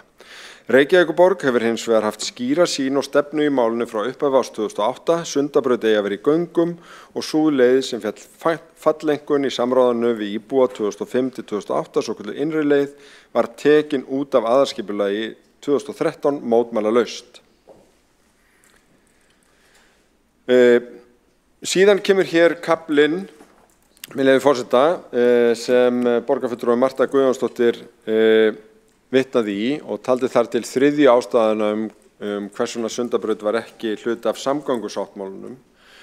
En hún sleppti fyrstu ástæðunum. Í fyrsta lagi það vegna þess að það hefur verið gengið út frá því mjög lengi að Sundabraut verði í einkaframkvæmd og fjármögnuð með veggjöldum. Í öðru lagi sem að borgarfulltrúinn sleppti líka, þá hafði ítarleg greining á framtíða þörfum höfuðborgarsvæðisins fyrir innviði sannfært sveitarfélögin á höfuðborgarsvæðinu að borgarlína væri miklu mikilvægari verkefni sem myndi hafa jákvæð áhrif fyrir allt svæðið en Sundabraut hefði minni jákvæð áhrif og fyrst og fremst fyrir norður hluta höfuðborgarsvæðisins. Þetta kemur hér skilmerkilega fram. Það sem að borgarfulltrúinn lagði hins var út frá var að lesa mætti neikvæða afstöðu almennt til Sundabrautar í þessum kafla bókarinnar og eins og þið heyrið borgarfulltrúar að þá það fjarri sanni. Reyndar líki umfjölluninni hér sem nokkur lengri og ég vísa bara í bókina með leyfi forseta. Ég held að Sundabraut geti orðið til góðs og gert Reykjavík og höfuðborgarsvæði sterkara þegar þetta framtíðar litið ef hún rétt útfærð. Með því ég ekki að segja að Sundabraut sé brýnasta verkefni samtímans, heldur ég að hugsa til áratuga. Þannig þarf að hugsa þegar þróun borgarinnar annars vegar. Mér finnst líka mikilvægt að núverandi áform Sundabraut eru ekki áform að brjóta land til íbúabyggðar í Geldinganesi og Álfsnesi, eins og umræðan var aldamótin, heldur ný tenging inn og út úr borginni. Á þessu reginmunur ekki síst þegar horft á áhrif hennar á borgarþróun, umferðarmál og loftslagsmál. Samkomulagið Sundabraut fól að mínum mati í þessu töluverð tíðindi. Það var þriðja stóra samkomulagið við ríkið á 3 árum. Með mikilli einföldun má segja að uppskera kjörtímabilsins hafi verið samkomulag nýjan flugvöll, samgöngusáttmála fyrir höfuðborgarsvæðið og Sundabraut, framkvæmdir í samgöngumálum höfuðborgarsvæðisins fyrir 250 til 300 milljarða tilvitnun lýkur. Síðasta talan þarna var nú nokkuð vanmat. Þessar áætlanir hafa ýmsar verið uppfærðar. En ég vildi bara halda því til haga að þetta mál, eins og samgöngusáttmálinn og raunar flugvallarmálið líka, í traustum farvegi. Og verkefni samgöngusáttmálans það unnið ötulega undirbúningið þeirra og brátt getum við fagnað því í sameiningu að þau verði í sýnilegri framkvæmd. Borgarfulltrúinn hefur lokið við mál sitt, 2 hafa óskað eftir því að veita andsvar og fyrstur til að veita andsvar borgarfulltrúinn Friðjón Friðjónsson. Forseti, mig langar til þess að þakka borgarfulltrúanum fyrir þessa sögulegu upprifjun. En það voru nokkur atriði sem mig langar til þess að fá aðeins á hreint. Hver var aftur samgönguráðherra 2007 til 2010 og í hvað flokki var hann?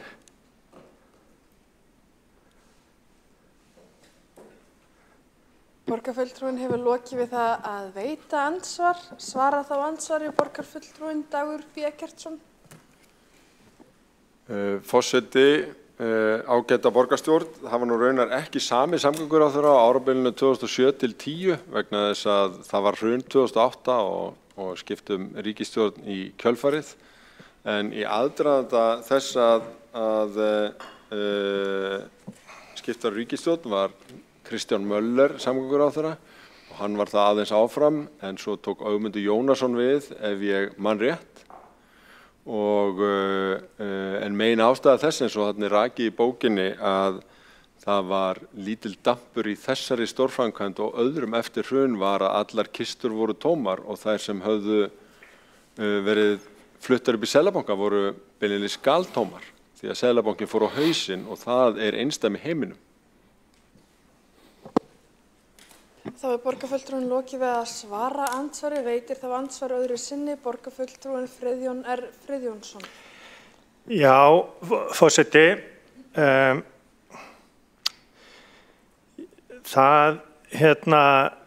mér fannst bara mikilvægt að nefna það vegna þess að það virðist vera sem að fulltrúar samfylkingarinnar og borgarfulltrúar samfylkingarinnar sem að gjarnan grípa til þess að nefna hrunið, gleyma því alltaf hvaða flokkur var ríkisstjórn þegar hrunið kom og hvaða flokkur stýrði ráðuneyti bankamála. Það var nefnilega Samfylkingin og svona til þess að við höfum þetta nú alveg á hreinu að þá var það þannig að Kristján Möller var samgönguráðherra til september 2010 og þannig að en fyrir hið svokallaða hrun þá voru náttúrulega hæg heimatökin til þess fyrir fólki í borginni og borgarfulltrúa Samfylkingarinnar til þess að eiga samtal við þáverandi samgönguráðherra. Borgarfulltrúinn hefur lokið við að veita andsvar öðru sinni. Forseti minnir borgarfulltrúa að halda sig við efni ræðunnar þegar andsvar veitt. Óskar borgarfulltrúinn eftir að svara? Nei. Og næst til þess að veita andsvar borgarfulltrúinn Marta Guðjónsdóttir. Forseti, góði borgarfulltrúar, mig langar til þess að byrja á því að leiðrétta borgarfulltrúann Dag B. Eggertsson. Hann nefndi hér áðan að Sundabraut hefur verið tekin út af aðalskipulaginu 2013, mótaatkvæðalaust. Við sitjum nú 2 borgarfulltrúar hér sem að greiddum atkvæði gegn því aðalskipulagi, þannig að sú staðhæfing borgarfulltrúans röng. Varðandi tilvitnun í bók Dags B. Eggertssonar Nýja Reykjavík, þá talar það alveg sínu máli þegar það kemur að því að af hverju var Sundabraut ekki höfð með í samgöngusáttmálanum. Það kemur bara skýrt fram að hann hafði verulegar áhyggjur af því að Sundabrautarverkefni myndi verða á kostnað borgarlínu og fleiri draumaverkefna fráfarandi borgarstjórans. Bara lesi hver fyrir sig.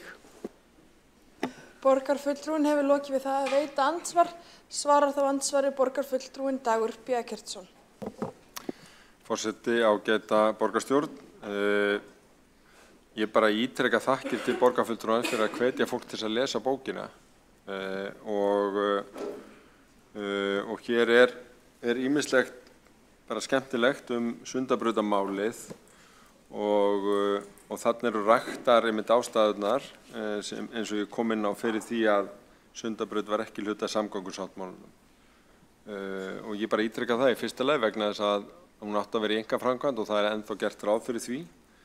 Í öðru lagi vegna þess að ítarlega greiningar sýndu að borgarlínan væri mikilvægari fyrir svæðið heild, þó að þetta væri sannarlega jákvæð verkefni fyrir norðursvæðið.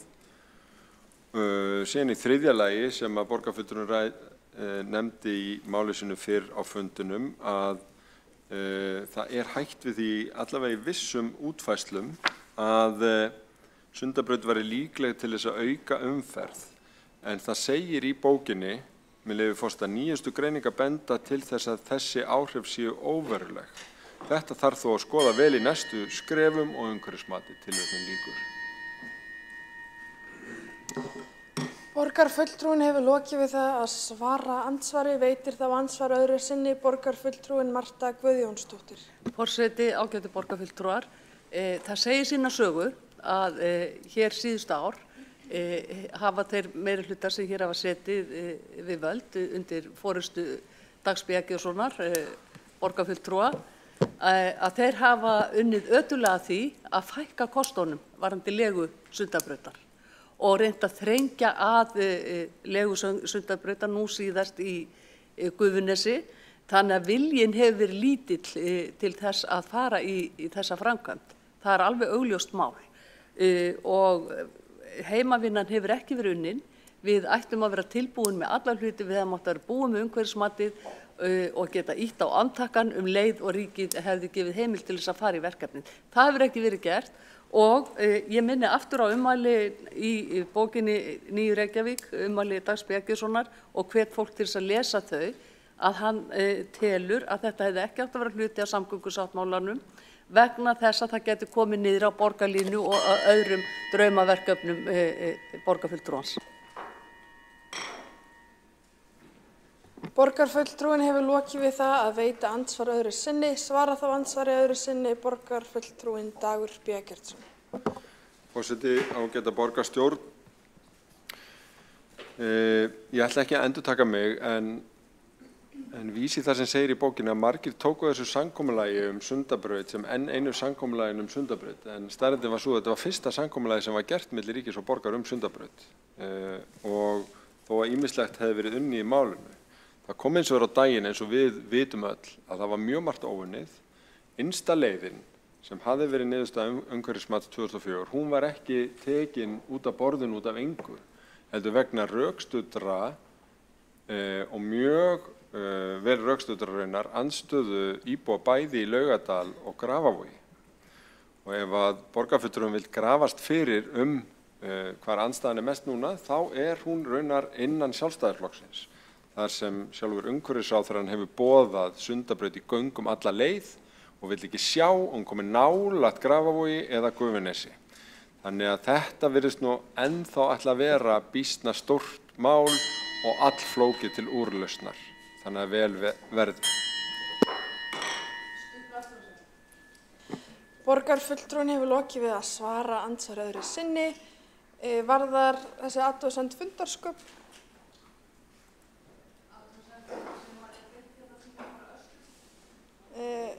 Forseti heimilar ekki athugasemd nema hún varði fundarsköp. Næstur á mælendaskrá borgarfulltrúinn Helgi Árs Grétarsson.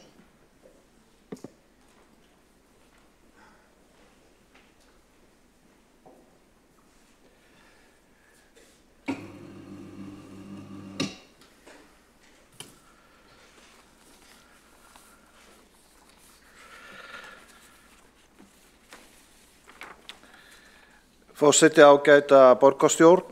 Það var eitt orð áðan sem ég gleymdi, sem að Sigurður Ingi Jóhannsson, innviðaráðherra þáverandi í janúar notaði, og það var ráð til Diljumistar Einarsdóttur þingmanns: farðu með æðruleysisbænina. Æðruleysisbænina. Og ég held að það sé fullt tilefni fyrir ýmsa borgarfulltrúa að fara með æðruleysisbænina þegar verið að ræða samgöngumál og þegar verið að fara að lesa upp úr heilu riti hérna í ansi langan tíma. Og ég veit ekki hvort að tíma borgarstjórnar sé vel varið í slíkan flutning með fullri virðingu fyrir borgarfulltrúanum Degi B. Eggertssyni.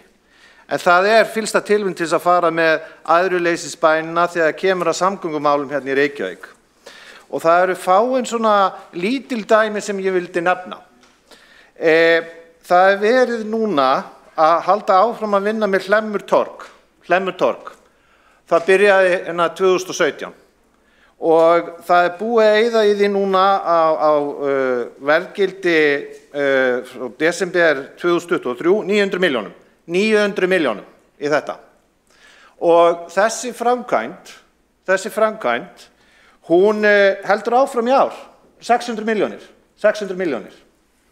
Og þetta gert á meðan að borgarsjóður nánast tómur.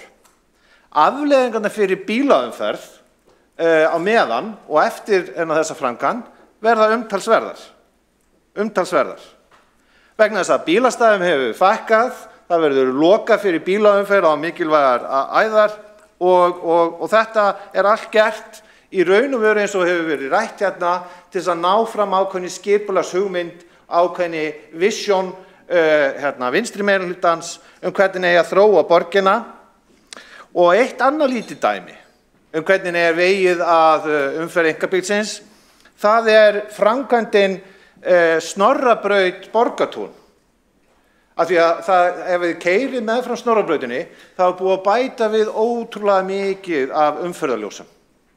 Og sú framkvæmd sem að tengjast betur Snorrabraut Borgartún, hún kostaði á verðlagi í desember 2023, þá kostaði hún samtals 400 milljónir. Og þetta var gert á tímabilinu 2020 til 2022. Það eru svo mörg svona lítil dæmi. Bara núna örstutt dæmi á föstudaginn var. Það samvinnuverkefni Reykjavíkurborgar og Vegagerðarinnar að bæta umferðaröryggi við Kringlumýrarbraut, Miklabraut.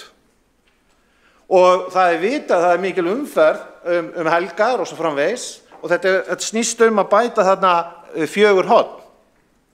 En bara núna á föstudaginn og sem sagt yfir helgina og líka þá í gær, 17. júní, þá búið að koma verkinu þannig fyrir að það sé ekki hægt að beygja til hægri þegar þú keyrir upp Miklubrautin og ert mögulega að fara til Hafnarfjarðar eða Garðabæjar eða Kópavogs. Og hvers vegna? Hvernig stendur á því að það ekki meira tillit tekið til notenda þessara samgöngumannvirkja að þetta verkefni, einfalda verkefni, að tryggja það að umferð gangi greiðlega þessa mikilvægu ferðahelgi. Þetta bara svona lítið dæmi. Annað dæmi sem að tengdist síðan Hlemmutorg og Snorrabrautinni, það þarf núna að færa strætó út í Skúlagötu og að meðan komin einhver fáránleg framkvæmd á Snorrabrauta sem hefur verið að setja tímabundnar strætóbílstöðvar. Sko, vitleysan sem að mætir þeim sem að nota þessi samgöngumannvirki á hverjum degi með slíkum endemum að maður stundum velti fyrir sér í hvað verið að eyða peningunum og hvernig forgangsröðunin. Og þá kom ég með allar þessar tölur fyrr í dag þegar kemur að því að vega og meta hver staða samgöngusáttmálans og það alveg sama síðan hvað kemur út úr þessari endurskoðun. Ég get ekki annað betur séð en að öll grundvallaratriði sáttmálans eiga að halda sér og það er bara að seinka í verkunum og það er bara að setja síðan meiri pening. Og hvenær kemur þá lausnin fyrir venjulegt fólk eins og sósíalistinn Andrea Helgadóttir tala hérna í dag, fyrir venjulegt fólk sem þarf að jafnaði að sækja vinnu og bjarga sér þeim sem eru fátækastir í samfélaginu. Hvenær koma þær lausnir fyrir venjulegt fólk? Ég held að við sem erum hérna í borgarmálunum og erum hérna í stjórnmálum ættum að huga meira að hagsmunum þess fólks en einhverjum fáránlegum útópískum draumum.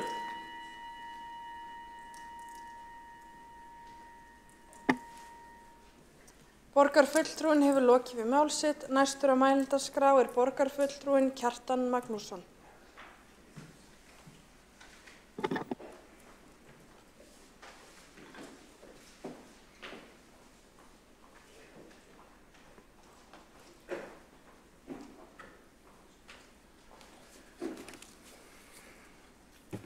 Forseti, góðir borgarfulltrúar, ég hygg að það sé eitthvað til í því sem Einar Þorsteinsson borgarstjóri sagði hérna áðan að hér væri margt talað en þegar að öllu var að botni hvolft þá værum við eftir vill ekki svo ósammála.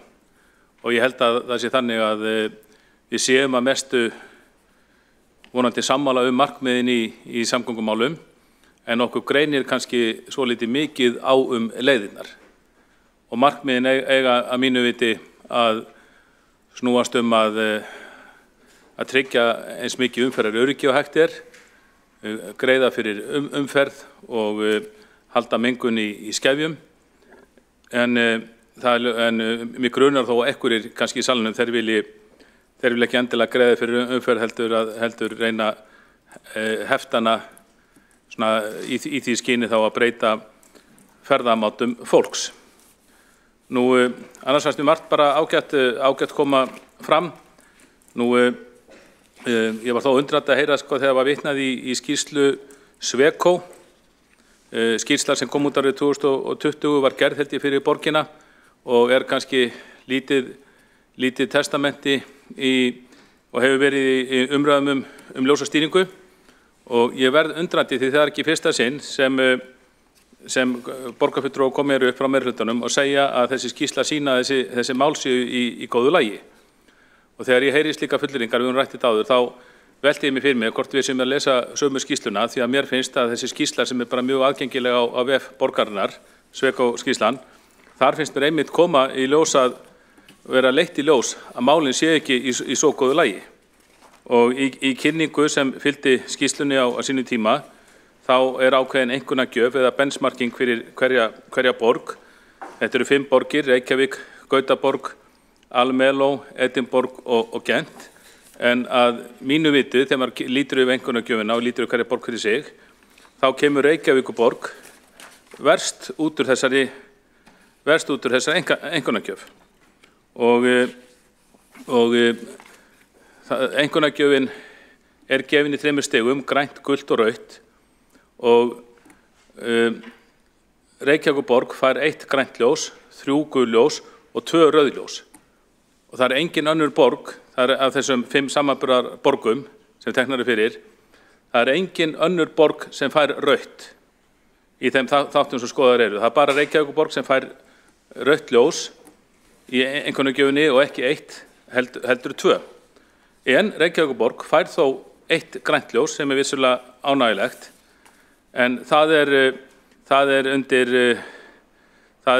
kerfi Systems and Technology, sem sagt kerfi og tækni.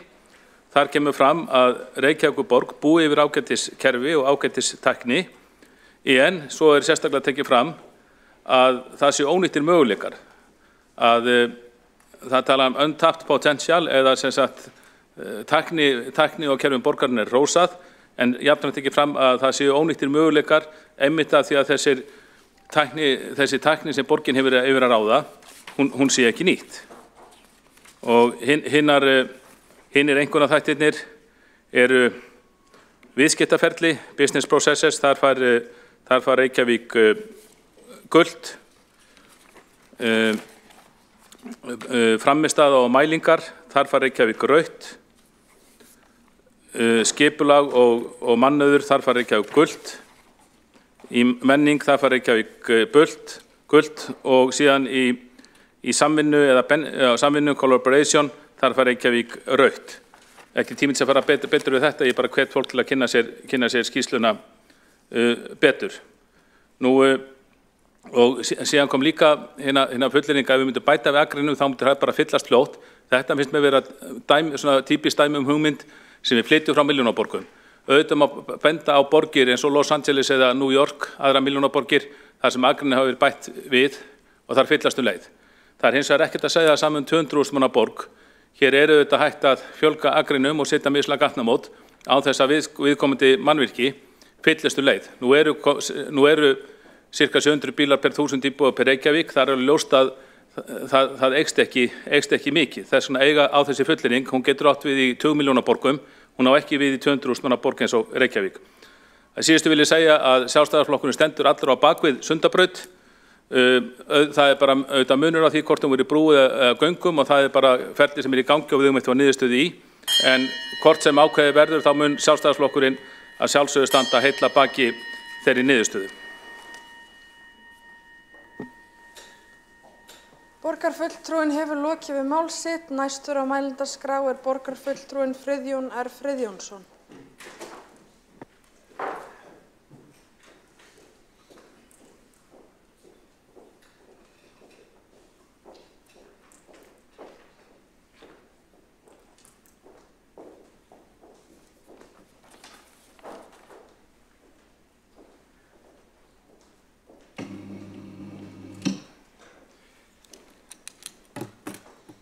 Forseti,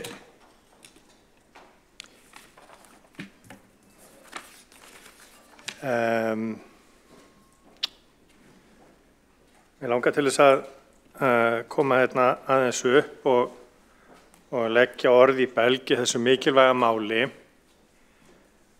Umræðan hefur að stærstum hluta til verið yfirveguð og góð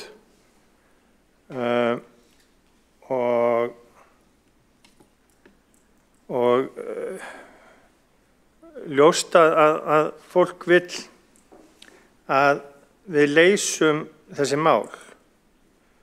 Það sem að stendur kannski svolítið í okkur borgarfulltrúum Sjálfstæðisflokksins er að þetta eru mál sem að við höfum bent á í mjög langan tíma,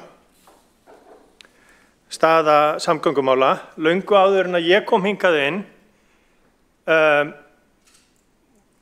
Voru borgarfulltrúar Sjálfstæðisflokksins að benda á vandann og að það dugði ekki bara að bíða.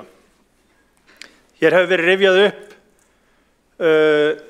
samningur sem að gerður var fyrir einhverjum 9-10 árum síðan, eða meira, 12 árum síðan, og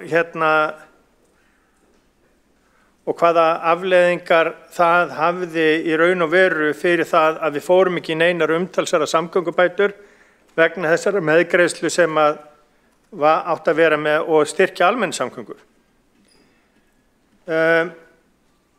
Núna er staðan sú að við erum algjörlega komin að þolmörkum og eins og oddviti okkar sjálfstæðismanna benti á að á næstu áratugum eiga að bætast við 100.000 manns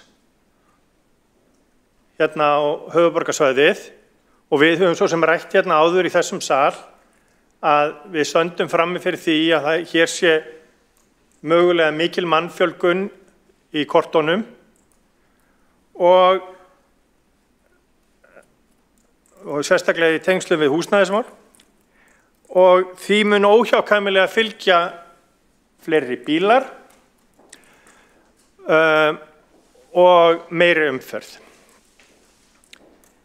Ég gerði það að leik mínum hérna upp úr hádegisbilinu, korter yfir 1, að skoða stöðuna miðað við Google Maps og ég veit alveg að þetta ekki vísindalegasta aðferðin sem að er hægt að nota vegna þess að rauð strik á götum í Google Maps geta þýtt ýmislegt.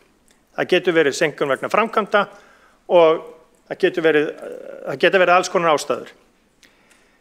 En Miklabraut frá Lönguhlíð að Kringlumýrarbraut, Sæbraut til móts við Frakkastíg að Hörpu, Sæbraut í báðar áttir við Dalbraut og við Skeiðarvog, Geirsgata og Mýrargata í báðar áttir við Ægisgötu, Reykjanesbraut frá Slaufu að Reykjanesbraut, að Bústaðavegi segi ég, Gullinbrú að öllum stöðum, Stekkjabakki við Höfðabakka, Eiðsgrandi, Hringbraut og Hverfisgata, allt götur með rauðar línur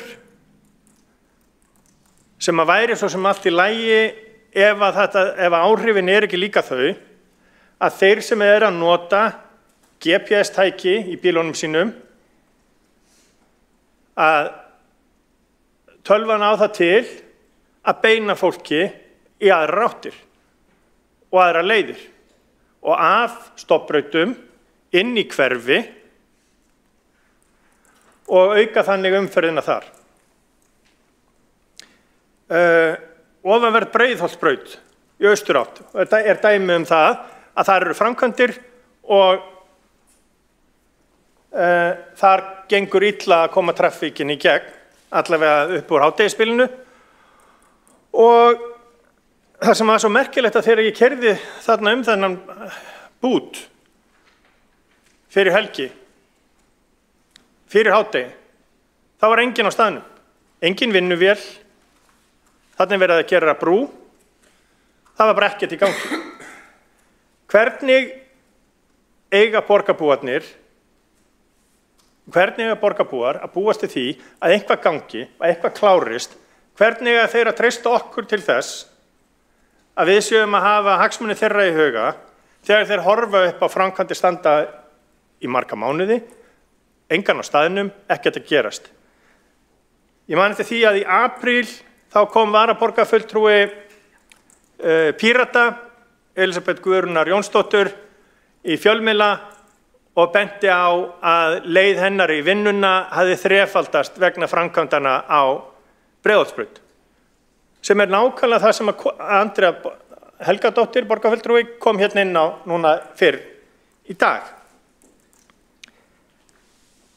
Við förum á stað í alls konar framkvæmdir og það virðist vera sem borgin hafi hvorki vönd né gulrót til þess að láta þær ganga hratt fyrir sig. Nema ef vera skildi, og það gæti kannski bara verið, að það séu tafir í borgarkerfinu sjálfu sem að tefja þessar framkvæmdir, sem að tefja umferð, sem að gera það að verkum að verktakarnir ná ekki að klára. Núna áðan ákvað ég að kíkja aftur vegna þess að klukkan er 4 og það er allt rautt í allar áttir.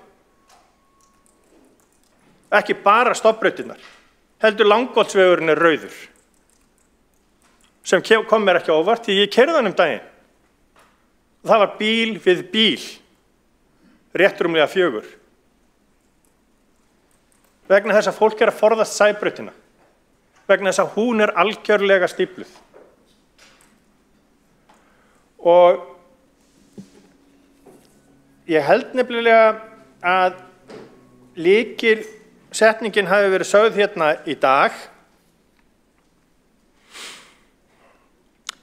og það hafi verið borgarfulltrúinn Alexandra Brím þegar hún sagði að við gætum ekki farið í úrbætur í almenningssamgöngum nema að við fáum fjármagn til.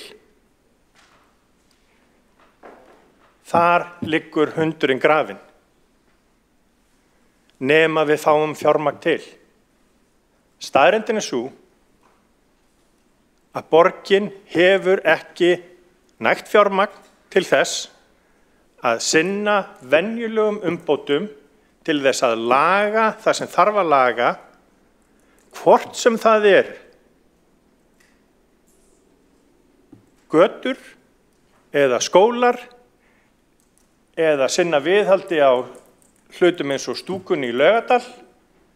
Allt grotnar þetta niður vegna þess að borgin á hausnum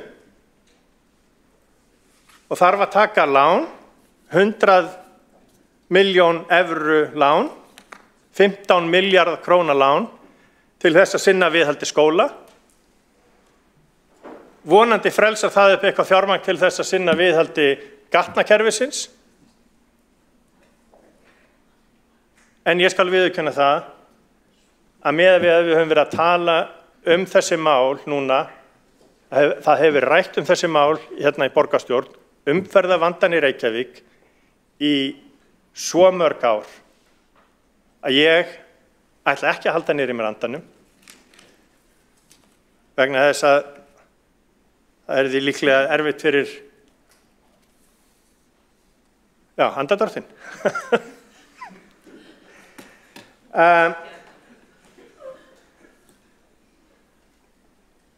Það er nefnilega þannig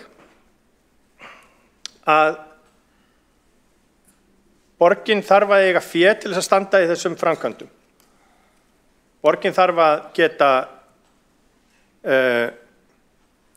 borgin þarf þess að vera vel rekin, sem hún hefur ekki verið undanfarin áratug og ríflega það. Þess vegna vil ég ljúka með því að segja aftur að þakka fyrir umræðuna og að það stendur ekki á okkur sjálfstæðismönnum að taka þátt í samtalinu hvernig við getum leyst þessi mál, en við þurfum auðvitað fyrst að laga stöðuna í borgarsögu.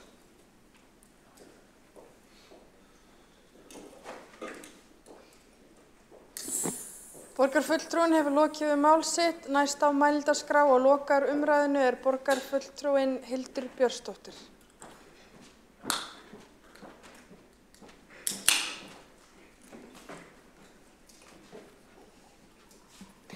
Forseti, ágæta borgarstjórn, ég vil byrja á að þakka fyrir umræðuna hér í dag.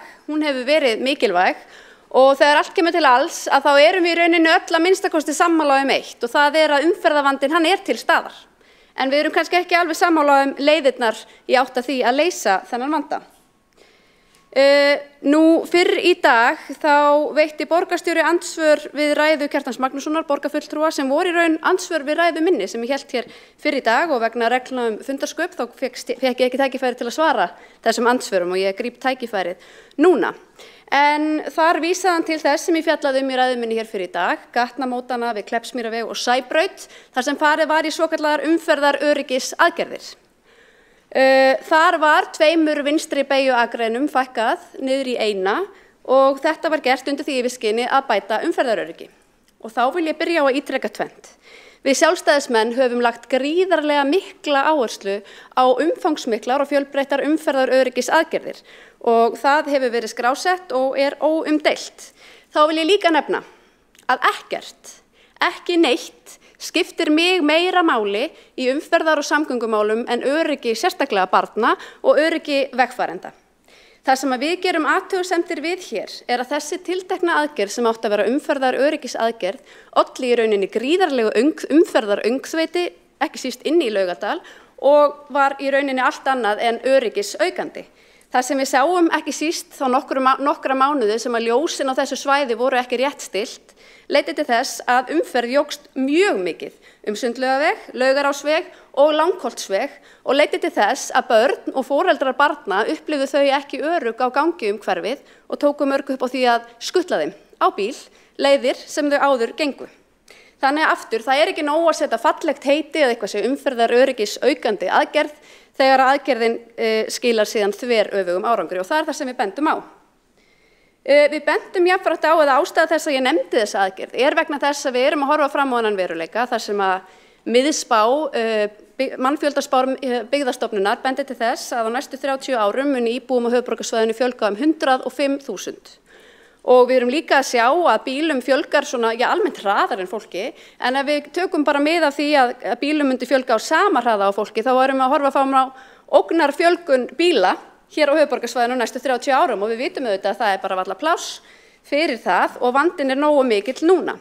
Þannig að við þurfum að bregðast við því og það sem við höfum svolítið Það sem okkar upplifun og margra annara að í rauninni viðbragð þessa meirihluta og fyrri meirihluta hefur verið að taka þó þennan faramáta, algengasta faramátan sem að fólk fer 67% sinna ferða á sem bíllinn, að reyna að gera fólki það svolítið erfitt fyrir. Og við þurfum að skoða það að flestir velja þennan faramáta vegna þess að hann ennþá þægilegastur og fljótlegastur. En við svona upplifum svolítið og ég hef talað það áður og ég talaði það í borgarstjórnarkosningum til að mynda að mér finnst sérstaklega Samfylking og kannski aðrir fylgiflokkar og fylgitungl hafa ráðist í eins konar menningarstríð hér í borginni þar sem að ólíkum einstaklingum sem velja sér ólíkan lífstíl eða ólíkan faramáta allt upp á móti hver öðrum. Og þetta auðvitað mjög óæskilegt og það auðvitað þannig og við höfum að vita það öll að stjórnmál þau oft lítið annað en tilfinningar. Og fólki líður nákvæmlega svona. Því líður eins og það sé verið að ráðast að því hvernig það velur að ferðast. En ég held að það sé algjör óþarfi, ég held að það sé auðvelt fyrir okkur eða að minnsta kosti verðugt verkefni og það upplifun mín af samtölum við fólk að við getum fengið fólk til liðs við okkur. En við þurfum auðvitað að bjóða fleiri þægilega og góða kosti.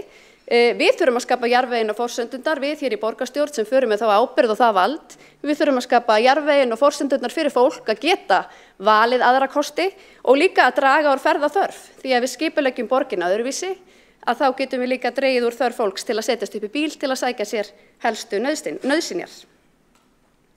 En við sjálfstæðismenn hér eftir sem hinga til leggjum við þetta áherslu á það að samgönguvandinn verður ekki leystur með einhverri einni töfralausn. Það þarf margar fjölbreyttar lausnir. Við leggjum áherslu á greiðar samgöngur fyrir alla, frelsi og val.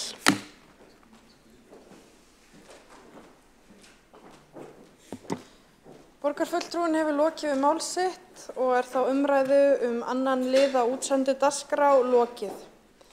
Við göngum þá til þriðja liðar á útsendu dagskrá, það umræða mál Flokk fólksins á fundum borgarstjórnar veturinn 2023 til 2024 að beiðni borgarfulltrúa Flokk fólksins. Og fyrst til að hefja mál borgarfulltrúinn Kolbrún Áslaugar Baldursdóttir. Forseti ágæta borgarstjórn. Mér langar á þessum síðasta fundi fyrir sumarfrí að líta aðeins yfir veturinn og skoða þau mál sem að Flokk fólksins hefur lagt fram hérna á fundi borgarstjórnar í vetur. Það vil stundum vera þannig að einhvern veginn gleymist fljótt hvað maður hefur verið að gera, þannig að ég held að það sé alveg ágætt að fara stundum aðeins tilbaka og rifja upp. En á þessu tímabili frá byrjun september og fram til núna, eða á síðasta fundi, þá að ræða 30 tillögur sem Flokk fólksins lagði fram og þar af reyndar 23 breytingatillögur við framlagningu frumvarps að fjárhagsáætlun 2024. Umræðuefnin voru 7 á jafnmörgum fundum borgarstjórnar. Öllum breytingatillögunum sem lagðar voru þarna fram í desember við fjárhagsáætlunina var vísað frá eða það felldar. 2 tillögum sem lagðar voru fram á hefðbundnum borgarstjórnarfundum var hafnað, annars vegar tillaga lögð fram 5. september skaðabætur til þeirra sem hafa veikst af myglu og raka og hins vegar tillaga lögð fram 19. mars að hætta við að leggja niður borgarskjalasafn en sú tillaga var felld. Og allir minnihluti borgarstjórnar kaus gegn því að fella þá tillögu sem alltaf dálítið athyglisvert þegar að við erum svona sammála allir minnihlutin. Það gerist reyndar nokkuð oft en ekki alltaf eins og gengur. 5 tillögum var að vísa til annarra ráða eða sviða eða hópa og þá fyrst að nefna tillögum heimsókn barna í Ráðhúsið, var vísað til meðferðar stýrihóps mótun lýðræðisstefnu frá 12. desember 2023. Þetta var tillaga sem var lögð fram á fundi fyrir jólin og ekkert hefur frestað þessari tillögu síðan þá en reyndar einhver önnur sambærileg tillaga núna í gangi, það að segja að hafa skipulagðar heimsóknir. En síðan var það tillaga lóðir fyrir Grindvíkinga og byggja viðlagasjóðshús. Þessi tillaga var lögð fram 13. febrúar á árinu og henni var vísað til átakshóps Reykjavíkur í húsnæðismálum. Og það ekkert að frétta af þessari tillögu, ekki heyrst af henni hvorki tangur né tetur. Síðan kom þarna tillaga starfshóp til að rýna biðlista og henni var vísað til velferðaráðs og mér sýnist á öllu að hún sé á dagskrá velferðaráðs á morgun. Hvað hana verður þar, ekki gott að segja. Síðan kom tillaga óháða úttekt á þjónustu- og nýsköpunarsviði sem var vísað í borgarráð þann 9. apríl. Þar átti reyndar að taka þessa tillögu núna fyrir cirka 2 vikum í borgarráði en henni var frestað og það var staðfest reyndar þá að hún tekin fyrir vikuna seinna en það reyndist síðan ekki vera. Þannig að hún í borgarráði bara áfram og spurning hvort að hún verði tekin fyrir sumarfrí, það ekki gott að segja. Síðan núna síðast, það var tillaga að sviðsmynd 1 verði fylgt við uppbyggingu skóla í Laugardal og þeir tillögu var vísað til skóla og frístundaráðs. En varðandi tillöguna þjónustu- og nýsköpunarsvið þá eigum við náttúrulega ennþá von á að eitthvað gerist með hana fyrir frí. En aðeins að umræðuefnunum sem voru 9 í vetur á borgarstjórnarfundum og ég ætla að fá aðeins að renna snöggla yfir það líka, eins og ég segi, við höfum alveg gott að rifja þetta upp. Að 19. september var umræðum snjallsímanotkun í grunnskólum, 3. október var umræðum efndir meirihlutasáttmálans, 17. október umræðum frístundastyrk og hvernig vikið hefur verið frá upphaflegu markmiði hans.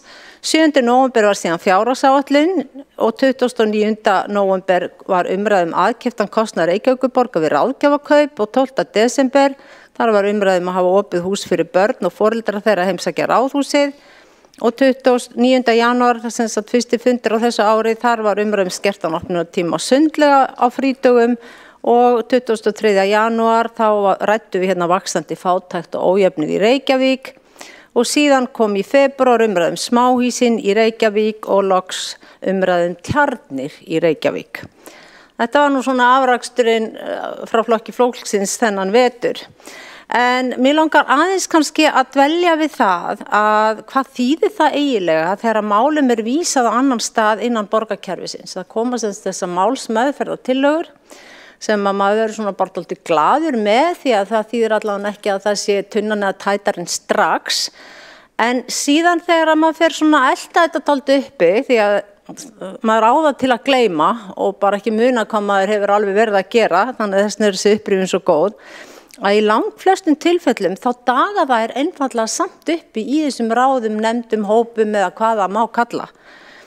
Ef þar koma aftur til umræður reyndar, eins og núna á ég vona á einni tillögun í velferðaráð á morgun, að þá, og stundum eftir dúk og disk, að þá faraðar oftast í tunnuna eða tætaran. Ég eiginlega man ekki eftir svona í fljótu bragði einhver til að hafa bara verið samþykkt. Ég semst vísa til ráðs og svo kemur hún þar stuttu seinna og þar hún kannski bara svona nokkurn veginn samþykkt. Og nú ég ekki að tala um að það með ekki breyta orðalagi og koma með einhver smá tilfærslur eða lagfæringar því að ég hef alltaf sagt það að það okkur alveg að meina lausu að gera eitthvað slíkt og við getum þá öll bara staðið saman að því. En það dálítið rétt sem að við höfum stundum verið að segja hérna mörg okkar að með því að vísa þessu kannski úr borgarstjórn eitthvað annað að þá kannski eins og meirihlutinn sé pínlítið bara að kaupa sér tíma, þetta mögulega mál sem viðkvæm, mögulega mál sem hafa valdið ólgu í samfélaginu og það svolítið svona hugsunin, meirihlutinn þorir kannski ekki að kasta þessu strax og það svona aðeins verið að seinka aftökunni með því að vísa þessu eitthvað inn í einhverja hópa og þar bara þetta, þar til að þetta þá kemur og þá fellt eða hafnað. Þannig að þetta svona, hefur alveg læðst að mann þessi hugsun að það sé svona verið að þessu kannski til þess að kæla mál, til þess að kaupa sér tíma og til að kannski vonast bara til að þetta verður pínu gleymt þegar að síðan kemur að því að þessu fleygt. Og ég veit ekki hvað aðri flokkar segja hérna, hvort að þetta sé rétt hugsun eða tilfinning eða hvort að minnihlutinn sé sammála mér að þetta sé kannski svona líka bara dálítið þegar þeir líta í sín mál. En ég hvet bara flokka til að flokka sérstaklega í minnihluta að fara yfir málin sín, fara yfir tillögurnar sín og sjá hvað varð þær. Hvar eru þær staddar og eru þær kannski einhverstaðar bara einhver þeirra gleymt og grafin þarna til mjög margra vikna. En mér langar kannski að því ég hef smá tíma að rifja upp 2-3 tillögur. Og sérstaklega til dæmis að rifja upp tillöguna að finna lóð fyrir hús fyrir Grindvíkinga og byggja svona viðlagasjóðshús. Þetta var hinn ágætasta tillaga og hefði verið bara virkilega gaman að hún kæmi nú aftur einhvers staðar upp í þessum átakshópi húsnæðismál sem ég veit ekki einu sinni hverjir eru í. En þetta svona tillaga sem að held að hafi fengið bara ágætis hljómgrunn og ég veit ekki hvort ég held meira sé að meirihlutinn hafi sýnt þessu bara dálítinn áhuga en svo hugsa maður bara en hvað svo? Þetta eitthvað sem á eftir að skoða fljótlega? Ég meina aðstæður Grindvíkinga eru auðvitað ennþá og verða eitthvað áfram mjög slæmar. Það sumir ennþá í virkilegri húsnæðisþörf þó búið sé að finna lausn fyrir marga. Þannig að þessi tillaga ennþá í fullu gildi og það væri vert að borgarstjórn myndi bara dálítið hugsa, gröfum upp þessa tillögu frá flokki fólksins og sjáum hvort að ekki hægt að setja hana í einhvers konar alvöru ferli, ekki bara einhvern átakshóp sem ekkert fréttist sé meira að henni.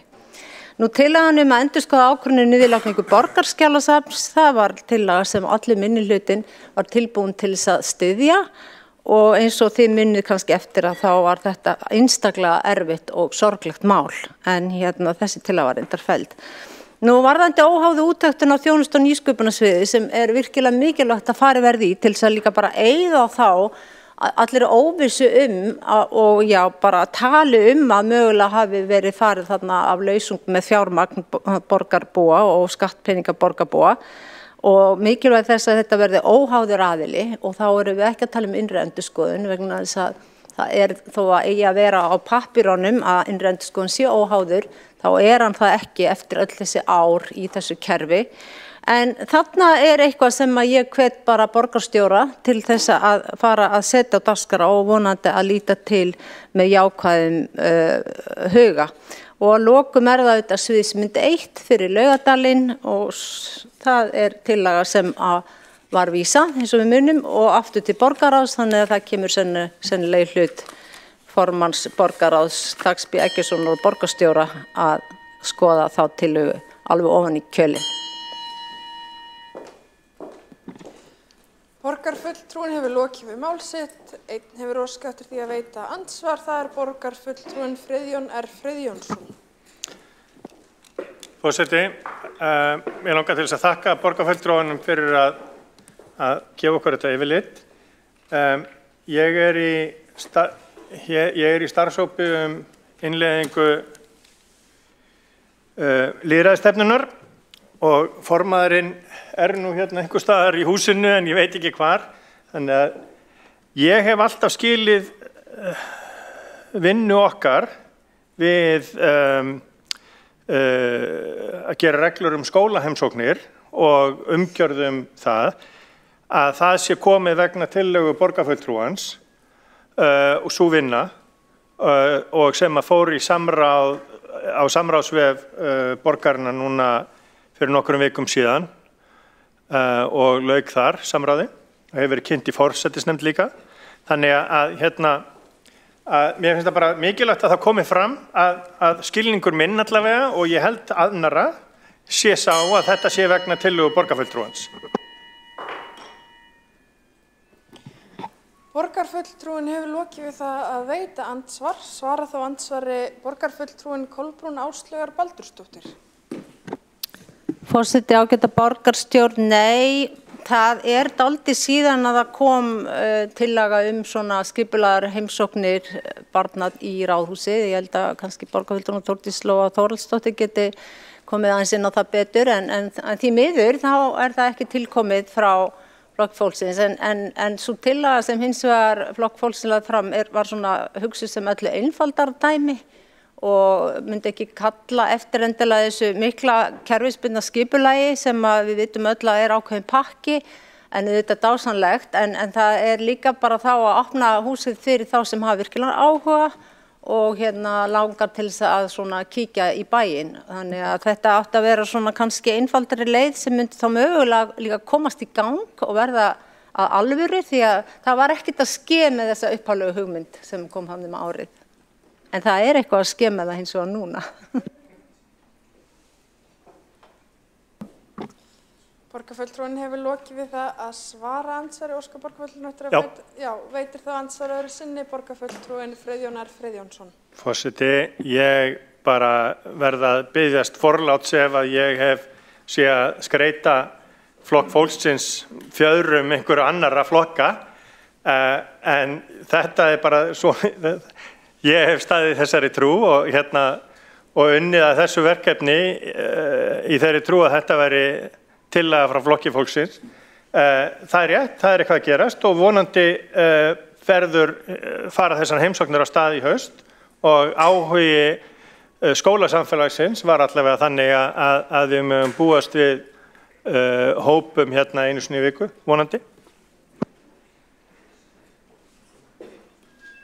Borgarfulltrúin hefur lokið við að veita andsvar öðru sinni og svara þá andsvar öðru sinni borgarfulltrúin Kolbrún Áslaugar Baldursdóttir. Forseti, ágæta borgarstjórn, Flokkur fólksins svo heiðarlegur flokkur en það kitlaði smá að kannski bara segja já og taka, fá kredit fyrir þetta en heiðarleikinn alveg í gegn, refi fyrir þarna.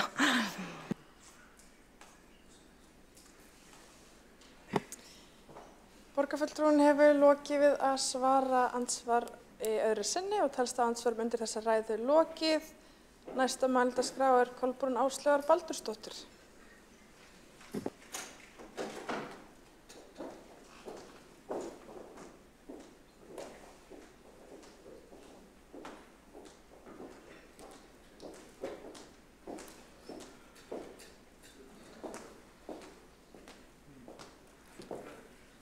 Forseti, ágæta borgarstjórn, ég vil bara byrja að þakka fyrir að enginn skuli hafa sett sig á mælendaskrá. Í þessari yfirferð eða vilja koma og segja einhver orð, það fæ ég bara meiri tíma til að láta ljós mitt skína og Flokks fólksins og get núna farið að dunda mér við að lesa upp skemmtilegustu málin frá vetrinum. En mér langar kannski aðeins að byrja á það sem ég myndi vilja sjá að breyttist sérstaklega bara í okkar samvinnu eða myndi kannski auka samvinnu. Það einmitt þegar að það hefur gerst í mjög fá skipti reyndar síðustu ár að segjum bara tillaga Flokks fólksins vísað inn í eitthvað ráð og síðan kemur hugmyndur að breyta henni kannski lítillega, einhverju orðalagi eða slíku og þá hún eftir það ekki lengur tillaga þess flokks sem hóf hana eða sett hana fyrst á dagskrá heldur orðin tillaga meirihlutans og eftir það hvar sem má sjá í gögnum, fundagerðum að þá í rauninni búið að strípa höfund tillögunar af henni og það hvergi hægt að sjá að hún hafi upphaflega komið frá eins og Flokki fólksins.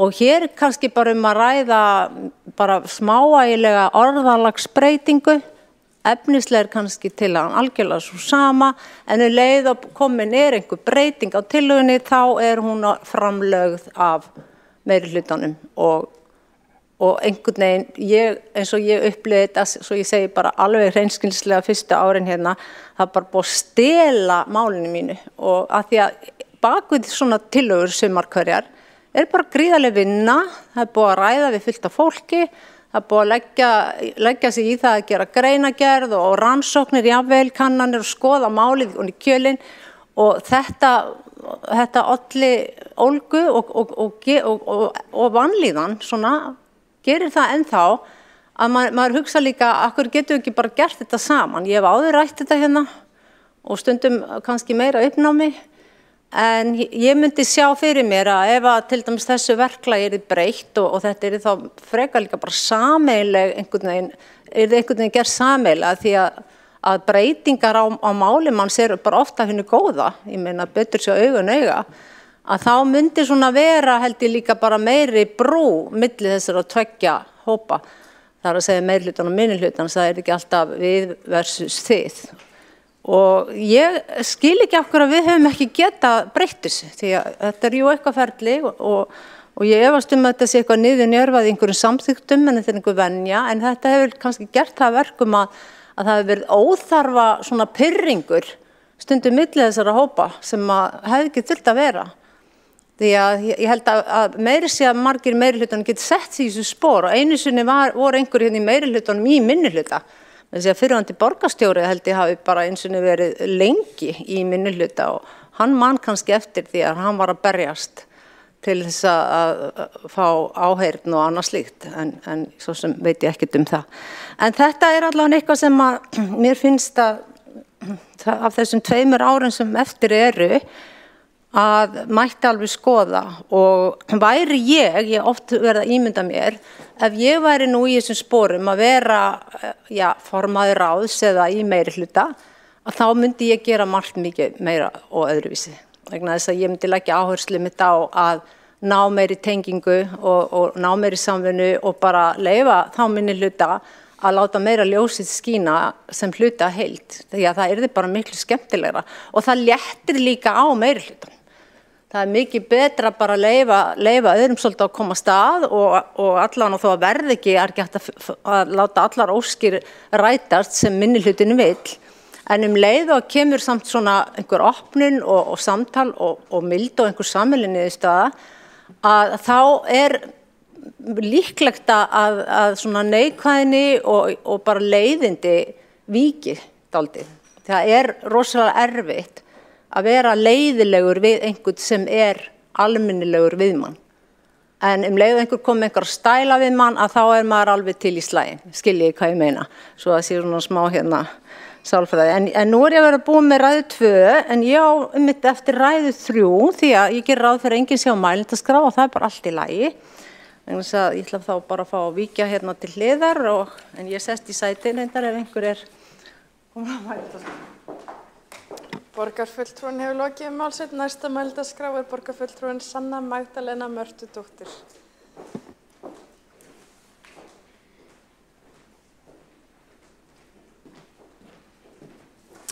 Forseti, öll sem að fylgjast með, það sem ég vildi nefna svona í þessu samengi, svo ég fjalli bara almennt afgreiðslu tillagna, að þá það oft þannig að við flokkar sem erum hér í borgarstjórn höfum lagt fram mál, það fær einhverja svona málsmeðferð og svo þarf að fylgjast mjög vel með því hvað verður þá tillögu og jafnvel þó að fyrirspurnir séu lagðar fram afdrif tillögunar þá getur verið erfitt að kalla fram upplýsingar hvort það standi til að afgreiða tillöguna eða hvernig eða hvaða farvegi hún Þannig ég vildi bara svona nefna þetta inn í þessa umræðu að það auðvitað mikilvægt að tillögur og mál fái þá afgreiðslu sem að hefur verið nefnt í umræðum að muni fá afgreiðslu.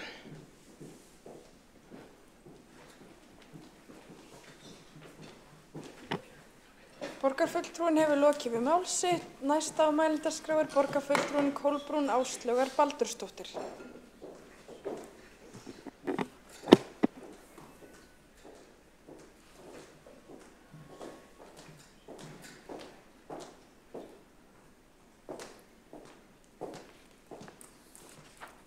Forseti, ágæta borgarstjórn.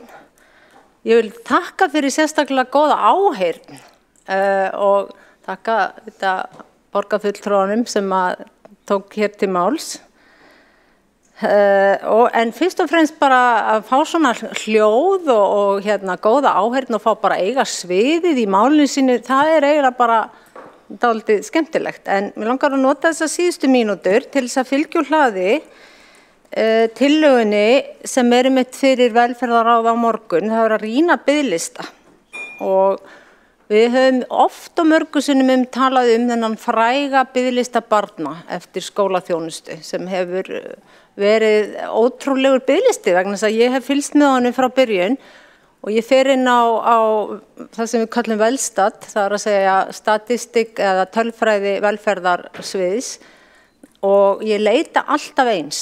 Ég merki alltaf í sömu boxin til þess að fá örugglega alltaf sömu tölu.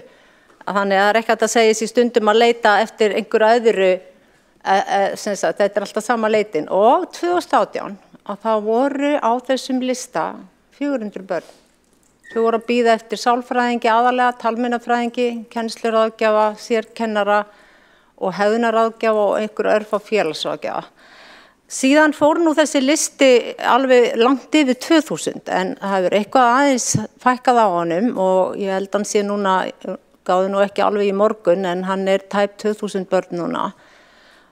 Og það þessi listi sem að ég hef haft svo gríðarlegan áhuga á að fá að skoða og jafnvel að fá að vinna með í að bara rýna hann því að ég grunum að það sé svona öllu saman á þessu lista.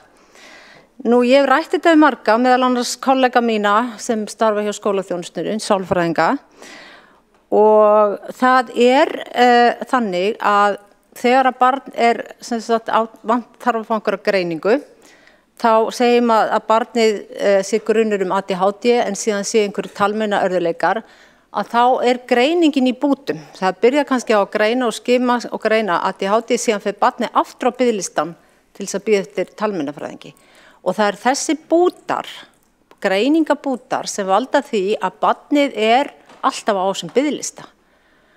Og eftir því sem ég kemst næst með hvernig svona betra væri að skipuleggja þetta og þess vegna svo vonast til þess að tillaga verði ekki felld eða vísa frá í velferðarráð á morgun, að skipuleggja og breyta vinnufyrirkomulagi skólasálfræðinganna til þess að auka skilvirkni þeirra í starfi. Og þar sem þeir að kalla eftir núna til þess að þetta megi vera að greiningavinna og ráðgjöf, þetta stundum svolítið eitt og því sama, að verði heildstæðara þannig að barnið fái strax alla greininguna, ekki bara hluta af henni, heldur verði fengnir allir þeir aðilar sem óskar eftir að koma greiningunni og það ákveðin tilvísun sem búið að skilgreina hvað barnið að biðja fyrir barnið sem foreldrar og kennara hafa samþykkt, þannig að það fá þessa heildstæðu greiningu og geti útskrifast út af biðlistanum. Og þetta þýðir að þessir fagaðilar, þeir þurfa að vinna meira í teymi. En með breytingunum sem hafa verið undanfarin ár, að þá hefur teymisvinna fagfólksins minnkað. Það minna teymisvinnu. Sálfræðingarnir til þess einangraðir hver með sjálfum sinn meira núna heldur en áður og eftir að fengnir hafa verið verktakar til þess að reyna að redda þessum málum að þá það hópur sem einhvern veginn nær heldur ekki að komast inn í teymisvinnuna. Þannig að það beðið að fá að vinna meir í teymum og að greiningin sé strax tekin alla leið þannig að barnið fer bara inn á hana lista og fær síðan þar sem að beðið og út af listanum ekki aftur inn á hann, ekki allan á vegum borgarinnar, svo getur vel verið að viðkomandi barn þurfa að fara inn á lista hjá Þroska- og hegðunarstöð eitthvað en það annað dæmi. Síðan auðvitað annað vandamál og það það verður að fjölga fagaðilum. Það virkilega vöntun á bæði talmeinafræðingum og sálfræðingum og það var líka mikil óánægja með að sálfræðingar voru síðan farið að kalla þá ráðgjafa og það var til þess að sumir ákveða að hætta störfum hjá borginni því að þeir með löggilt starfsheiti og geta þessna ekki unnið undir titlinu ráðgjafi. Það segir sér sjálft að þetta var til þess að fæla frá þessa ákveðnu stétt. Þannig að þetta eru svona hlutir sem þurfa að skoðast ef við ætlum einhvern tíman að vinna í þessum biðlista vanda og koma honum í þá eðlilegra horf en hann er núna. Borgarfulltrúar hefur lokið við mál sitt og þá umræðu þriðja liða útsendur dagskrá lokið. Og við göngum til fjórða liðar á dagskrá, það er tillaga 4, tillaga borgarfulltrúa Sósíalistaflokks að hækka hlutfall íbúða félagsbústaða í Reykjavík. Og fyrst til að taka til máls er borgarfulltrúin Sanna Magdalena Mörtudóttir.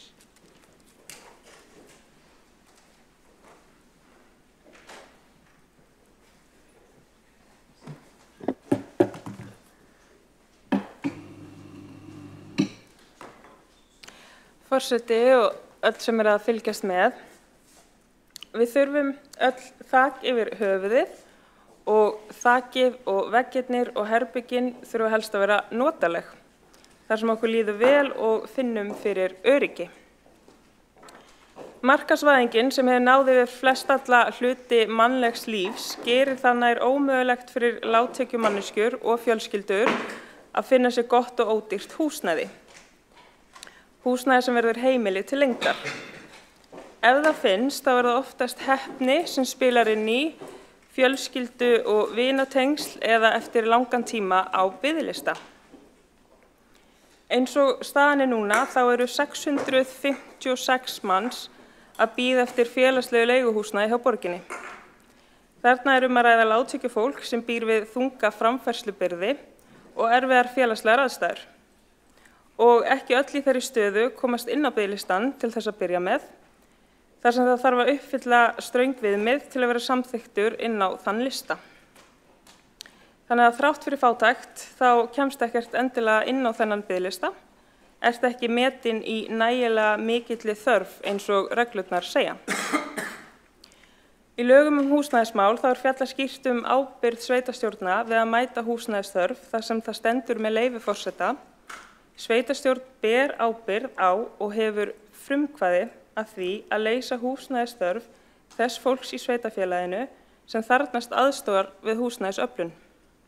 Í því skyni skal sveitarstjórn fylgjast með þörf á húsnæði í sveitarfélaginu. Tilvitnun lýkur. Það er ljóst að áætlanir borgarinnar taka ekki mið af veruleikanum. Þessi tala, 656 manns, nær eingöngu utan þau sem bíða eftir almennu félagslegu leiguhúsnæði. En hér er ég ekki að tala þær 173 fatlaðar manneskjur sem bíða eftir húsnæði sem hentar þeirra þörfum, eða þær 50 manneskjur sem að bíða eftir húsnæði sem hannað fyrir þá sem hafa verið heimilislausir, né þær 59 manneskjur sem að bíða eftir því að komast í þjónustuíbúð. Þegar við skoðum nánar stöðuna varðandi almennt félagslegt leiguhúsnæði, stöðuna hjá þessum 656 manneskjum, þá eru 142 barnafjölskyldur á bakvið þá tölu. Og með við reynslu fyrir ára er ljóst að þeim er ætlað að bíða lengi eftir öruggu húsaskjóli. Á síðasta ári var meðal biðtími eftir félagslegu húsnæði 20 mánuðir.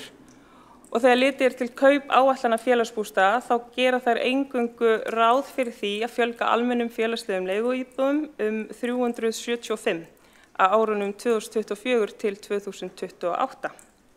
Og svo hafa þessar áætlanir ekki alltaf staðist þar sem það hefur ekki tekist að kaupa íbúðir í takt við kaup áætlanir. Og það er ljóst að breytinga er þörf. Samningsmarkmið borgarinnar á uppbyggingarsvæðum ganga út frá því að félagsbústaðir hafi kauprétt fyrir alltaf 5% íbúða og núverandi stefna borgaryfirvalda kveður á að 5% íbúða í borginni verði á vegum félagsbústaða. Og nú er hlutfallið rúmlega það eða 5,3% líkt og kemur fram á heimasíðu félagsbústaða og meðastu stöðuna í maí á þessu ári. En það dugar ekki til eins og staðan sýnir. Við sósíalistar leggjum til að hlutfallið verði hækkað til þess að mæta þeim sem eru í þörf fyrir húsnæði og að félagsbústöðum í samvinnu við velferðarsvið verði falið að fara yfir stöðuna til þess að setja fram hversu hátt hlutfallið þurfi að vera af íbúðum í Reykjavík á vegum félagsbústaða til þess að mæta þörf og fyrirbyggja langa biðlista. Önnur svið og eða ráð borgarinnar komi að þessari vinnu eftir því sem þörf þykir og það eðlilegt að skoða þessa 5% tölu og setja fram áætlanir sem eru byggðar á veruleikanum. Ef við erum ekki ná markmiðum þá hljótum við að vilja aðeins skoða stefnurnar, töluleg markmið og hvernig við getum tryggt að við séum virkilega að sinna skyldum okkar sem sveitarfélag. Og nú hugsa einhverjir kannski að samkomulag ríkis og sveitarfélaga sem Reykjavíkurborg undirritaði við upphaf síðasta árs aukið framboð íbúðarhúsnæðis til ársins 2032 leysi þennan vanda. En þegar samningurinn skoðaður þá kemur fram að 35% íbúðanna eigi að vera á viðráðanlegu verði, hagkvæmar, vistvænar og félagslegar. Og þetta ekki allt sami hluturinn. Þar sem íbúður á viðráðanlegu verði eða hagkvæmar eða vistvænar geta verið kaupíbúðir, geta verið leiguíbúðir, þetta misjafnt. Og í rammasamningnum sem dagsettur 12. júlí 2022, þá stendur þetta með leyfi forseta. Hagkvæmar íbúðir á viðráðanlegu verði geta meðal annars verið íbúðir innan almenna íbúðakerfisins, hlutdeildar lána íbúðir og aðrar íbúðir sem njóta einhvers konar stuðnings stjórnvalda og ætlað að leysa úr húsnæðisþörf tekju og eignalægri hópa. Þar með talið námsmanna, ungs fólks, fyrstu kaupenda, öryrkja og eldra fólks. Tilvitnun lýkur. Þarna sem sagt verið að tala alls konar íbúðir undir þessari tölu. Kaupíbúðir og leiguíbúðir fyrir fjölbreytta hópa í fjölbreyttri stöðu. Og svo stendur einnig í þessu samningi með leyfi forseta aðilar eru jafnframt sammála að á samningstímanum verði félagsleg húsnæðisúrræði að jafnaði sem næst 5% af öllu nýju húsnæði. Með félagslegu húsnæðisúrræði átt við íbúðir sem sveitarfélagi ber lagaleg skylda til að útvega einstaklingum eða fjölskyldum sem ekki eru á annan hátt færir að sjá sér fyrir húsnæðissökum lágra launa, þungra framfærslubyrðar eða annarra félagslegra aðstæðna. Tilvitnun lýkur. Þannig að þessi samningur, hann talar ekki að fjölga félagslegum íbúðum. Það alveg ljóst að miklu fleiri en 5% þurfa á félagslegu leiguhúsnæði á að halda og þessi samningur ekki að fara að mæta öllum þeim sem nú að bíða eftir félagslegu leiguhúsnæði eða þurfa á slíku húsnæði að halda og svo hafa markmið samkomulagsins ekki náð fram að ganga og það bara heil ný umræður glúta fyrir sig. En þegar töluleg markmið eru sett eins og þetta með 5% skuli vera íbúðir á vegum félagsbústaða að þá eðlilegt að skoða þessi markmið með tímanum. Það eðlilegt að skoða stöðuna og spyrja okkur hvort það þurfi að endurskoða markmiðin eða hvort við séum sátt við stöðuna eins og hún Og í ljósi þeirra grafalvarlegra stöðu sem uppi í húsnæðismálum, að þá teljum við sósíalistar eðlilegt að þessi tala 5% íbúða á vegum félagsbústaða verði endurskoðuð og það líka rétt að taka fram að þessi 5% ná ekki einungis til almennra félagslegra leiguíbúða. Það allar aðrar íbúðir félagsbústaða þarna inni sem hannar fyrir ákveðna hópa. Þannig að þetta almenna félagslega leiguhúsnæði nær ekki 5% heildarfjölda íbúða í borginni. Svo þetta ýmislegt sem að sprettur út frá þessum áherslum hvernig verður þetta húsnæði byggt eða keypt eða hvernig munu félagsbústaðir það ná að útvega þetta húsnæði og hvort það sé ekki breytinga þörf jafnvel á viðmiðum sem hafa verið félagslega blöndun og hversu hátt hlutfall félagslegs leiguhúsnæðis eigi að vera í hverju hverfi fyrir sig. En við leggjum þess að til að þessi 5% viðmið, að þessi tala verið hækkuð, það verður bara farið yfir það, hver sú tala eigi að vera með við stöðuna. Og ég ætla að enda á því að nefna Vínaborg í Austurríki sem byggir á langri hefð félagslegs húsnæðis þar sem fjórðungur íbúa býr í húsnæði á vegum sveitarfélagsins og þar þetta miklu almennara þetta félagslega húsnæði. Og Vínaborg iðulega nefnd sem ein af lífvænlegustu borgum heims og félagslegt húsnæði spilar þar stóran sess í þeirri staðreynd. Þannig að spurningin hvernig borg ætlum við að vera?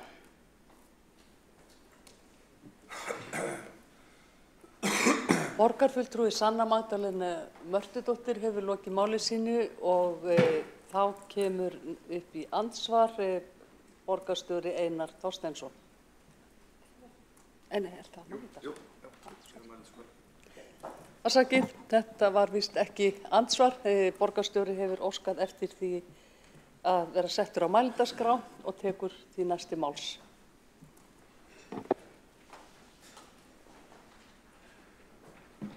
Forseti og geta borgarstjórn, ég bið þig að afsaka hér, tölvan mín vill vera í sambandi. Og höfum hana þannig, við hér í borgin erum leiðandi í uppbyggingu félagslegs húsnæðis í landinu og við erum eins og borgarfulltrúi Sanna Magdalena Mörtudóttir nefndi hér, erum með samning við ríkið uppbyggingu húsnæðis, þar á meðal félagslegs húsnæðis. Hann kveður á að 5% alls nýs húsnæðis sem byggt sé félagslegt og í dag eru 5,31% alls húsnæðis í borginni félagslegt og það margfalt á við það sem gengur og gerist í nágrannssveitarfélögunum. Íbúðunum hefur fjölgað jafnt og þétt undanfarin ár og núna eru ríflega 3100 félagslega leiguíbúðir í eigu borgarinnar. Þessar almennu félagslegu leiguíbúðir eru 2220, íbúðir fyrir fatlað fólk 466, fyrir heimilislausa 60 og svo þjónustuíbúðir fyrir aldraða 364. Og vegna mikilla áskorana í málaflokki fatlaðs fólks hefur verið mikil áhersla á uppbyggingu í húsnæði fyrir þann hóp. Frá 2018 hafa 18 nýir íbúðakjarnar verið byggðir upp af félagsbústöðum eða 130 íbúðir eða þá að íbúðirnar hafa verið keyptar, þá stakstæð hús eða íbúðakjarnar í almennu fjölbýli og maður verður dálítið hugsi þegar maður hugsar þennan málaflokk og þessa lögbundnu skyldu sveitarfélaganna að tryggja fólki þak yfir höfuðið, hvernig þróunin hefur verið bæði í lagaumgjörðinni og síðan í áformum annarra sveitarfélaga. 2019 var reglum breytt, þannig að felld voru niður skilyrði að umsækjendur félagslegt leiguhúsnæði þyrftu að hafa búsetu í heilt ár í viðkomandi sveitarfélagi áður en þeir fengu félagslega íbúð. Nú er engin slík skilyrði fyrir hendi. Og ef við skoðum aðeins, ég verð að viðurkenna það dálítið erfitt að finna upplýsingar fjölda eða hlutföll félagslegs húsnæðis í öðrum sveitarfélögum, en Kjarninn gerði grein fyrir þessu fyrir ekki mjög löngu síðan, reyndar 22, þá kom fram að 74% alls félagslegs húsnæðis á höfuðborgarsvæðinu eru í Reykjavík og meginþorri þeirra, sem sagt 3000 eru hér. Það sveitarfélag sem kemst næst því að draga þennan vagn á svæðinu er Kópavogur með 477 íbúðir, þar á eftir Hafnarfjörður með 334 og svo er önnur sveitarfélög eins og Seltjarnarnes og Garðabær sem eru með mjög fáar íbúðir. Og svona í þessu samhengi að maður spyr sig, hvaða hlutverki gegnir höfuðborgin? Sannarlega öxlu við ábyrgð en þetta hlýtur að vera sameiginlegt verkefni allra hér á þessu höfuðborgarsvæði þar sem meginþorri Íslendinga býr. Að taka þátt í þessu verkefni og sinna sínum lögbundnu skyldum. Að það sé ekki bara við sem byggjum og svo leiti fólk að húsnæði hér og aðrir bara fríi sig ábyrgð. Það gengur ekki, sama hversu metnaðarfull við erum til þess að tryggja þetta verkefni. Þess vegna erum við með einhver mörk, þau eru í 5% núna. Ég skil það sjónarmið að meðan við erum með biðlista og erum ekki að mæta þessum ná að loka honum þá er eðlilegt að við veltum fyrir okkur hvar eiga þessi mörk að liggja. Við höfum verið að taka í notkun nýjar íbúðir, held ég 60 á síðasta ári. Svo eru aðstæður í efnahagsumhverfinu með ákveðnum hætti og staða félagsbústaða með ákveðnum hætti líka og þetta kallar á umræðum sjálfbærni fyrirtækisins þarf að hækka leiguð og mæta því með stuðningi til leigutaka. Þetta endalaus endalaus áskorun að sinna þessu verkefni. Þannig að ég held að það sé rétt að þessi tillaga fái bara meðhöndlun hjá borgarráði. Köllum aðeins eftir gögnum hvernig við þróunin verið á undanförnum misserum og hvernig útlitið kaupaáætlun, hvernig mun okkur ganga í gegnum félagsbústað að kaupa húsnæði, hvað í húsnæðisáætlununum, hvar erum við að fá í gegnum þá uppbyggingarsamninga sem við erum að gera og svo þarf líka að rýna þetta í samhengi við fjárhagsáætlun.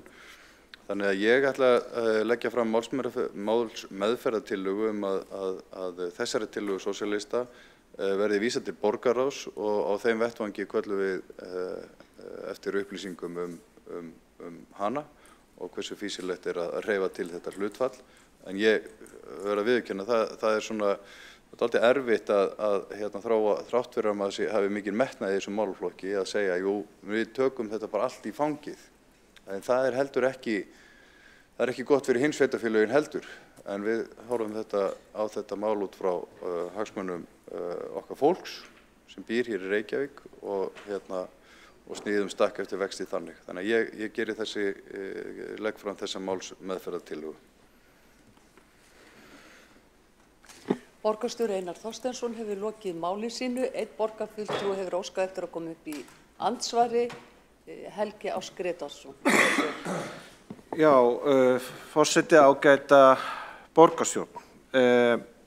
Ég vildi koma hérna upp út af því að borgarstjóri minntist á fjárhag félagsbústaða og ég tel að það sé fyllsta ástæða til þess að hafa áhyggjur af stöðu þess félags með til þess að ná sjálfbærum rekstri og ég vildi svona grennslast fyrir það hjá borgarstjóra að ég vissi að það væri sérstakur vinnuhópur einhvern tímann á síðasta ári að vinna í að ná og tryggja það til lengri tíma að rekstur félagsbústaða yrði sjálfbær en það er skilgreint með tilteknum hætti og ég vildi svona fá kannski upplýsingar hvar sú vinna er stödd og hvert hans mat á framtíð þess félags.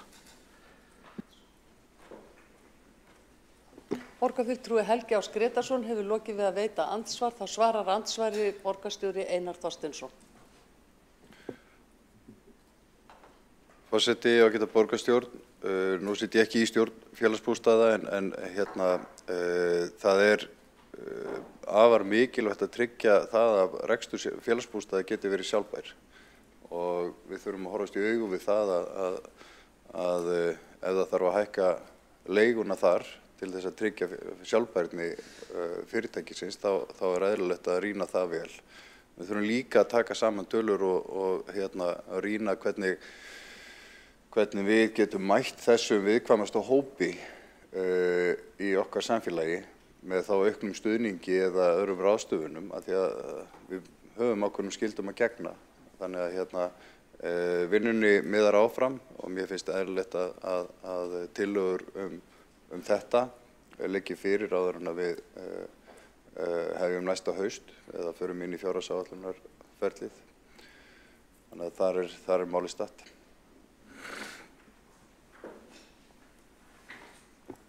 Borgarstjóri Einar Þorsteinsson hefur lokið við að svara andsvari. Þá veitir andsvar öðru sinni borgarfulltrúi Helgi Áss Grétarsson. Forseti, ágæta borgarstjórn. Ég þakka borgarstjóra fyrir svarið án þess að það hafi komin eitt skýrlega fram hver staðan sé og hver vinnan sé. En eins og ég hef skilið stöðu félagsbústaða að þá afborganir á langtímaskuldum það háar að EBITDAn hún dugar hvergi og það svona í grundvallaratriðum skilgreiningin á sjálfbærni rekstursins og það þessar háu skuldir félagsbústaða sem eru mikið áhyggjuefni og ef að ætlunin að stækka félagslega íbúðakerfið gegnum félagsbústaði þá þarf að vera skýrt hvaðan eiga peningarnir að koma og hvernig eigum við að haga rekstri þessa fyrirtækis þannig að það sé ekki að íþyngja rekstri borgarsjóðs. Borgarfulltrúi Helgi Ás Grétarsson hefur lokið við að veita andsvar, þá svarar andsvari borgarstjóri Einar Þorsteinsson. Forseti, það akkurat þess vegna sem ég legg til að þessu máli verði vísað til, eða þessari tillögu verði vísað til borgarráðs, þar sem við getum tekið utan það í heild sinni, áhættu metið svona ákvörðun og rýnt aðeins fram í tíman hvernig þetta lítur út. Þannig að eins og heyrir í ræðu minni borgarfulltrúi Helgi Ás Grétarsson að ég hef áhyggjur af því að við séum að taka of mikið í fangið. Það eitthvað sem við kannski ráðum ekki við. En við vitum hins vegar að það er biðlisti og það eru barnafjölskyldur á biðlista og það er ekki gott. Þannig að þetta er eitthvað sem ég held við ættum að rýna með opnum hug en horfumst að sjálfsögðu í augu við það að staða félagsbústaða er ekki alveg eins og best getur orðið.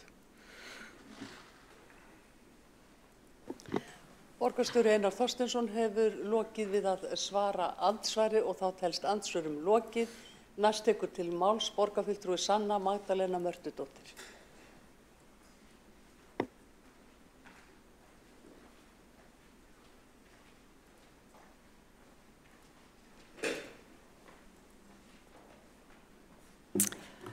Forseti og borgarstjórn.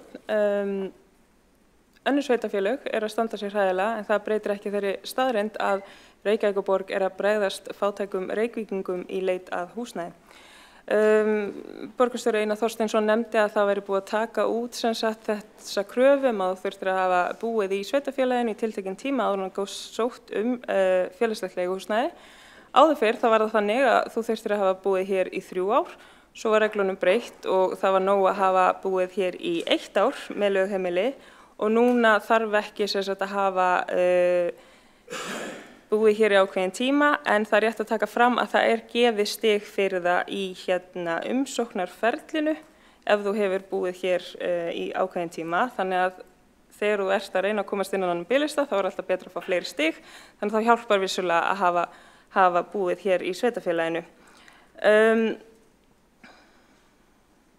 Nú hefur sósíalistar lagt ýmislegt fram og ýmislegt til, meðal annars að félagsbústaðar nýti sterka eiginfjárstöðu sína til þess að þá kaupa eða byggja fleiri íbúðir og við vitum alveg að það koma tekjur inn að þessum íbúðum því við skoðum bara hlutfall þeirra sem að greiða leiguna sem er mjög hátt, þannig að þetta er alveg svona ákveðin punktur sem að félagsbústaðir geta verið vissum að muni skila sér tekjulega séð. Þannig að það er tillaga sem við höfum lagt fram sem hefur alltaf held ég verið felld, þannig að það væri mjög gott að vera hægt að skoða það inn í allri þessari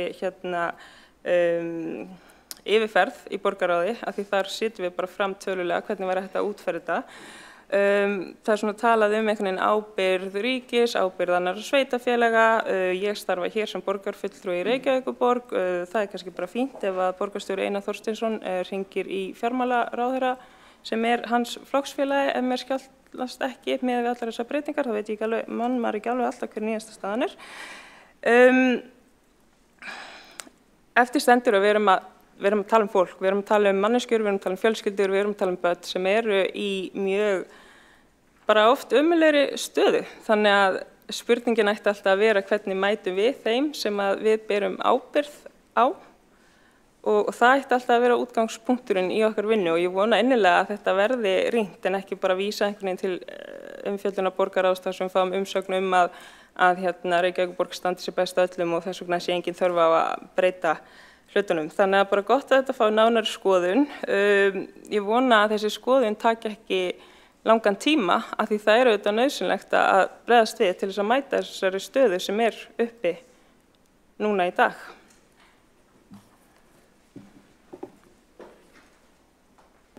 Borgarfulltrúi Sanna Magdalena Mörtudóttir hefur lokið máli sinni, næstur tekur til máls borgarfulltrúi Kjartan Magnússon.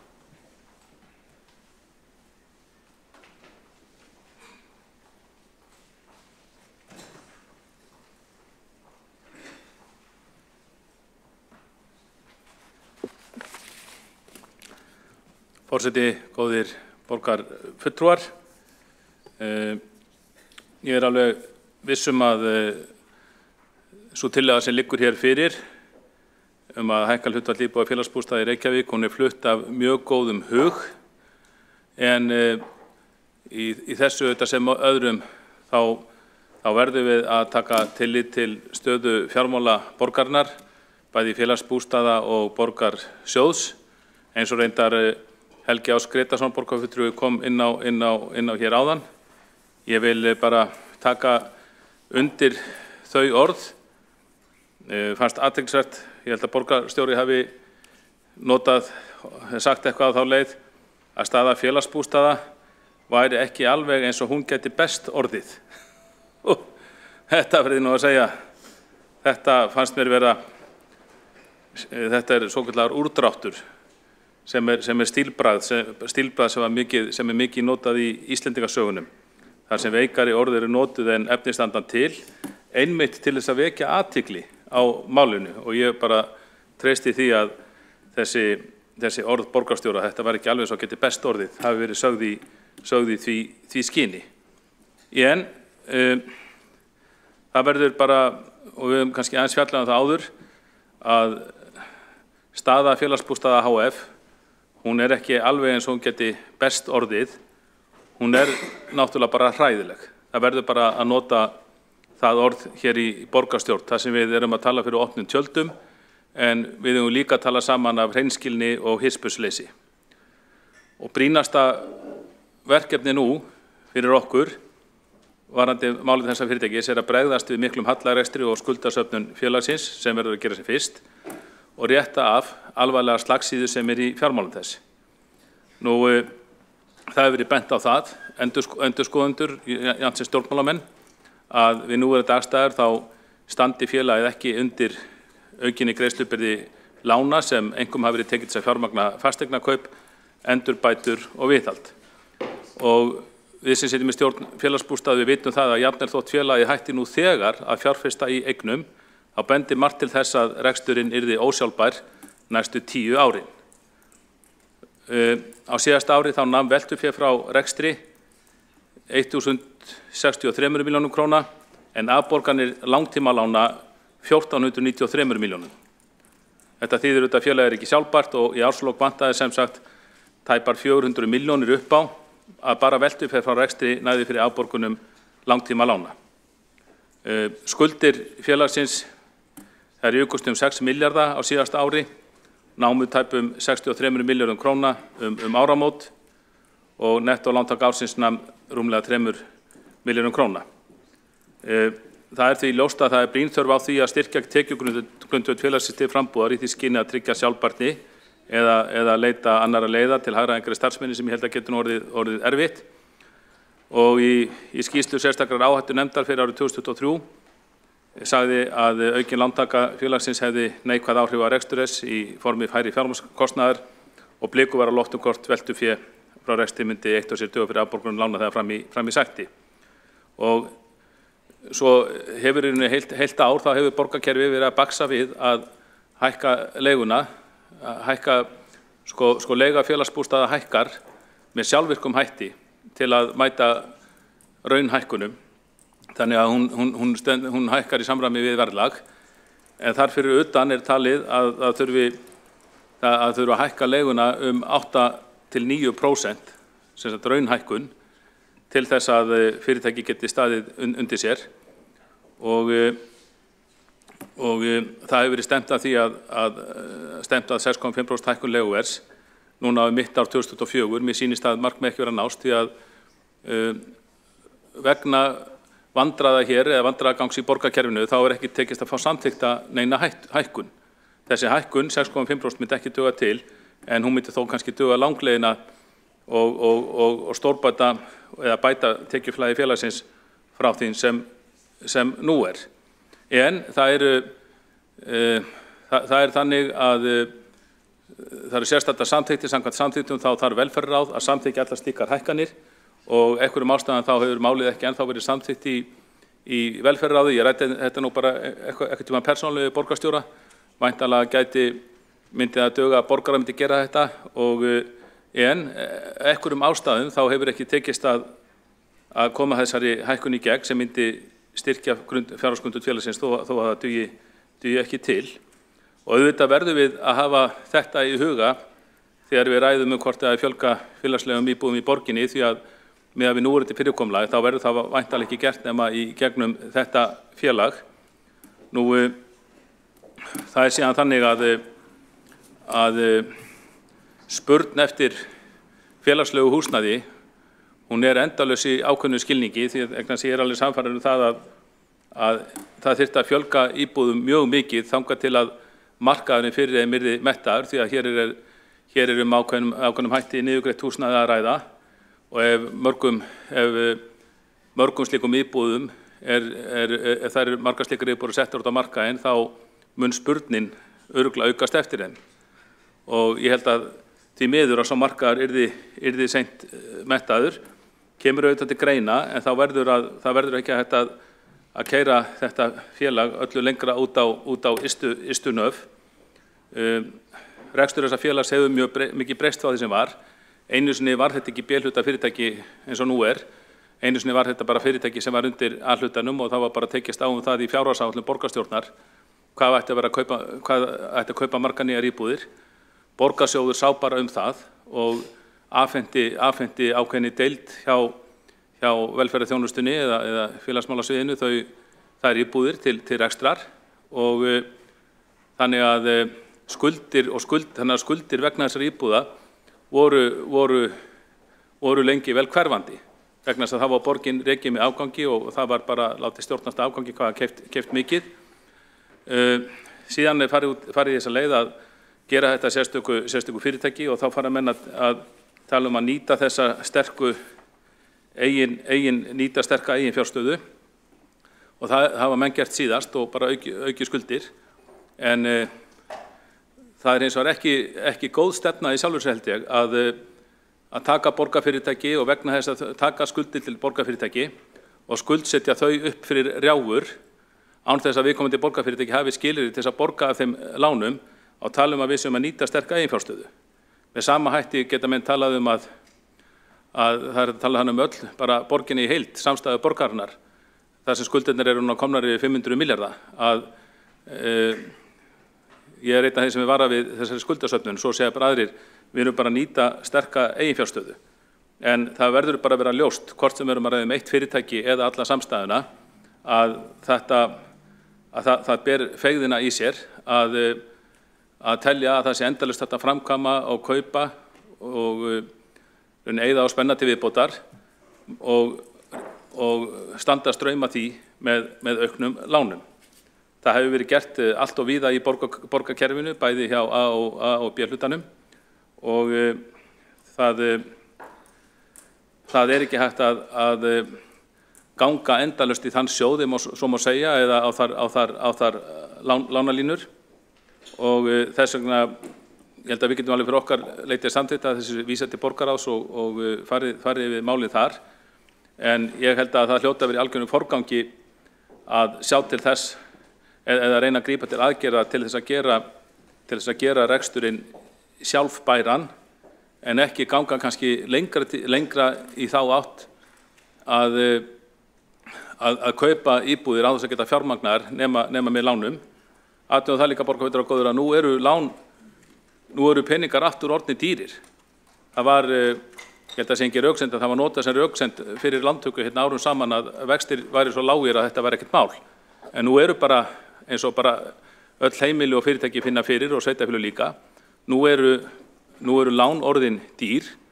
Það er ekki lengur hægt að halda því fram að það borgi sig að skulda, og endanum kemur að skulda dögum í þessu efni sem öðrum. Þess vegna hvetjum til þess að mér sjást að skoða þetta mál, og það má fara bara mjög vel yfir þennan málaflokk og alveg deilum hvort að félagsbústaðir geti ekki sinnt hlutverki sínu betur. En allar umbætur á þessu sviði tel ég að verði að vera á sjálfbærum grunni, og forgangsatriði hlýtur að vera að koma í veg fyrir þetta félag færir hreinlega í þrot vegna ofhárra lána og ómikilla skuldbindinga. Borgarfulltrúi Kjartan Magnússon hefur lokið máli sínu. Einn borgarfulltrúi hefur óskað eftir að koma upp í andsvörum, Sanna Magdalena Mörtudóttir. Forseti. Það er alltaf einhver sem greiðir. Við erum að tala fjármögnun húsnæðisuppbyggingar og við erum að tala fátækt fólk sem að þarf á húsnæði á að halda, sem að núna er að greiða fyrir aðgerðaleysi hins opinbera með heilsu sinni. Það er að greiða fyrir aðgerðaleysi hins opinbera, það finnur fyrir því með streitu, það finnur fyrir áhyggjum, það finnur fyrir því að þurfa að sætta sig við húsnæðisaðstæður sem eru óboðlegar, þannig að þetta snýst alltaf það hvernig við ætlum að sinna skyldum okkar sem sveitarfélag. Borgarfulltrúi Sanna Magdalena Mörtudóttir hefur lokið við að veita andsvar, þá svarar andsvari borgarfulltrúi Kjartan Magnússon. Forseti, góðir borgarfulltrúar, ég þakka Sönnu Magdalenu Mörtudóttur fyrir þetta andsvar og það er bara auðvitað mælt af góðum hug og ég átta mig alveg á því að afleiðingar misheppnaðrar húsnæðisstefnu geta verið á þá lund sem hún lýsir. Að fjöldinn, það eru ómargir bara út í borginni, það er fjöldinn sem þjáist fyrir ofháttu húsnæðisverð og það þurfum við að taka með reikningin líka en í stóra samhenginu held ég að það myndi gagnast á minnst lengri tíma að breyta húsnæðisstefnunni og reyna að stýra henni þannig að það stór aukist framboð á ódýrum lóðum og þar með ódýru húsnæði í borginni eins og var hér langt skeið, það eru auðvitað og það var sagt af mig félagsráðgjafar sem ég hef talað það er auðvitað augljóst að vandinn eykst eftir því sem verðið á húsnæði hækkar og þeim fjölgar sem hafi ekki efni á að kaupa sér húsnæði á markanum sem er víða orðið bara miklu hærra en í flestum öðrum borgum í Evrópu og þar liggur vandinn og hann þarf ekki síður að leysa. Borgarfulltrúi Kjartan Magnússon hefur lokið við að svara andsvari og þá telst andsvörum lokið. Næstur tekur til máls borgarfulltrúi Helgi Ás Gretarsson.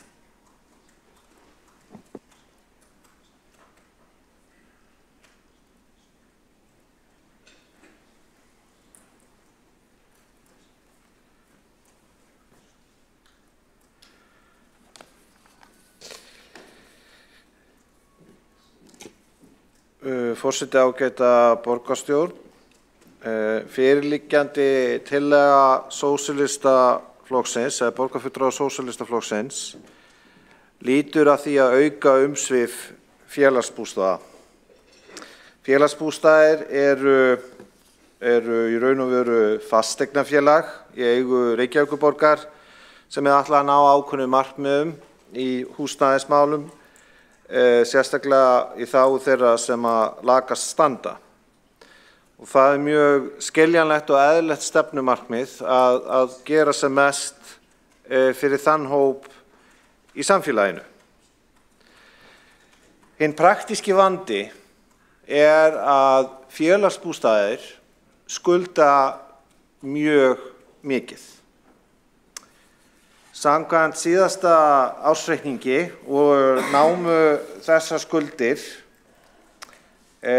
langtímaskuldir í árslok 2023 námu 60 milljarðar og 444 milljónir og samanlagt var talið að skuldirnar næmu tæplega 74 milljörðum.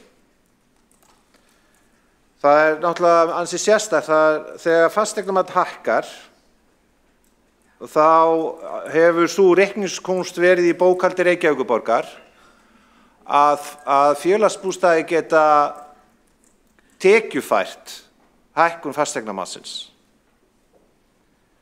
En það gerir það verkum að það er bara de facto allt í plati. Vegna þess að það er aldrei stefnan að minnka umsvif félagsbústaða nema eitthvað mikið komið til. Þegar félagsbústaðir skulda svona háa fjárhæðir, þá þurfa tekjurnar af eignunum að vera það háar að það sé hægt að reka félagið á sjálfbærum grundvelli. Það eru til skilgreiningar á hvað er sjálfbær rekstur og í rekstri félagsbústaða er miðað við að veltufé standi undir afborgunum og á árinu 2023 þá nam veltufé frá rekstri 1.062 milljónum króna en afborganir langtímalána námu 1.439 milljónum króna. Við erum að tala hérna 400 milljónum króna mismun á einu ári. Það er ábyrgðarhluti fjárhagslega að reka Reykjavíkurborg og reka félag eins og félagsbústaði. Og það er alltaf þannig í stjórnmálum að menn vilja gera allt fyrir alla og segja, já það er nóg til hérna í eldhúsinu og bara gakktu í þetta. En þannig er ekki veruleikinn. Veruleikinn er sá að ef að hið opinbera er með slæman rekstur, þá leiðir það til þess að það þurfi að taka dýr lán. Dýr lán leiða til þess að það er minna á milli handana að fara í fjárfestingu og gera ýmislegt annað fyrir borgarana. Þess vegna er þessi tillaga hugmyndafræðilega, það er mjög skiljanlegt hugmyndafræðilega að þessi tillaga komi frá sósíalistaflokknum. Mjög eðlilegt. En að mínu mati á það að vera grundvallaratriði þeirra sem að standa fyrir borgaralega gildi við rekstur borgarinnar að reksturinn sé ábyrgur og að sé verið að fara vel með fé annara. Þess vegna held ég við þessar aðstæður sé þessi tillaga, þó skiljanlega sé, óskynsamleg. Vegna þess að við verðum að sjá til lands. Við verðum að sjá til lands með hvernig eigi að koma rekstri félagsbústaða betur fyrir.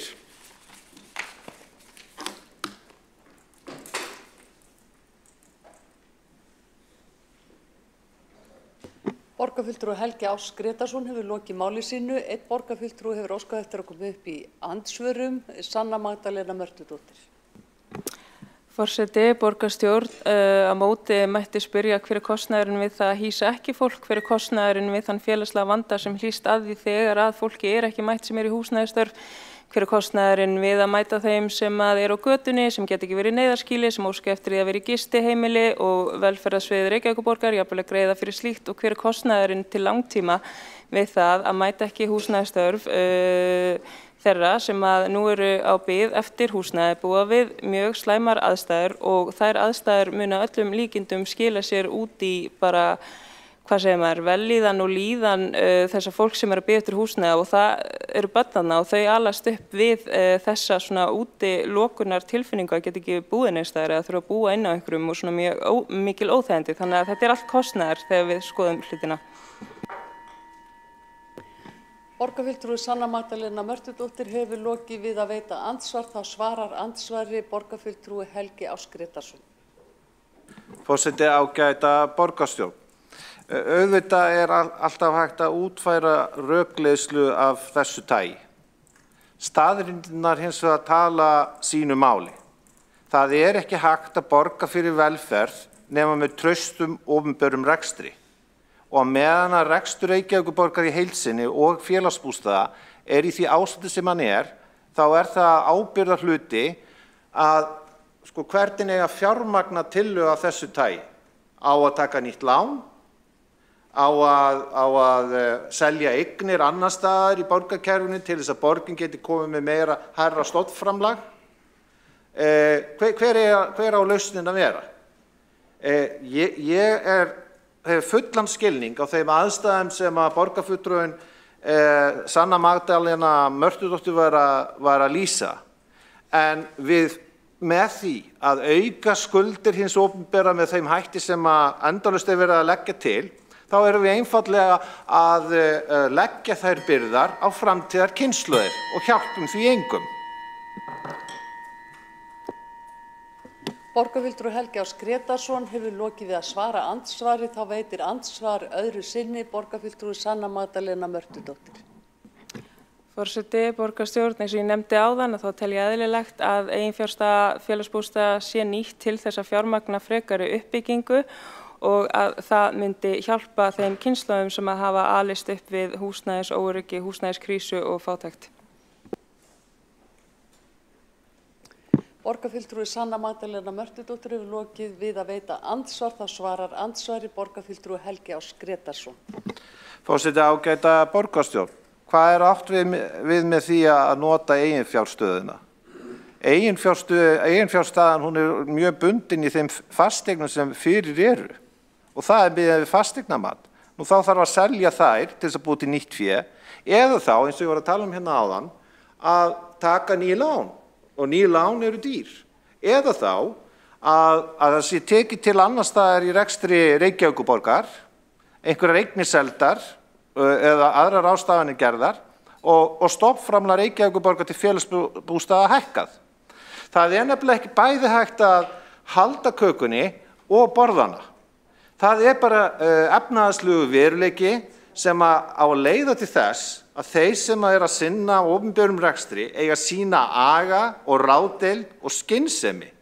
En það bara hefur því miður ekki verið veruleikin almennt séð í rekstri borgarinnar langa hríð og því erum við þar sem við erum. Borgarfulltrúi Helgi Ás Grétarsson hefur lokið við að svara andsvari og þá telst andsvörum lokið.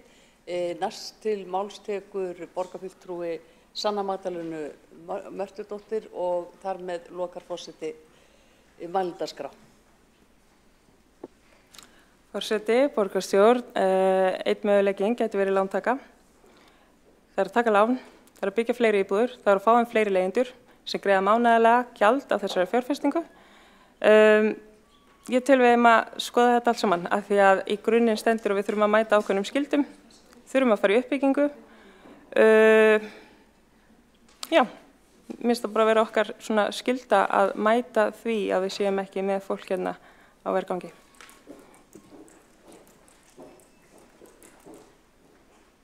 Borgarfulltrúi Sanna Magdalena Mörtudóttir hefur lokið máli sínu og telst á umræðu þennan lið lokið, þessa tillögu lokið. Var andsvar. Einn borgarfulltrúi óska eftir að fá að koma upp í andsvari. Það er borgarfulltrúi Helgi Ás Grétarsson. Gjörðu svo vel. Forseti, ágæta borgarstjórn. Mér finnst þessar umræður áhugaverðar og þetta lítur á hugmyndafræði. Þetta lítur prinsip í stjórnmálum.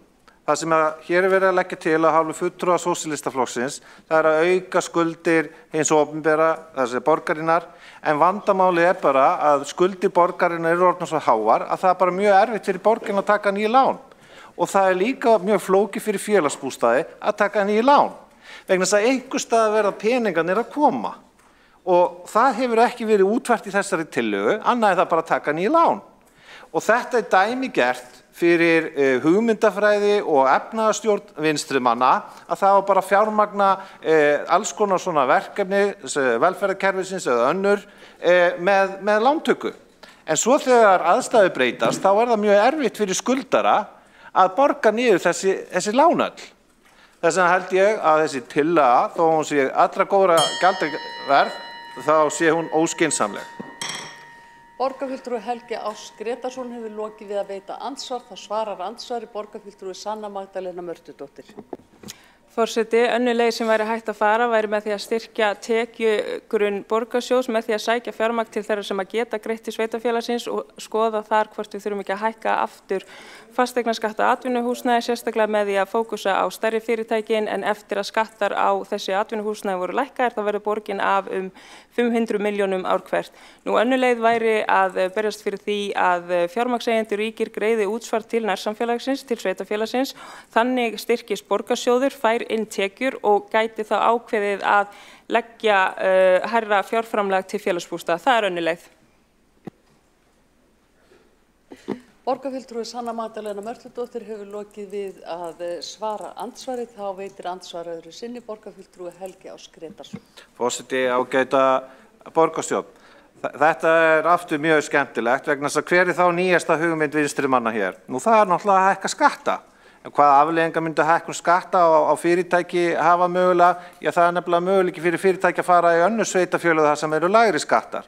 Þannig að efnahagsjafnan er alltaf svo sama. Þá taka lán fyrir eyðslunni, nú ef það gengur ekki þá hækkum við skatta. Þetta er grundvallar atriði sem er að vinstri sinnaðri efnahagsstefnu að það enginn sem á að bera ábyrgð. Vandinn alltaf hjá öðrum. Það aldrei þannig að það að reka á hið opinbera af ráðdeild og festu til þess að velferðin til lengri tíma sé sjálfbær og við séum í raun og veru að hugsa vel kynslóðina núna og svo framtíðar kynslóðir. Nei, það á alltaf að taka velferðina á láni með einum eða öðrum hætti. Borgarfulltrúi Helgi Áss Grétarsson hefur lokið við að veita andsvar, þá svarar andsvari borgarfulltrúi Sanna Magdalena Mörtudóttir. Forseti, ég hérna að leggja fram hugmyndir að mögulegum lausnum og til að ræða þær. Ég heyri ekki hvernig fulltrúi Sjálfstæðisflokksins myndi fara að því að leysa þessa húsnæðiskrísu. Borgarfulltrúi Sanna Magdalena Mörtudóttir hefur lokið við að svara andsvari og þá telst andsvörum lokið og jafnframt umræðu þessa tillögu. Og þá göngum við til atkvæðagreiðslu. Hér hefur borist málsmeðferðartillaga að tillögunni verði vísað til borgarráðs.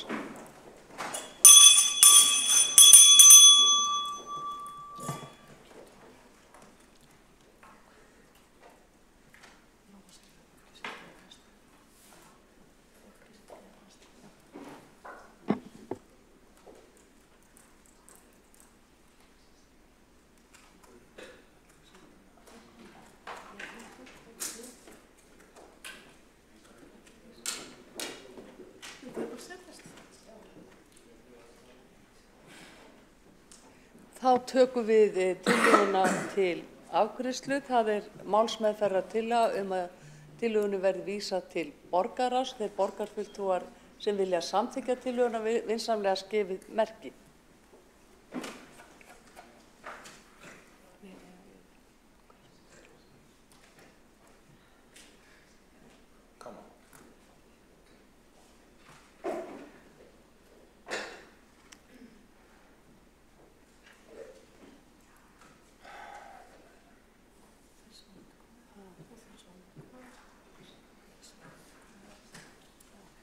Þeir sem á móti kunna að vera, tillagan telst samþykkt. Forseta hefur borist upplýsingar það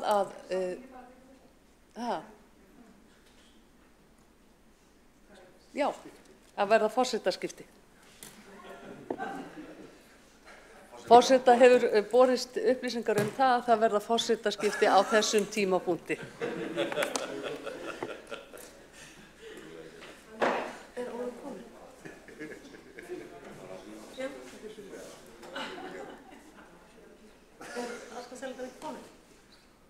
Já, þessum forseta hefur þá borist tillögur eða samkomulag að fresta þeim tillögum sem eftir eru á dagskrá á undan kosningum og fundargerðum og þess að samþykkt ef enginn hreyfir andmælum.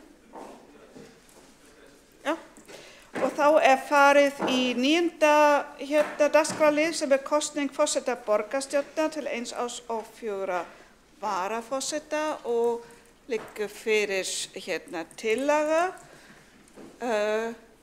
eins og kemur fram í útsendri dagskrá, en fyrst sem sagt á undan alltaf eins og alltaf kosning forsetans og fer sú kosning fram skriflega.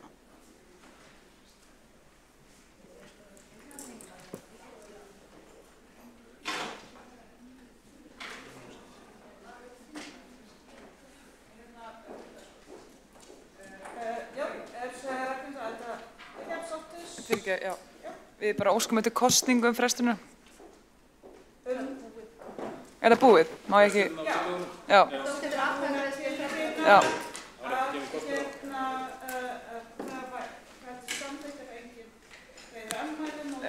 Kom ekki andmælin.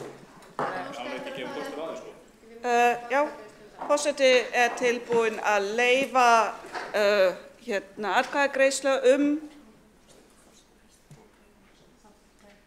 Já, forseti ætla að leyfa kosningum að fara fram og svo tökum við þá atkvæðagreiðslu frestun. Ósáttur að við komst ekki á dagskrá. Já,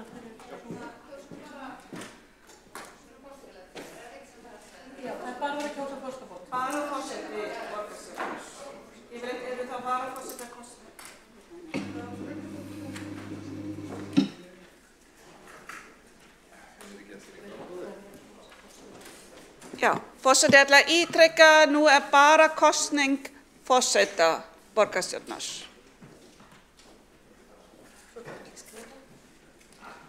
Og þá þurfum við skrifara sem eru Magnús sem ekki í salnum. Og forseti biðja skrifara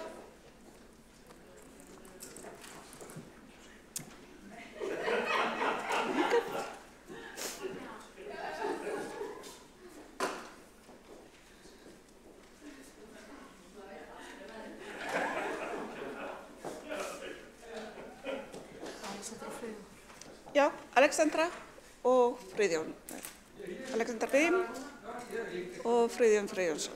Þú ert varaskrifari, aðalega ekki í salnum. Já. Já, það búið að.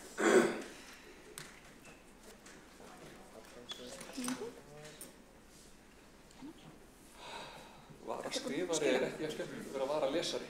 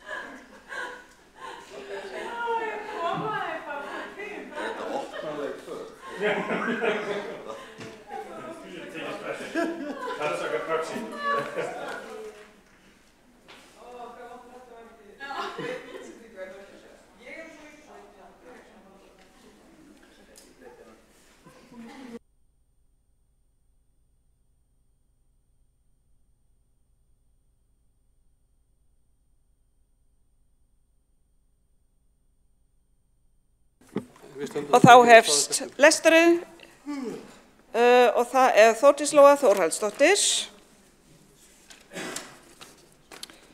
Þórdís Lóa Þórhallsdóttir. Þórdís Lóa Þórhallsdóttir. Þórdís Lóa Þórhallsdóttir. Þórdís Lóa Þórhallsdóttir. Þórdís Lóa Þórhallsdóttir. Þórdís Lóa Þórhallsdóttir. Þórdís Lóa Þórhallsdóttir. Autt.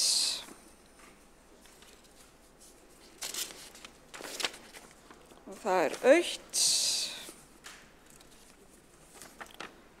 Og það autt. Og það autt. Og það autt. Og það autt. Og það autt. Þórdís Lóa Þórhallsdóttir. Þórdís Lóa Þórhallsdóttir. Þórdís Lóa Þórhallsdóttir. Þórdís Lóa Þórhallsdóttir. Þórdís Lóa Þórhallsdóttir. Þórdís Lóa Þórhallsdóttir. Þórdís Lóa Þórhallsdóttir. Og Þórdís Lóa Þórhallsdóttir.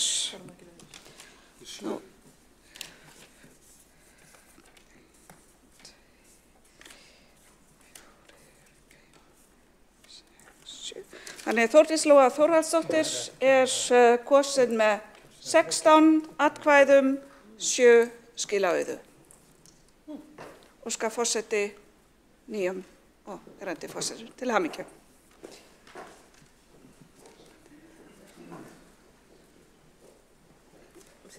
Og þá eru forsetaskipti.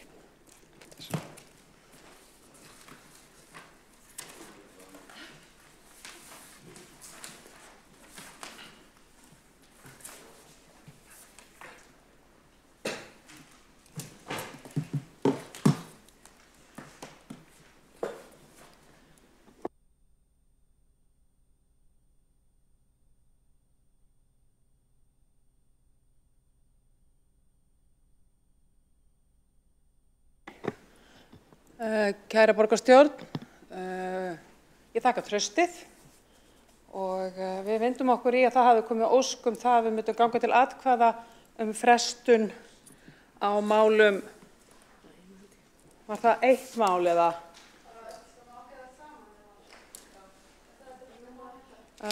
Það var... Býtu umræðum við þig? Nei, ekki við, væntanlega. Það þá mál 6, 7 og 8 sem þið eruð að óska eftir, ef ég skil þetta rétt. Já, takk fyrir það. Þá leggur forseti, það allir í salnum. Forseti,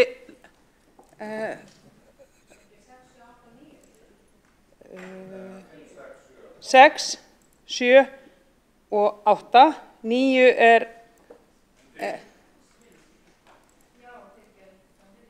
það var samkomulag við Vinstri græna að fresta þeirra máli. Já. Þannig að þið eruð að biðja málin eftir það, 6, 7 og 8. Og þá leggur forseti það hér upp til atkvæðagreiðslu þeir sem samþykkja að fresta eftirfarandi málum.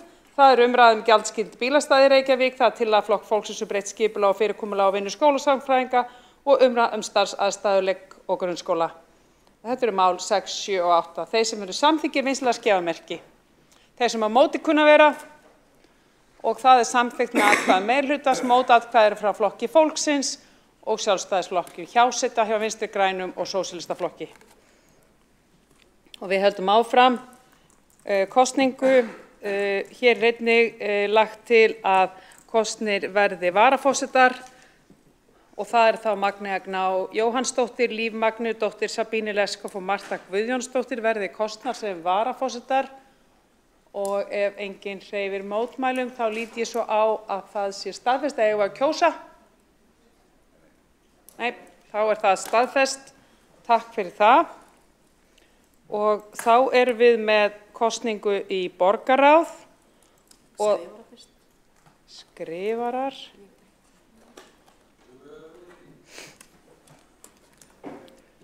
Var komið tillaga?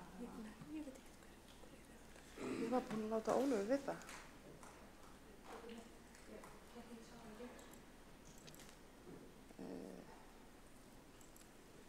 Á ég að taka örstuð fundarlega? Forseti ætlar aðeins að bíða með kosningu tveggja skrifara, mál 10 þar að segja. Við förum í það eftir smá stund. Við ætlum hins vegar að byrja þá á kosningu borgarráðsfulltrúa til 1 árs og 7 til vara og formannskjör.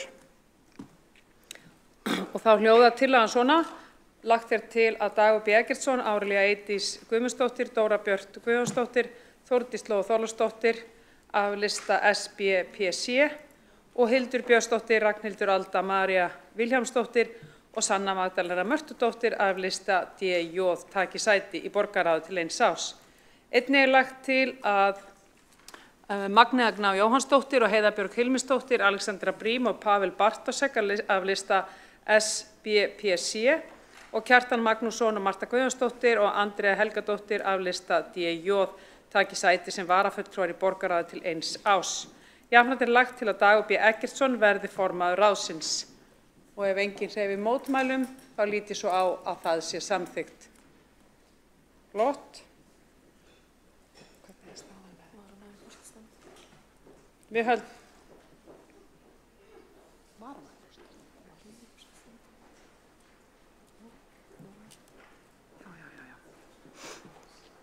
Og þá það kosning í forsætisnefnd. og þið fylgið mér í skjalinu sem undir málinu. Þar lagt til að Sara Björg Sigurðardóttir taki sæti sem varamaður í forsætisnefnd í stað Skúla Helgasonar og ef enginn hreyfir mótmælum við því, þá lít ég svo á að það sé samþykkt. Takk fyrir það.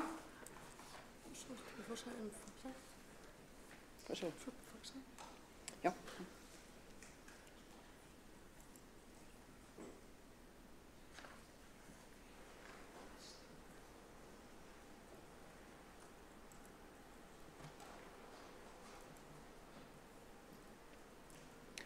Og síðan ég með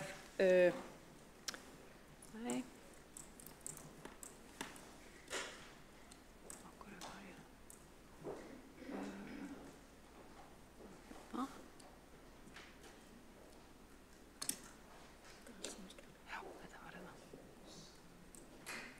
Og síðan við þá með mál númer 13 sem kosning 4 fulltrúa í stjórn Faxaflóahafna SF til 1 árs og 4 til vara og formannskjör.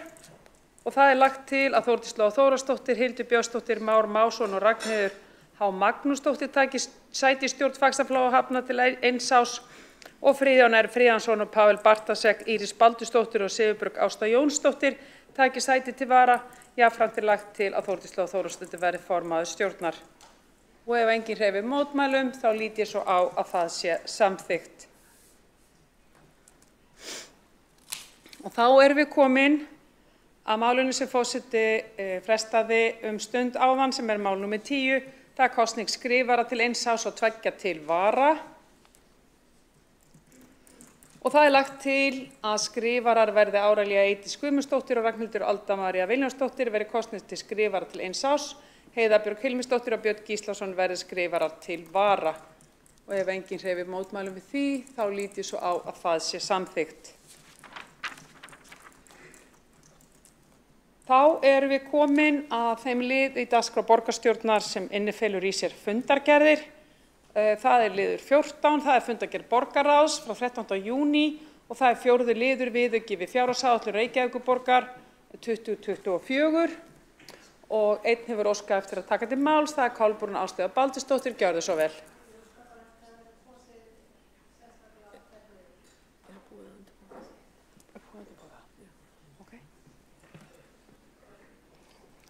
Þannig að ef ég skil borgarfulltrúa rétt, þá óskað eftir að það sé aðskilin kosning á því. Og það búið að undirbúa það, þannig að við munum fara í gegnum það.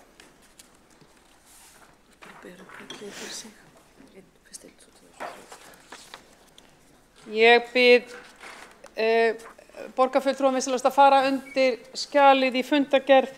Þetta 4. liður viðauki við fjárhagsáætlun. Ég mun og við munum fara í gegnum hvern lið fyrir sig og þetta 9 liðir og forseti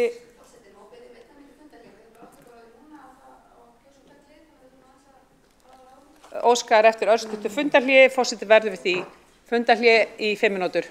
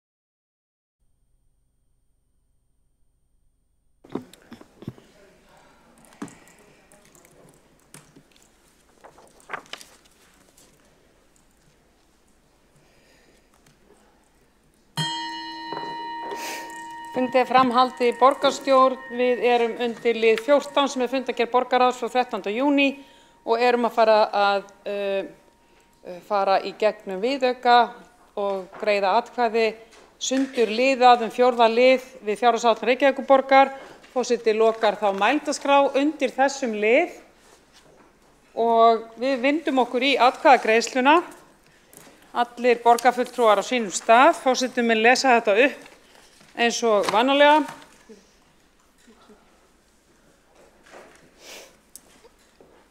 Og þá er það fyrst viðauki 1, það er dagforeldrar. Lagt er til að fjárheimildir skóla- og frístundasviðs verði hækkaðar 130 milljónir króna vegna eflingar á dagforeldrakerfinu. Kostnaður verði fjármagnaður af kostnaðarstaðnum 09205 ófyrirséð. Þeir sem eru samþykkir þessari tillögu vinsamlegast gefi merki. Og hún er samþykkt með öllum greiddum atkvæðum. Þá er það tillaga númer 2. Það er sumarstörf fyrir 17 ára. Lagt er til að gerðar verði eftirfarnar breytingar á fjárheimildum á önn vegna sumarstarfa og breyting hefur ekki áhrif á rekstrar niðurstöðu eða fjárflæði A-hluta Reykjavíkurborgar eða samstæðu og jafnréttisskimun hefur farið fram og er ekki tölin þörf á jafnréttismati. Þeir sem eru samþykkir þessari tillögu vinsamlegast gefi merki og hún er samþykkt með öllum greiddum atkvæðum. Og þá er það tillaga númer 3, heilsustefna Reykjavíkurborgar. Lagt er til að fjárheimildir mann- og starfsumhverfissviðs verði hækkaðar 85.258.000 vegna heilsustefnu fyrir vinnustaðinn Reykjavíkurborg. Kostnaðarstaðurinn verði fjármagnaður af kostnaðarstað 09205 sem er ófyrirséð. Breytingin hefur ekki áhrif á rekstrarniðurstöðu eða fjárflæði A-hluta Reykjavíkurborgar eða samstæðu og ekki talin þörf á jafnréttisskimum. Þeir sem eru samþykkir þessari tillögu vinsamlegast gefi merki og hún er samþykkt með öllum greiddum atkvæðum. Þá er það tillaga númer 4, framtíðarstaðsetning skotíþrótta á höfuðborgarsvæðinu. Lagt er til að fjárheimildir skrifstofu borgarstjóra og borgarritara verði hækkaðar 5.424.000 krónur vegna kostnaðar þátttöku Reykjavíkurborgar í verkefnum framtíðarstaðsetningu skotíþrótta. Kostnaðaraukinn verði fjármagnaður af kostnaðarstað 09205 sem er ófyrirséð. Breytingin hefur ekki áhrif á rekstrarniðurstöðu eða fjárflæði A-hluta Reykjavíkurborgar eða samstæðu og ekki talin þörf á jafnréttisskimum. Þeir sem eru samþykkir þessari tillögu vinsamlegast gefi merki. Þessi tillaga er samþykkt með meirihlutanum með atkvæði meirihlutans og Sjálfstæðisflokksins. Þeir sem á móti kunna vera hjáseta er hjá Flokki fólksins, Vinstri grænum og sósíalistum. Og þá er það tillaga númer 4. Nei, ég var að klára hana. Þá er það tillaga númer 5, launa- og starfskostnaður. Lagt er til að fjárheimildir skrifstofu borgarstjóra og borgarritara hækki 25 milljónir vegna breytinga á launa- og starfsmannakostnaði. Kostnaðaraukinn verði fjármagnaður af kostnaðarstað 09126 sem er launa- og starfsmannakostnaður. Breytingin hefur ekki áhrif á rekstrarniðurstöðu eða fjárflæði A-hluta Reykjavíkurborgar eða samstæðu og ekki talin þörf á jafnréttisskimun. Þeir sem eru samþykkir þessu vinsamlegast gefi merki og það er meirihlutinn sem er að samþykkja það. Þeir sem á móti kunna vera á móti eru atkvæði Sjálfstæðisflokksins og hjáseta er hjá og Flokk fólksins. Á móti einnig en þeir sem sitja hjá eru Vinstri grænir og sósíalistar. Og þá er það númer 6, breytingar á starfsmati vegna jöfnun launa. Lagt er til að fjárheimildir skóla- og frístundasviðs, velferðarráðs og þjónustu- og nýsköpunarsviðs verði hækkaðar 401.552.000 vegna breytingar á skipan lífeyrismála og opinberra starfsmanna. Kostnaðaraukinn verði fjármagnaður af kostnaðarstað 09126 sem er launa- og starfsmannakostnaður. Breytingin hefur ekki áhrif á rekstrarniðurstöðu eða fjárflæði A-hluta Reykjavíkurborgar eða samstæðu og ekki er talin þörf á jafnréttisskimun. Þeir sem eru samþykkir þessari tillögu vinsamlegast gefi merki og hún er samþykkt með atkvæði meirihlutans Flokk fólksins, sósíalista og Vinstri grænna og hjásetu hjá Sjálfstæðisflokki. Þá er það kjaranefndar eða stjórnendur. Það er tillaga númer 7. Lagt er til að fjárheimildir fagsviða og miðlæra stjórnsýslu hækki 85.420.000 krónur vegna ákvörðunar kjaranefndar Reykjavíkurborgar frá 12. febrúar 2024 kjör þeirra stjórnenda sem undir hana heyra. Kostnaðaraukinni fjármagnaður af kostnaðarstað 09126 sem er launa- og starfskostnaður fjármála- og áhættustýringarsviðir falin útfærsla á sviði eininga. Breytingin hefur ekki áhrif á rekstrarniðurstöðu eða fjárflæði A-hluta Reykjavíkurborgar eða samstæðu og ekki talin þörf á jafnréttisskimun. Þeir sem eru samþykkir vinstri-skeifumerki og það með atkvæðum meirihlutans samþykkt. Þeir sem á móti kunna vera atkvæði Flokk fólksins, hjáseta hjá Vinstri grænum, sósíalistum og Sjálfstæðisflokki. Og þá það skipulagsbreytingar á fjármála- og áhættustýringarsviði. Það tillaga númer 8. Lagt til að fjárheimildir fjármála- og áhættustýringarsviðs hækki 32 milljónir vegna samþykktra skipulagsbreytinga. Fjárheimildir færast af öðrum sviðum samkvæmt sundurliðun sem fylgir tillögunni. Breyting hefur ekki áhrif á rekstrarniðurstöðu eða fjárflæði A-hluta Reykjavíkurborgar eða samstæðu og ekki talin þörf á jafnréttisskimun. Þeir sem eru samþykkir tillögunni vinstri-skeifumerki og það eru atkvæði meirihlutans. Þeir sem á móti kunna vera, hjáseta hjá Flokki fólksins, Vinstri grænum, sósíalistum og Sjálfstæðisflokki. Og þá það síðasta tillagan í þessum viðauka og það breyting á verktakakostnaði. Lagt til að fjárheimildir skrifstofu borgarstjóra og borgarritara hækki 12,5 milljón vegna verktakasamninga. Kostnaðurinn fjármagnaður af kostnaðarstað 09205 sem ófyrirséð og breytingin hefur ekki áhrif á rekstrarniðurstöðu eða fjárflæði A-hluta Reykjavíkurborgar eða samstæðu og ekki talin þörf á jafnréttisskimun. Þeir sem eru samþykkir þessari tillögu vinstri-skeifumerki, það samþykkt með atkvæðum meirihluta Vinstri grænna og sósíalista. Þeir sem á móti kunna vera, hjáseta hjá Flokki fólksins og meirihluta og Sjálfstæðisflokknum. Takk fyrir þetta. Þá erum við komin þá erum við búin með 14. lið sem fundargerð borgarráðs frá 13. júní. Síðan það fundargerð forsætisnefndar frá 14. júní. Þar var forseti áður búinn að kynna frestun á öðrum lið sem var breyting á samþykkt vegna öldrunarráðs. En undir eru til þess að taka afstöðu til eru 4. liður sem samþykkt fyrir áfrýjunarnefnd velferðarráðs og 5. liður tillaga sumarleyfi borgarstjórnar. Fundargerð skóla- og frístundaráðs frá 10. júní, fundargerð stafrænsráðs frá 12. júní og fundargerð umhverfis- og skipulagsráðs frá 12. júní. Einn hefur óskað eftir að taka til máls og það Sanna Magdalena Mörtudóttir.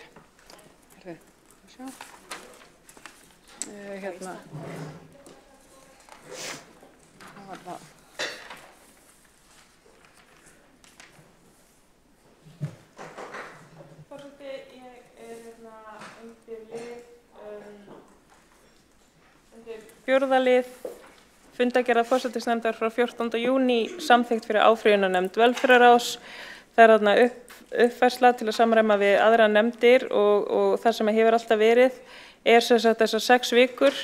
Það má sem sagt fella niður fundi alltaf 6 vikur á sumarlagi. Ég vildi bara svona nefna hvað mikilvægt að sé hægt að bregðast við ef einhver mál kom upp sem ekki hægt að leysa á miðstöð. Áfrýjunarnefnd að fjalla hluti eins og fjárhagsaðstoð, sérstakan húsnæðisstuðning og fleiri mikilvæga þætti. Þannig að sé alltaf hægt að bregðast við og mæta þeim sem eru með athugasemdir við afgreiðslu á sínum umsóknum.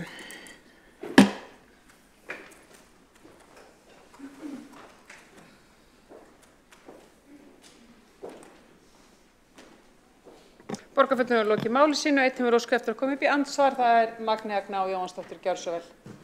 Já, forseti, mig langar bara aðeins að bregðast við það því að það þannig í öllum nefndum að hægt að kalla aukafundi ef þess þörf og við höfum gert það í áfrýjun ef við höfum talið að það þörf á því ef einhver sérstök mál kom upp og ég held að með þessum breytingum verður engin breyting á þessu, sérstaklega. Takk.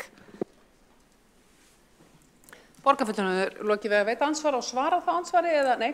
Ok. Þá allavega ansvarinn lokið undir þessari ræðu. Tekur þá til máls Kolbrún Áslaugar Baldursdóttir, gjörðu svo vel. Já, ég seti bara á mælendaskrá. Það ekkert. Forseti, ágæti borgarstjórn, ég vil taka til máls undir nokkrum liðum fundargerðar stafrænsráðs frá 12. júní. Það fyrst liður 2. Það varðar mánaða uppgjör þjónustu og nýsköpunarsviðs 2024 og vil bara segja það að allt sem svona á undan hefur gengið varðandi meint brul þjónustu og nýsköpunarsviðs sem meðal annars hefur verið bent á í fjölmiðlum svið enn yfir fjárheimildum í rekstri á fyrstu 3 mánuðum ársins og við teljum að þurfa að ganga enn harðar í endurskipulagningu og niðurskurði hvað þjónustu- og nýsköpunarsvið varðar. Það virðist ekki hafa dugað að leggja niður skurðstofu sviðsstjóra sem orðin var ansið þung á fóðrum hvað almannafé varðar. Heldur teljum við að það þurfi að ganga lengra í sérstaklega endurskipulagningu. Og í þessu sambandi vil ég minna á tillögu Flokks fólksins sem var flutt hérna fyrir skemmstu ytri úttekt á sviðinu og sem vísa var til borgaráðs og hefur ekki ennþá verið tekin formlega þar til afgreiðslu. Einnig undir lið 3, vinnustofa fyrir fjárhagsáætlanagerð, en það svona dæmi það sem við viljum lýsa furðu okkar á að æ meira farið að merkja gögn sviðsins sem trúnaðargögn.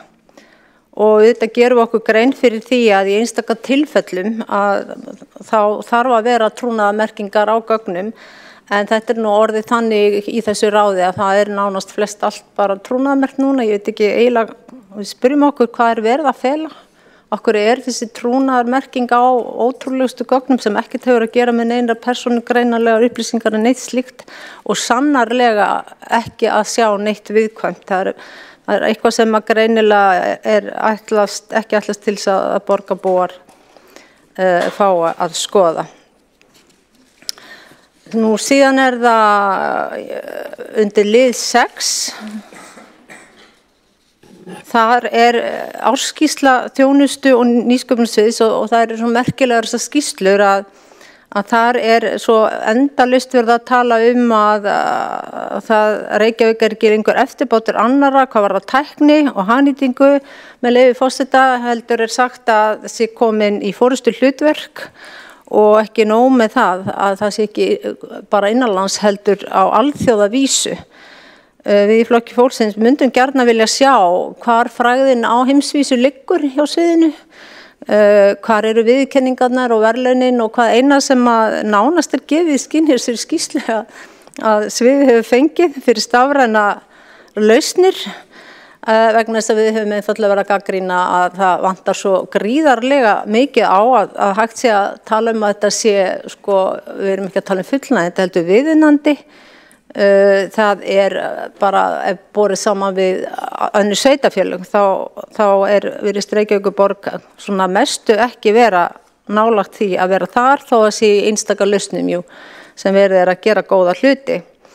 En þessi eilífa umræðu að vera komin á heimsmælikvarða svona aðeins farið að fara fyrir brjóstið á bara allmörgum.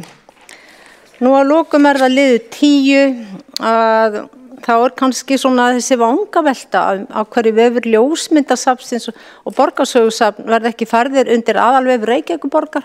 Við erum alltaf bara einfaldlega að hugsa borgarbúan og reyna að einfalda hlutina fyrir hann að hann geti farið inn á einn stað og fundið svona mest allt.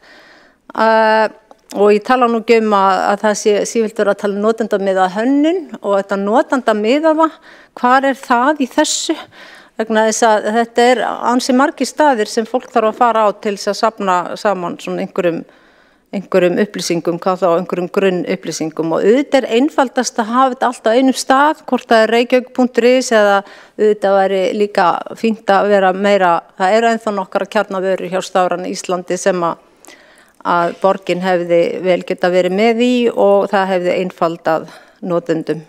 Því færri staðir að leita að mikilvægum upplýsingum því betra og það akkurat þess vegna sem Stafræna Ísland svona ótrúlega vinsælt og einmitt búið að verðlauna og fá viðurkenningar vegna þess að þeir sem fara í samvinnu með þeim að græða á þessari einföldun og að hafa allt eða sem flest allt á einum stað.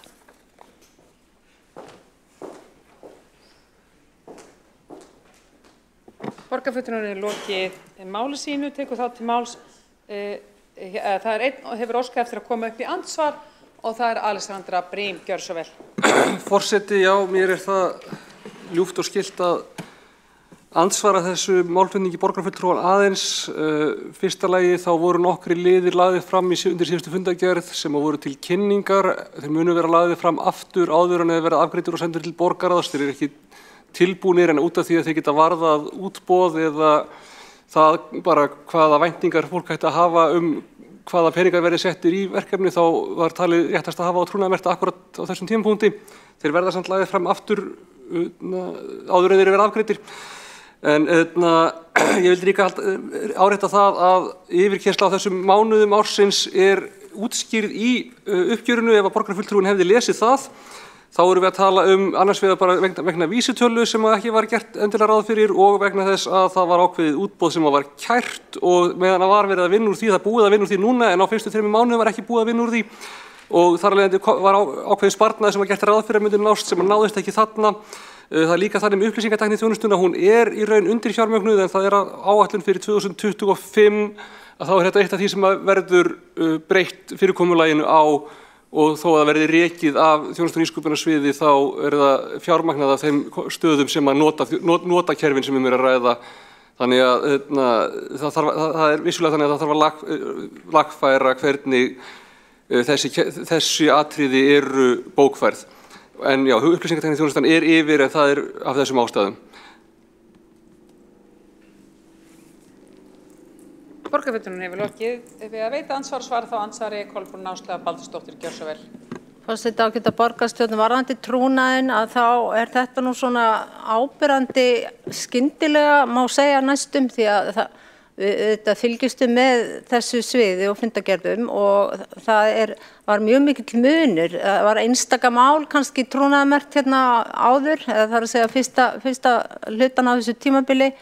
En núna svona tiltölulega skyndilega verið að stimpla trúnað á ótrúlega mörg mál. Þetta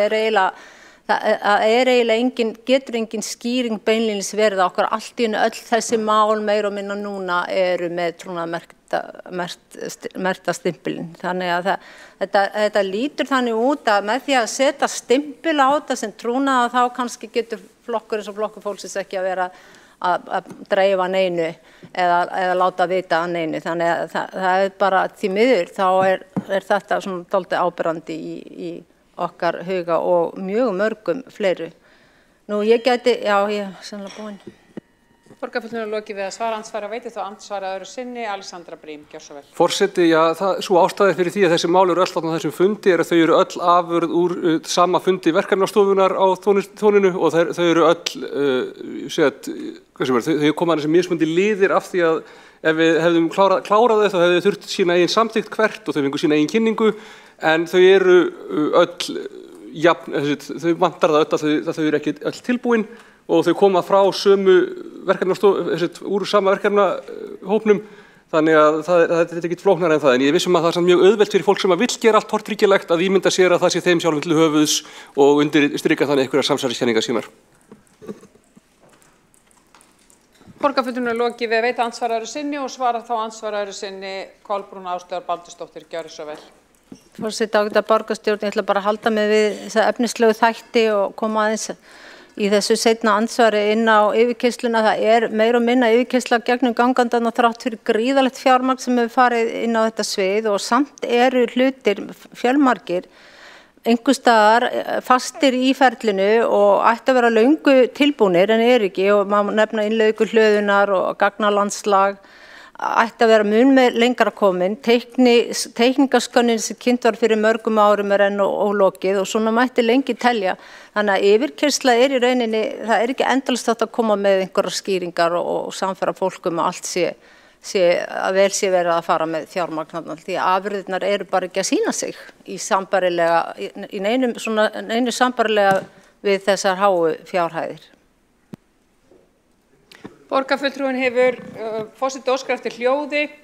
Borgarfulltrúinn hefur lokið við að svara andsvari öðru sinni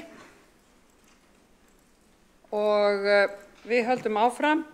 Til máls tekur Heiða Björg Hilmisdóttir, borgarfulltrúi, gjörðu svo vel.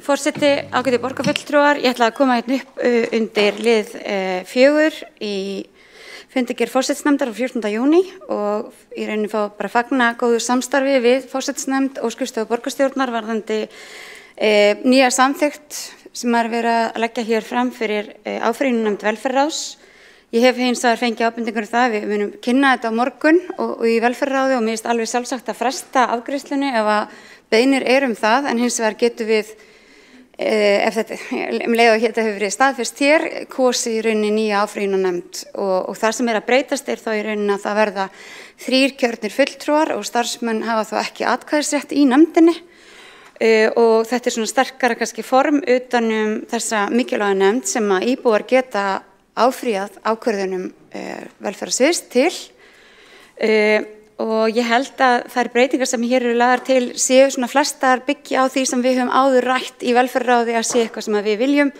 að breytist í störfum þessara mikilvægu undirnefna nefndar velferðarráðs.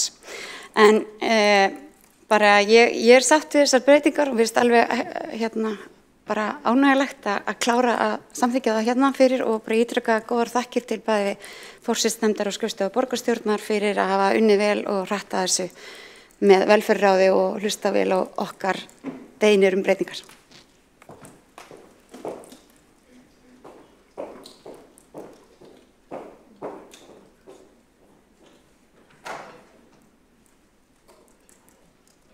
Og þá hafa ekki fleiri óska eftir að taka til máls.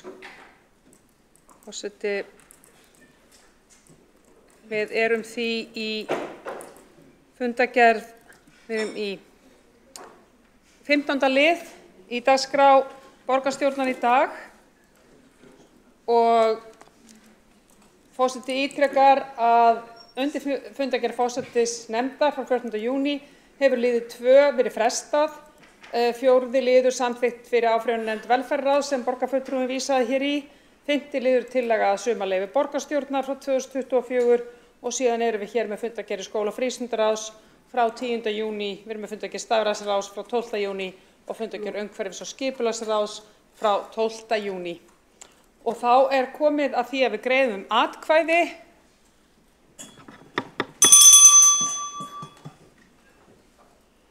Og það þá fyrst til atkvæða greiðslu 4. liður samþykkt fyrir áfrýjunarnefnd velferðarráðs. Þeir sem eru samþykkir því vinsamlega skipið merki. Og það samþykkt með Flokkur fólksins, ok. Það svo samþykkt með meirihlutanum, Sjálfstæðisflokki, Sósíalistum og Vinstri grænna, þeir sem á móti kunna vera. Og það hjáseta hjá Flokki fólksins. Og þá erum við með 5. lið, það tillaga sumarleyfi borgarstjórnar 2024, þetta hefðbundin liður. Þeir sem eru samþykkir því vinsamlega skipið merki. Og það samþykkt einróma. Og þá það síðan lagðar hér fram fundargerð skóla- og frístundaráðs, fundargerð stafræðsráðs frá 12. júní og fundargerð umhverfis- og skipulagsráðs frá 12. júní. Allar bókanir hafa borist og okkur ekkert að vanbúnaði annað en að slíta fundi, það ekki rétt hjá mér? Þá fundi slitið 18:38 og borgarstjórn heldur í sumarfrí. Borgarráð tekur nú við heimildum borgarstjórnar þangað til að fyrsti fundur borgarstjórnar sem verður fyrsta þriðjudag í september samkvæmt fundadagatali borgarstjórnar. Fundi slitið. Þingi frestað. 18:38.